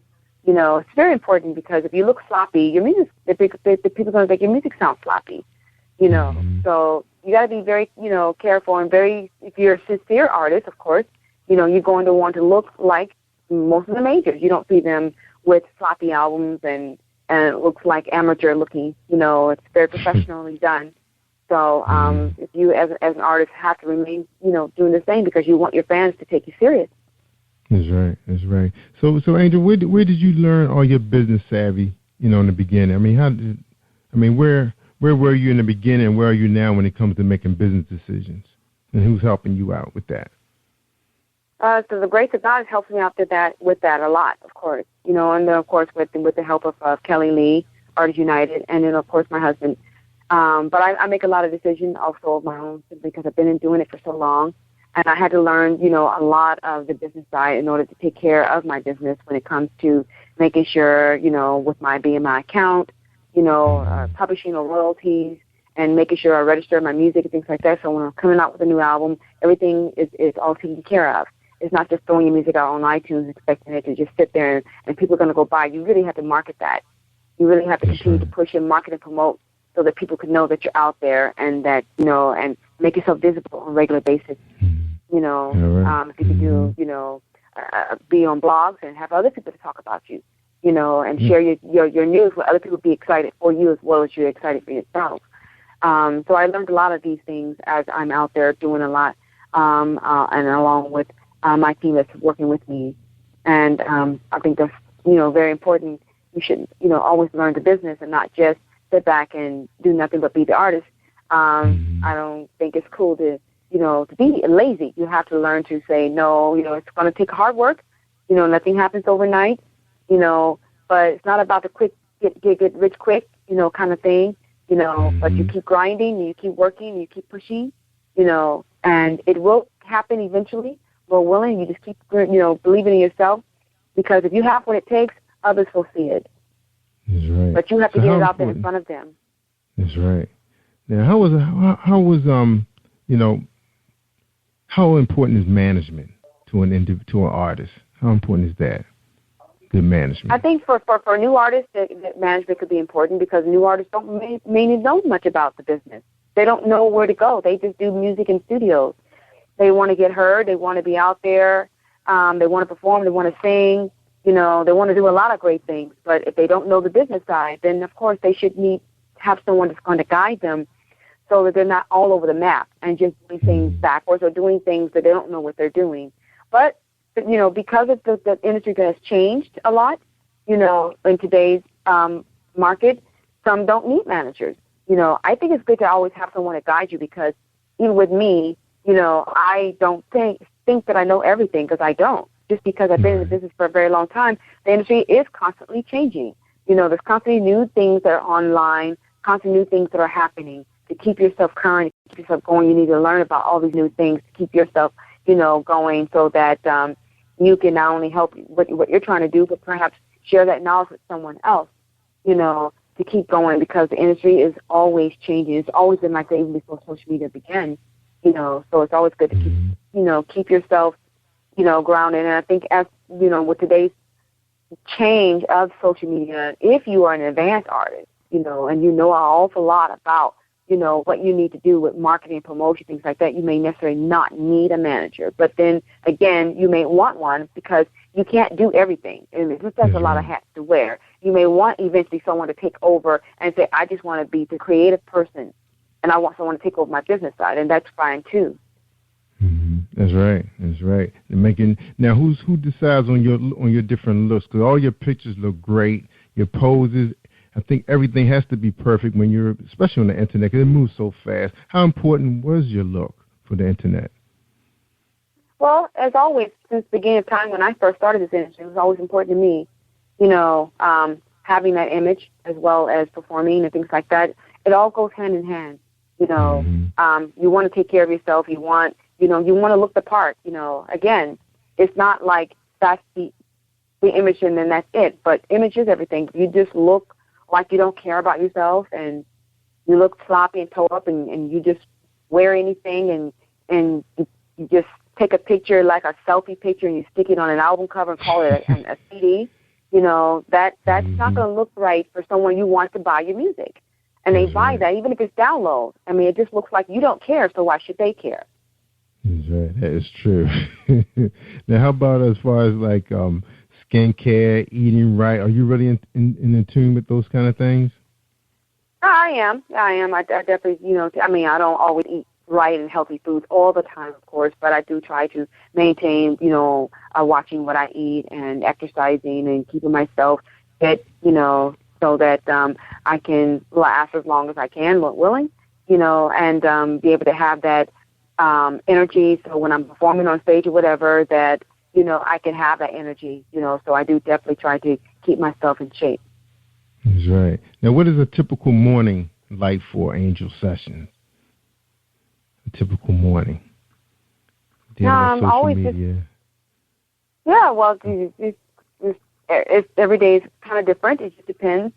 Some days I'm more busier than others, but always making sure that I'm up and on that computer and doing what I have to do, and keeping my fans update about whatever's going on, or making sure that I'm on time with my interviews or answering calls, or maybe at times I have to take the break and go out and go for a walk, to keep that going, and but most of all, just making sure that I'm not all over the map where I forget about God, think about Him at all times and make sure you angels pray. Don't forget to take time to pray. And thank the Lord and just, meditate on Him. Don't get so caught up that you forget about Him. I have to remind myself to do that all the time because it's easy to be done if you're so caught up.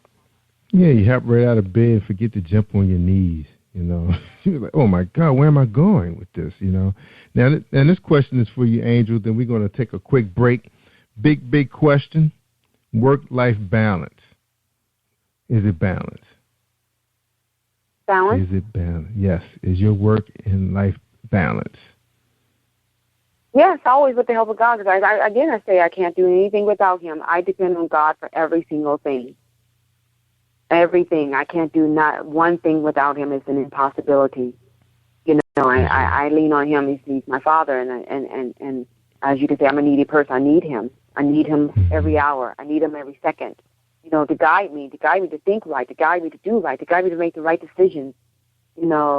to guide me to say the right thing, guide me to say the right thing with someone who may be tweeting me, and how should I respond? A word of encouragement, to say something, because you never know what that person might be going through. And you want to say the right thing. You don't want to say the wrong thing. You don't want to get so caught up about yourself that you forget about others out there. It's not about me. So just remaining balanced. That's just thinking about that. This is not for me, and I'm not here for me. It's just for God's glory. So, if I keep that in mind, that it's not me, it's Him. That's where the joy comes in. That's where the joy comes from to keep me going. That's right. Now, that was a good message because, when you get caught up in your passion and, you're really driving because you know where you're trying to be, because I always try to set little pinpoint, little goals, and then you always want to, throw them at somebody, see how it sounds to them, but then you find yourself that you're monopolizing the conversation all the time. It's always about you, and sometimes you forget to ask them how was their day, what are they up to right now. It's like, it's not a lot of time in a day, and with the speed of the internet, sometimes you say, oh, my God, did I call Mom yet? Did I give her 15 minutes? Or should I time her? Or, you find yourself being on a timetable all the time. Do you find that to be kind of difficult sometimes, just, trying to work in little things like saying hi to a best friend, see how they doing, it's like about your album or your tour? Have you learned from that? Yeah, well, first of all, when you mentioned Mom, I wanted to say shout out to my mom, my darling mom. Yeah. Today's her birthday, so happy birthday, Mom. Right. So, definitely want to make sure that I stay grounded, and stay humble because, just like God's word says, pride comes before destruction and haughtiness before it falls. So I never want to be prideful in anything. This gift God's given me, He can easily take it away, so it's not about me, and stay grounded and always think, I'm grateful.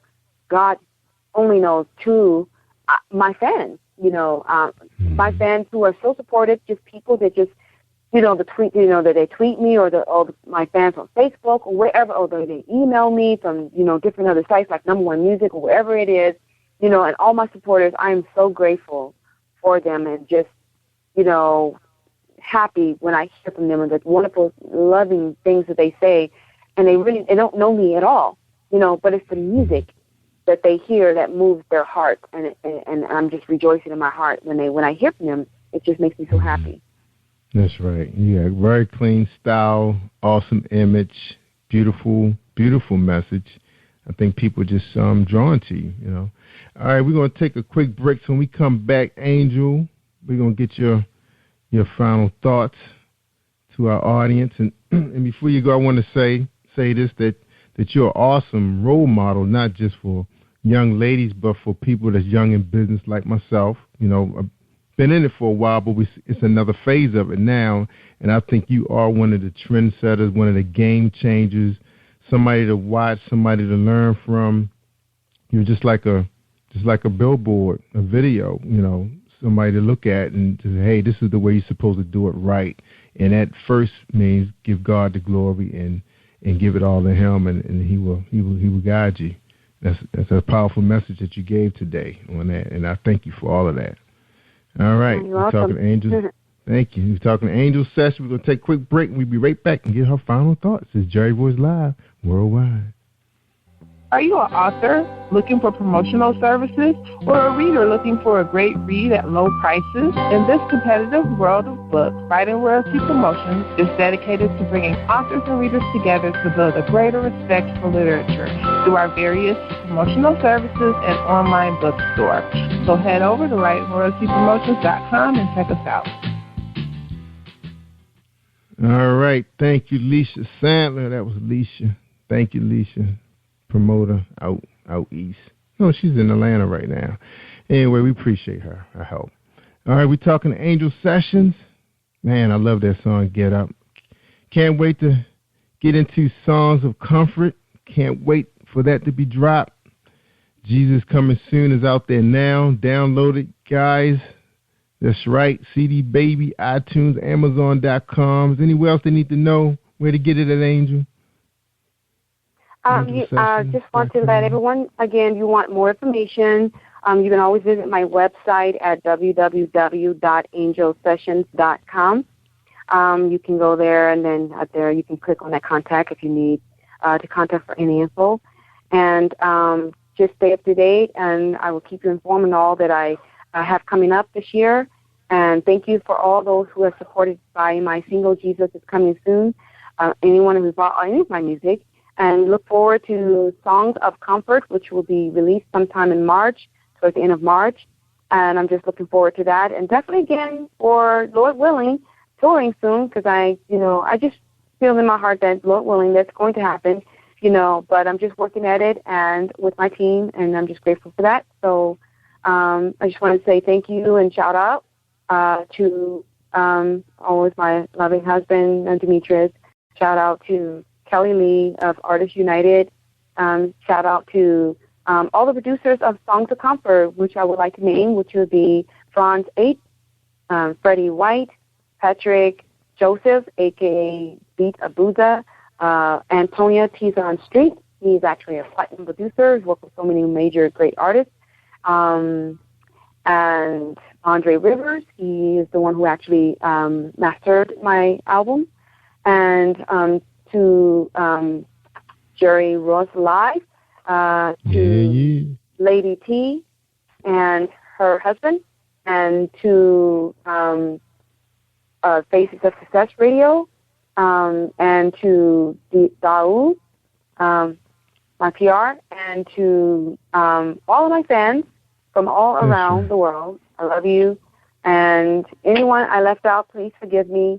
But I am grateful to everyone, and God is awesome. And most of all, forgive me, Lord, my Heavenly Father, because He should have been first. I should have said that. Without Him, I couldn't even be here doing this. So always glorify my Heavenly Father, my awesome, loving Lord and Savior Jesus Christ, because He is an awesome God. That's right. Amen. Amen. And don't forget about the great state of Maryland that's been supporting Angel Sessions. They're here all the time. That's right. We supporting you. All right, Angel. One thing I want to know, can we still get some of your previous albums, like You Send Me Higher, your EP, Absolutely. If You Love Me? Okay. Yes, definitely. They're all on Amazon, iTunes, CD Baby, and Google Play, and all online stores where music is sold on All Music. And yeah. And then, of course, I have an Amazon store when you type up Angel Sessions Amazon, you'll have all that on in my store on Amazon. So definitely you can still get all of my previous albums out there, including the very first Introducing Angel and Love Ride. Yeah, that's awesome. I'm glad I said something about that, because I was just wondering, because I know you release a whole bunch of albums, and I'm wondering, are they still available for download, which they are. They're in your store. Yeah. Yeah, you never told us you had a store. Angel Session has a store, y'all. She never told us that. All right, now we know. All right, so I'm not stuck with just waiting for Songs of Comfort. So if I want some new stuff, I go out there to her store. And don't forget about her website, angelsessions.com. All right, and she has videos, songs, photos, news and events, bookings, all those good things out there. Her bio, you can read her bio, magazine reviews, and that's something I always love doing, is reading magazine reviews and in the articles. So she is available. Look up Encore HD, Hair Magazine, Artists United Magazine, Say What News Online Magazine, and Top Cat Online. So those are some of the magazines you can catch up and really get a chance to get to know Angel, because I know I didn't ask her all the questions you probably want to hear, but you can check out those publications online and find out more and more about Angel Sessions. All right, our Angel. We appreciate you, Angel. Thank you so much for coming on my show. Well, thank you so much, Jerry, for having me. It's always a pleasure.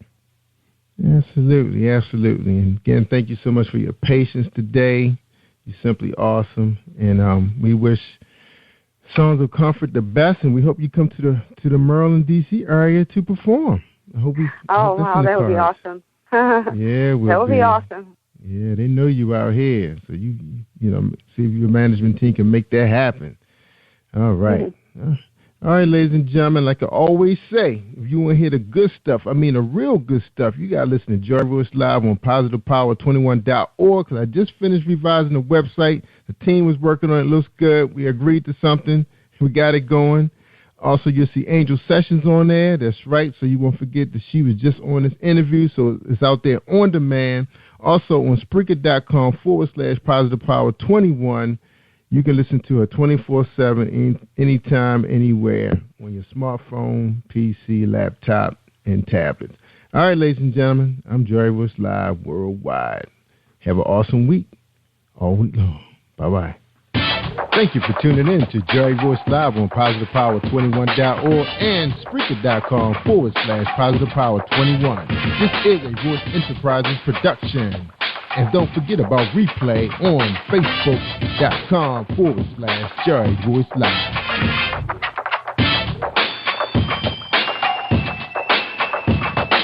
He's Indian. All right, everybody. Have you been hurt? Been backstabbed? Got a talking back team. Well, you're not alone. No. Escaping to another reality. Through Dominic Wilkins' good books. Good books, audio books, paperback, ebook, good books. Available on AuthorDWilkinsGoodBooks.com. Are you looking for a great book of poetry that is romantic, heartfelt, and full of male emotion? Then get Thoughts, Love, and Reflections by James K. Deshay.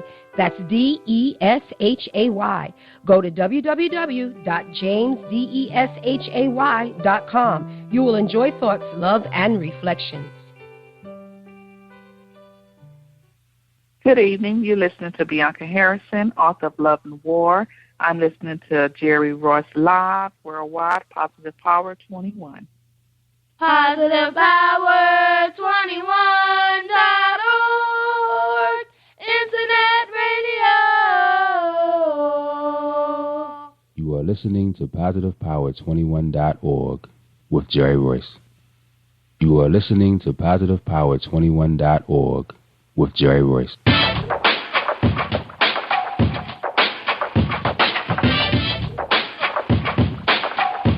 What up? It's your boy Kano Kingston. Hi, this is Angel Sessions. Hey, this is Pat. Hi, I'm Teresa Powell. Hi, Jerry. This is Ira Sandro Carter. Hi, this is Bill Powers. Hello, this is Teresa Bobby with Jerry Royce Live. Hi, I'm Philip Barron. I'm live on the Jerry Royce Show. Hey, what it do? It's your boy Houston Saint. Peace, this is Dahlia the Poet, spoken word artist. Hello, this is Lamar Marquise with Jerry Royce Live. All right, everyone. You got Robin Lynn, and I'm keeping it live right now on Jerry Royce Live. Hey, what's going on, everybody? What's up? This is award-winning podcast with the greatest podcast on earth. Thank you for stopping by. I'm your host, Jerry Royce Live Worldwide on Internet Radio, where you get your positive on. So when it's all positive, it's all power. That's positive power. This is a worldwide podcast for growth, wealth, and success. Thank you.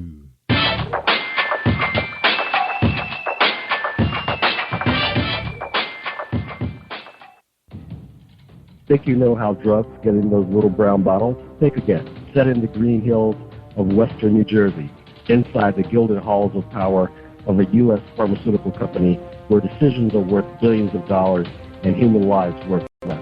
Nicholas Harding, a young executive at Marshall Pharmaceutical, finds his career, family, and life in jeopardy.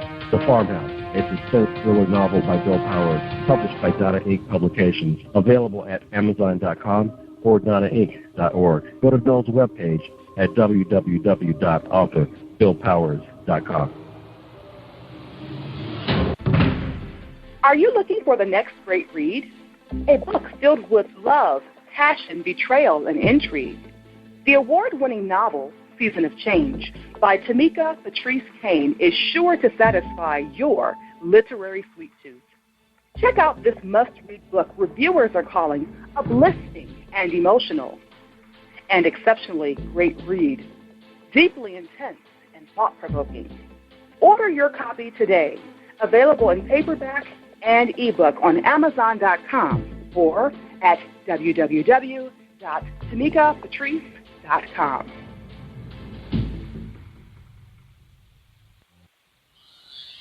Hi, This is Angel Sessions. On February 23rd, 8 o'clock Eastern Standard Time, 5 o'clock Pacific Standard Time, I will be live on Jerry Rose Live Radio. I will be discussing my new album and my new single coming in February. Stay tuned, and I'll see you there. This is a Jerry Royce Live worldwide presentation for PositivePower21.org, radio network and podcast. On Spreaker.com/PositivePower21. The anticipated new interracial novel by Bianca Harrison. Starting out writing short stories, Bianca decided to write her first novel 2 years ago. After writing on and off, Bianca knew it was time to complete what she had started. In a 6-month time period, not only was her first novel completed, but her second novel was birthed as well. With great imagination, creativity, and faith, Bianca's hobby became a profession in 2013. Bianca is the author of Someone to Call My Own.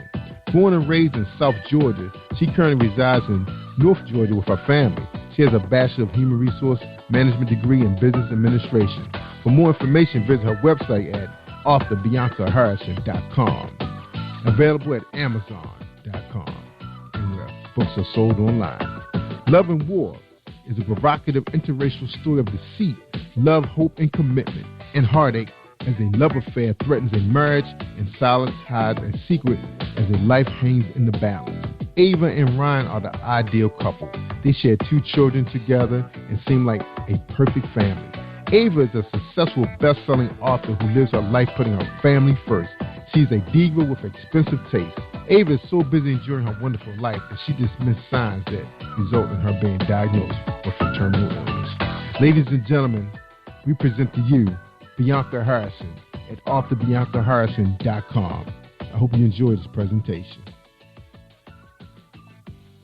Hey, thank you everybody for joining us and welcome to PositivePower21.org. I am Jerry Royce Live and we streaming, y'all. That's right, we streaming tonight with Bianca Harrison. That's right, we so excited to have on here. Woo! She is here, finally. That's right. The next voice you hear will be Bianca Harrison. Hold tight for this presentation. Hi, I am Arthur Crystal Alexis, and I'm on Positive Power 21 with Jerry Royce Live. Woohoo! Hey, what's up, Bianca? How you doing? Hey, Jerry, how are you? Thanks for having me. My pleasure. So awesome. The Right of Love and War. What's going on? Nothing. I was taking it day by day. That's right. Taking care of the family, right? Taking Yeah. care of the family. That's right. That's a blessing. That's a blessing. Well, you ready for the first question? I am. All right. And the first question is, who is Bianca, the author? Ooh, who is Bianca, the author? Bianca is educated. She's an educated lady. She's a family-oriented lady. I have 3 kids. I'm married, and I am also a writer and an author and an artist. Artist. So all that comes with the package. Wow. Besides, I still work my day-to-day job, so that comes with it too. But I managed to get everything done. Awesome. Now, it's unusual that, someone is packaged that way. They can write and create artistry. Now, how was that possible? Now, I've been in a major where there was frustration, drinking and partying because they couldn't handle it. They was about to bail. They failed. Now, how did you get through that? If it's something you're passionate about, you'll find a way to get it done. That's just like with anything else. I use my phone for everything, my smartphone. So anytime or anywhere I'm at, if I have some time, I write from my phone and I transform it to my computer once I get home. Other than that, my phone is my best friend. That's how I write. I don't do any typing. I do everything on my phone and transform it. So I get it done. I do everything like that, so I have time. So you dictate it to your phone? I do everything through my phone. Wow, so sometimes it can be a little smart. Yeah. I was about to say, that thing can get kind of crazy sometimes. I didn't say that. But it works for me. Some people can't do that. They have to be at a computer typing. I don't have to type only when I'm doing corrections and stuff like that, and when I'm, transforming it to my Word document. Other than that, I found a way to get it done. Wow, you're going to be getting to a lot of publications. I know. Some people are like, how do you work, have a family, raise 3 kids, have a newborn, and still write? If you're passionate about your craft and that's what you want to do, you'll find a way to get it done. That's right. There's no excuses. No excuses. Yeah, because I heard when you're married and you have 3 kids, when you're at work, that's kind of like your break. Yeah, exactly. When you're at work, you have your break and your lunch break, and you can sit and relax for a minute. You can think clearly. And when the kids are asleep, that's your time to write. That's right. All right, good for you. Now, all right, let's hear a little bit about your background. Tell us, how did you grow up? What was middle school and high school like? High school, middle school was good. I was little popular little kid in high school, homecoming court and all that, but I did play sports, softball. I came up with good grades, went to college, I finished did my bachelor's degree in human resource management, worked full-time as an account specialist, and here I am. Yeah, and I'm not even doing anything in my background what I went to school for. I'm writing. I'm an author. So. Yeah, that's right. So do you have any? How about you? How about your siblings? Did you have anybody to play with when you were growing up? Yes, I have a sister, and I have my sister's 2 years younger than me, and I have a brother who's 10 years younger than me. So that's an age difference. So. See, you skipped all through them. You did your presentation like in 20 seconds, and you didn't even mention your brother, sister, mother, father, grandmother, nobody. Where you grew up at? We don't even know where you grew up at. So for you said South Georgia. South Georgia. That could be anywhere. What's South Georgia? South Georgia is a little town, Griffin, Georgia. That's south of Atlanta. Okay. And right now, I currently live north of Atlanta in Gainesville, Georgia. So I went from south to north, and it's cold up here where I'm at right now. So, but I was born and raised in Georgia. A little country town, Spalding County, Griffin, Georgia. I'm not sure if you're familiar with that, but Atlanta's right there in the center of it all. Yeah, we've been to Atlanta and Buckhead and. Where the money at, where the people who... Yeah, where the money at. Where the Learjets at. People park Learjets in their backyard and got golf courses and stuff. Just like a little small Beverly Hill and Buckhead. Yeah, I heard, that's Hollywood, moved out to Atlanta now, That's where all the reality to get down shows. There. Exactly. We see your little reality shows. We see what's going on. A little Ritzy restaurant. Housewives and stuff, yeah. Oh. I guess that's dressed what up. Yeah, that's what we need to get to, but we're doing what we're supposed to do. So that's right. Get where we need to go. Yeah, that's right. Now, would you say North Georgia, it's kind of like moving on up, like the Jeffersons, would say? I'm not gonna say moving on up, but for me, it's moving on up. I actually, when I was in school, I knew I didn't want to stay in Griffin, Georgia, so I want to. Move a little from there. So North Georgia to me is okay. I like where I'm at. So I actually met my husband in college. We went to the same college, so I met him, and he actually from here.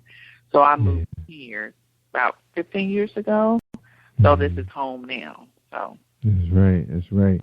So what was it like in the household? What did you guys do to entertain yourselves? Did you guys have like a farm, or was it just, I don't know.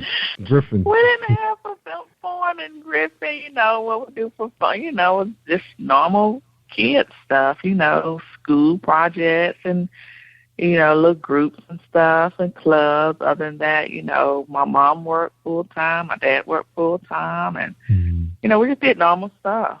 Other than that, I did work while I was in school, so I worked when I was 15 and still kept my grades up. So other than that, I was trying to make money at an early age. I didn't have to, but that's what I wanted to do. Yeah, see, Griffin sounded like that was named after the mayor or somebody. Was that named after the mayor? No, Griffin just like a little. You're going to have to look it up. You have to look up Griffin, Georgia. So I'm going to Google it. I'm going to Google it, too. I'm going to look for exactly where you grew up at. Yes, Exactly. right now the crime rate, if you look, is awful. They're having so many gangs down there, so it's just scary. Every week you hear about somebody getting shot. I don't know where that comes from. I guess kids doesn't appreciate life right now. You know, human life doesn't matter at this point. So it's all young kids and gangs. So that's all you hear about right now. I never in a million years you would have thought that. So. Cause see, I remember too. You know, growing up, like you know, in the eastern part of Maryland is kind of like, you know, like the south, like Virginia and them places, Carolina, and the kids really didn't have a whole lot to do. You had to be real creative. Like I remember my uncles and them, they had like everybody had a band or they had a DJ group. So they spent most of their weekends practicing for gigs. So but during the week, they all had jobs like, you know, farming, cleaning, you know, janitorial work. Like, cause my grandfather had a janitorial business. I remember they used to go around cleaning different nurseries. That's what they call daycare centers down there. So they were busy, you know. By the time they did their homework and had to do those things, then chores, take care of the farm animals, their day was done. But for the boys who didn't have all of that, you know, they didn't have much. You know, they thinking about, you know, who house they gonna break in when those people leave. You know, they could be their neighbor. They didn't care. So you be hearing dumb crime. It'd be dumb crime. Then drugs. It was a lot of drugs. You know, you can just pull right up and you see the man sitting right there. You know, the guy with the Mercedes is obvious. He's the guy. You know, everybody else driving, riding bikes. Yeah, that is sad. You know, you have that. But luckily, you know, I didn't grow up like that. I mean, like I said, there's crime and drugs everywhere. But the way it is now, it's so different. Yeah, it's prevalent in the low income areas. You know, that's how they survive. You know, because nobody else can give them a job. And then when you have kids of your own, you know, it's just so scary. So you try not to bring them up like that, but you want to teach them about life as well, and you want to keep it 100 with your kids as well, too, about what's going on in the street. Yeah, I know. You know. So, well, we can look at that movie that's called the Snow and the Drifts or something like the Snow and the Bluffs. Yeah. They can look at that. I thought that thing was real. I was like, is this real? I had to call my son up. I said, Brandon, is this real? Gosh, I know. So, you know, it's life, though. It's life. I know. That was scary.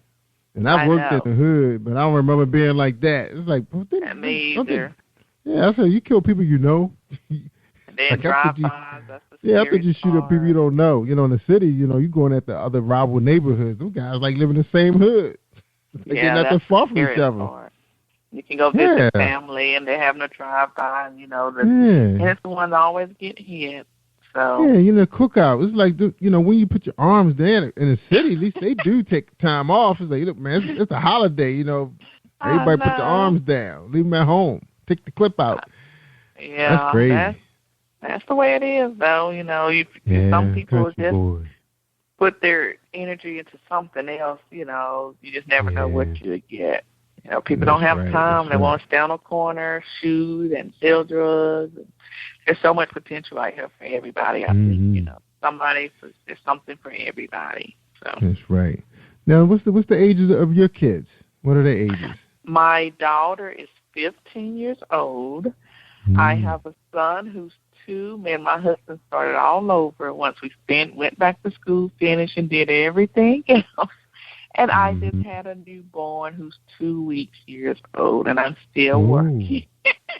Wow. Well, not working, but, you know, trying to still promote my stuff. I'm okay, but I have a 2-week-old, a 2-year-old, and a 15-year-old. So you actually, so you working from home right now? You off from your other job? Work. I'm actually, on maternity leave. As far as my book and stuff, I'm still doing stuff like that, setting up book tours, and just doing stuff like that, just to get everything out there. And you know, right now I feel like I know. Get an agent to do all this stuff for you. Yeah, that's what they for, public relations. Pretty good. Yeah, and he's actually pretty good with doing a lot of stuff like that, too. He's actually doing a couple of things, but I set up a lot of stuff with him. You need to call this person, you need to call that. You know, I just like to have my hand in everything just to make sure stuff get done. Because if it don't get done, you'll be pissed off, and you'll be like, if you want something done, you do it yourself. So you know how that goes. But other than that, I'm still just, I'm pretty much getting there. So I'm almost 100%, and I'm pretty good. So I'm ready to get back out there and stuff, which I know I'm taking time and stuff because it's a big snowstorm up here, and the weather's awful too. So. Oh, you guys getting the snowstorm? Because we got some crazy. Yeah, we had a flash. We had a flash storm, but we did get something over the weekend. Gave us a day off on Tuesday, so we actually had a 4-day weekend. So that was hot. See, the kids been out of school, and I think they're going back tomorrow, but more weather's coming in tomorrow too. So it's just like awful and stuff. So everybody's running out here trying to make sure they got everything, and power's been out everywhere all week, and some people just now get their power back. So you guys have to make sure y'all have so you guys got to have like wood burning fireplaces and stuff like that. Yes, and then when you run out of wood, you got to figure out what you're gonna do, and then they got a newborn, so it's like, oh crap, But luckily we was, our power wasn't out like the other ones, just a couple of hours, so we was one of the lucky ones. So I'm grateful for that with a newborn and stuff. Cause y'all lines don't run on the ground. So y'all don't run y'all let the lines down on the ground? No. See, in the cities, the new development areas, that's like suburban, they run our power lines underground. So no, they just, everything just kind of worked out. But a lot of people, I guess there was ice everywhere, and the power lines and everything down. Yeah, the weight of the we haven't had no really bad ice storms in a couple of years now. Mostly the blizzards coming from the Midwest. That's what's really hit us hard. But I understand what you're going through. I mean, it's not over yet. Everybody's not out of the woods. When it's coming from the south, ready for some spring weather right about now. Then when it gets too hot, we'll be complaining about that. Yeah, because it get hot down there. I remember, y'all get them thunderstorms and heat index is crazy. Georgia weather is crazy. 1 minute it's summertime, next is wintertime, spring. You get all the seasons in 1 week. It's kind of like Long Island because my grandmother, owned a home up in Long Island. I remember that it's really cool at night because of the water, but during the day it's like sizzling hot. Like you can see the steam coming off the street. It's so hot. But Long Island sounds like a nice place to visit. Oh yeah, really nice, really nice. A lot of mixture, different cultures and everything. A lot of different people, because a lot of people come there from the foreign countries who specialize in in medicine, in nursing. So that's always the first stop, or those type of. Because they have really big hospitals. Okay. Yeah, and that's where you go to get trained. Because I think that's where my grandmother left Virginia. Her and her sister too get trained in nursing, and that's where they retired in the at a hospital. That's where they retired. Okay. Get them good benefits. Cool. Yeah, I think they actually live across the street from a hospital. Wow, they don't have no excuse not to go to work. I know. I mean, but they retired now. They're in the 90s now, so I don't know why they want to cross the street from a hospital.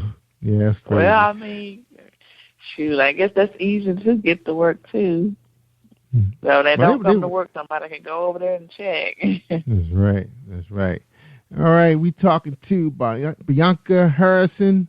She has a book, a recent release, Love and War. We're going to talk about that book. It's supposed to be provocative, interracial story about deceit, love, hope, commitment, and heartache because of a love affair. That's right.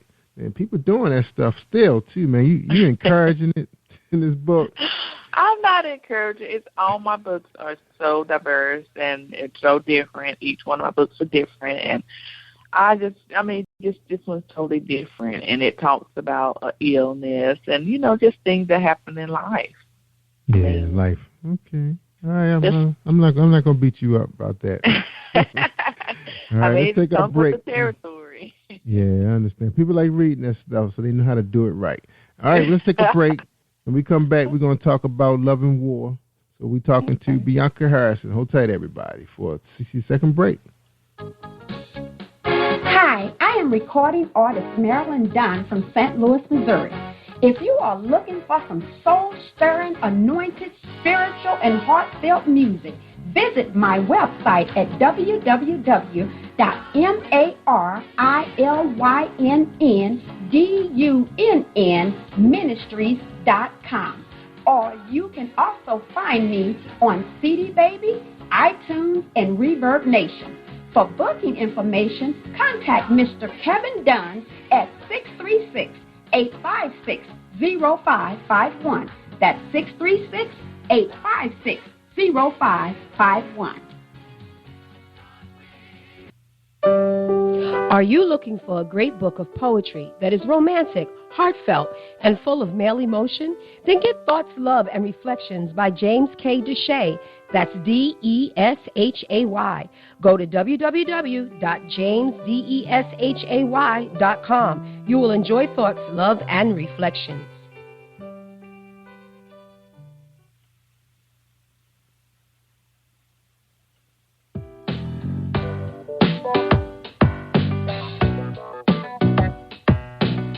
Hey everyone, this is Tanika Gonzalez, spoken word poet. Whenever I'm online, I'm always listening to Jerry Royce Live. You can find Jerry on www.spreaker.com. Positive Power 21.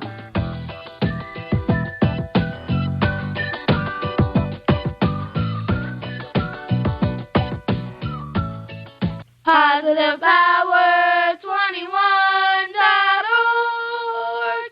Internet radio. You are listening to PositivePower21.org with Jerry Royce.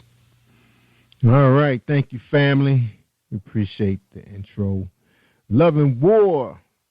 Love and War. What's the deal with that?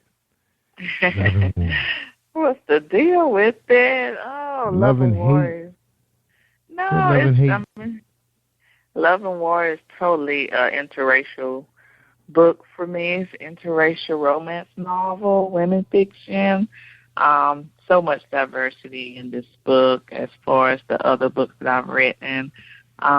This one just goes with a woman whose heart's been broken, found out her husband's cheating on her just to see her. And, the only thing about it, she does not ask for a divorce. She doesn't believe in divorce, but he does. And the same day that he's asking her for a divorce is the same day she comes with him about her illness. But she has to make a choice. Should she tell him about her illness or should she keep it to herself? So, you have to play it, how it goes. Yes, that's Ava and Ryan, the couple. Yeah, Ava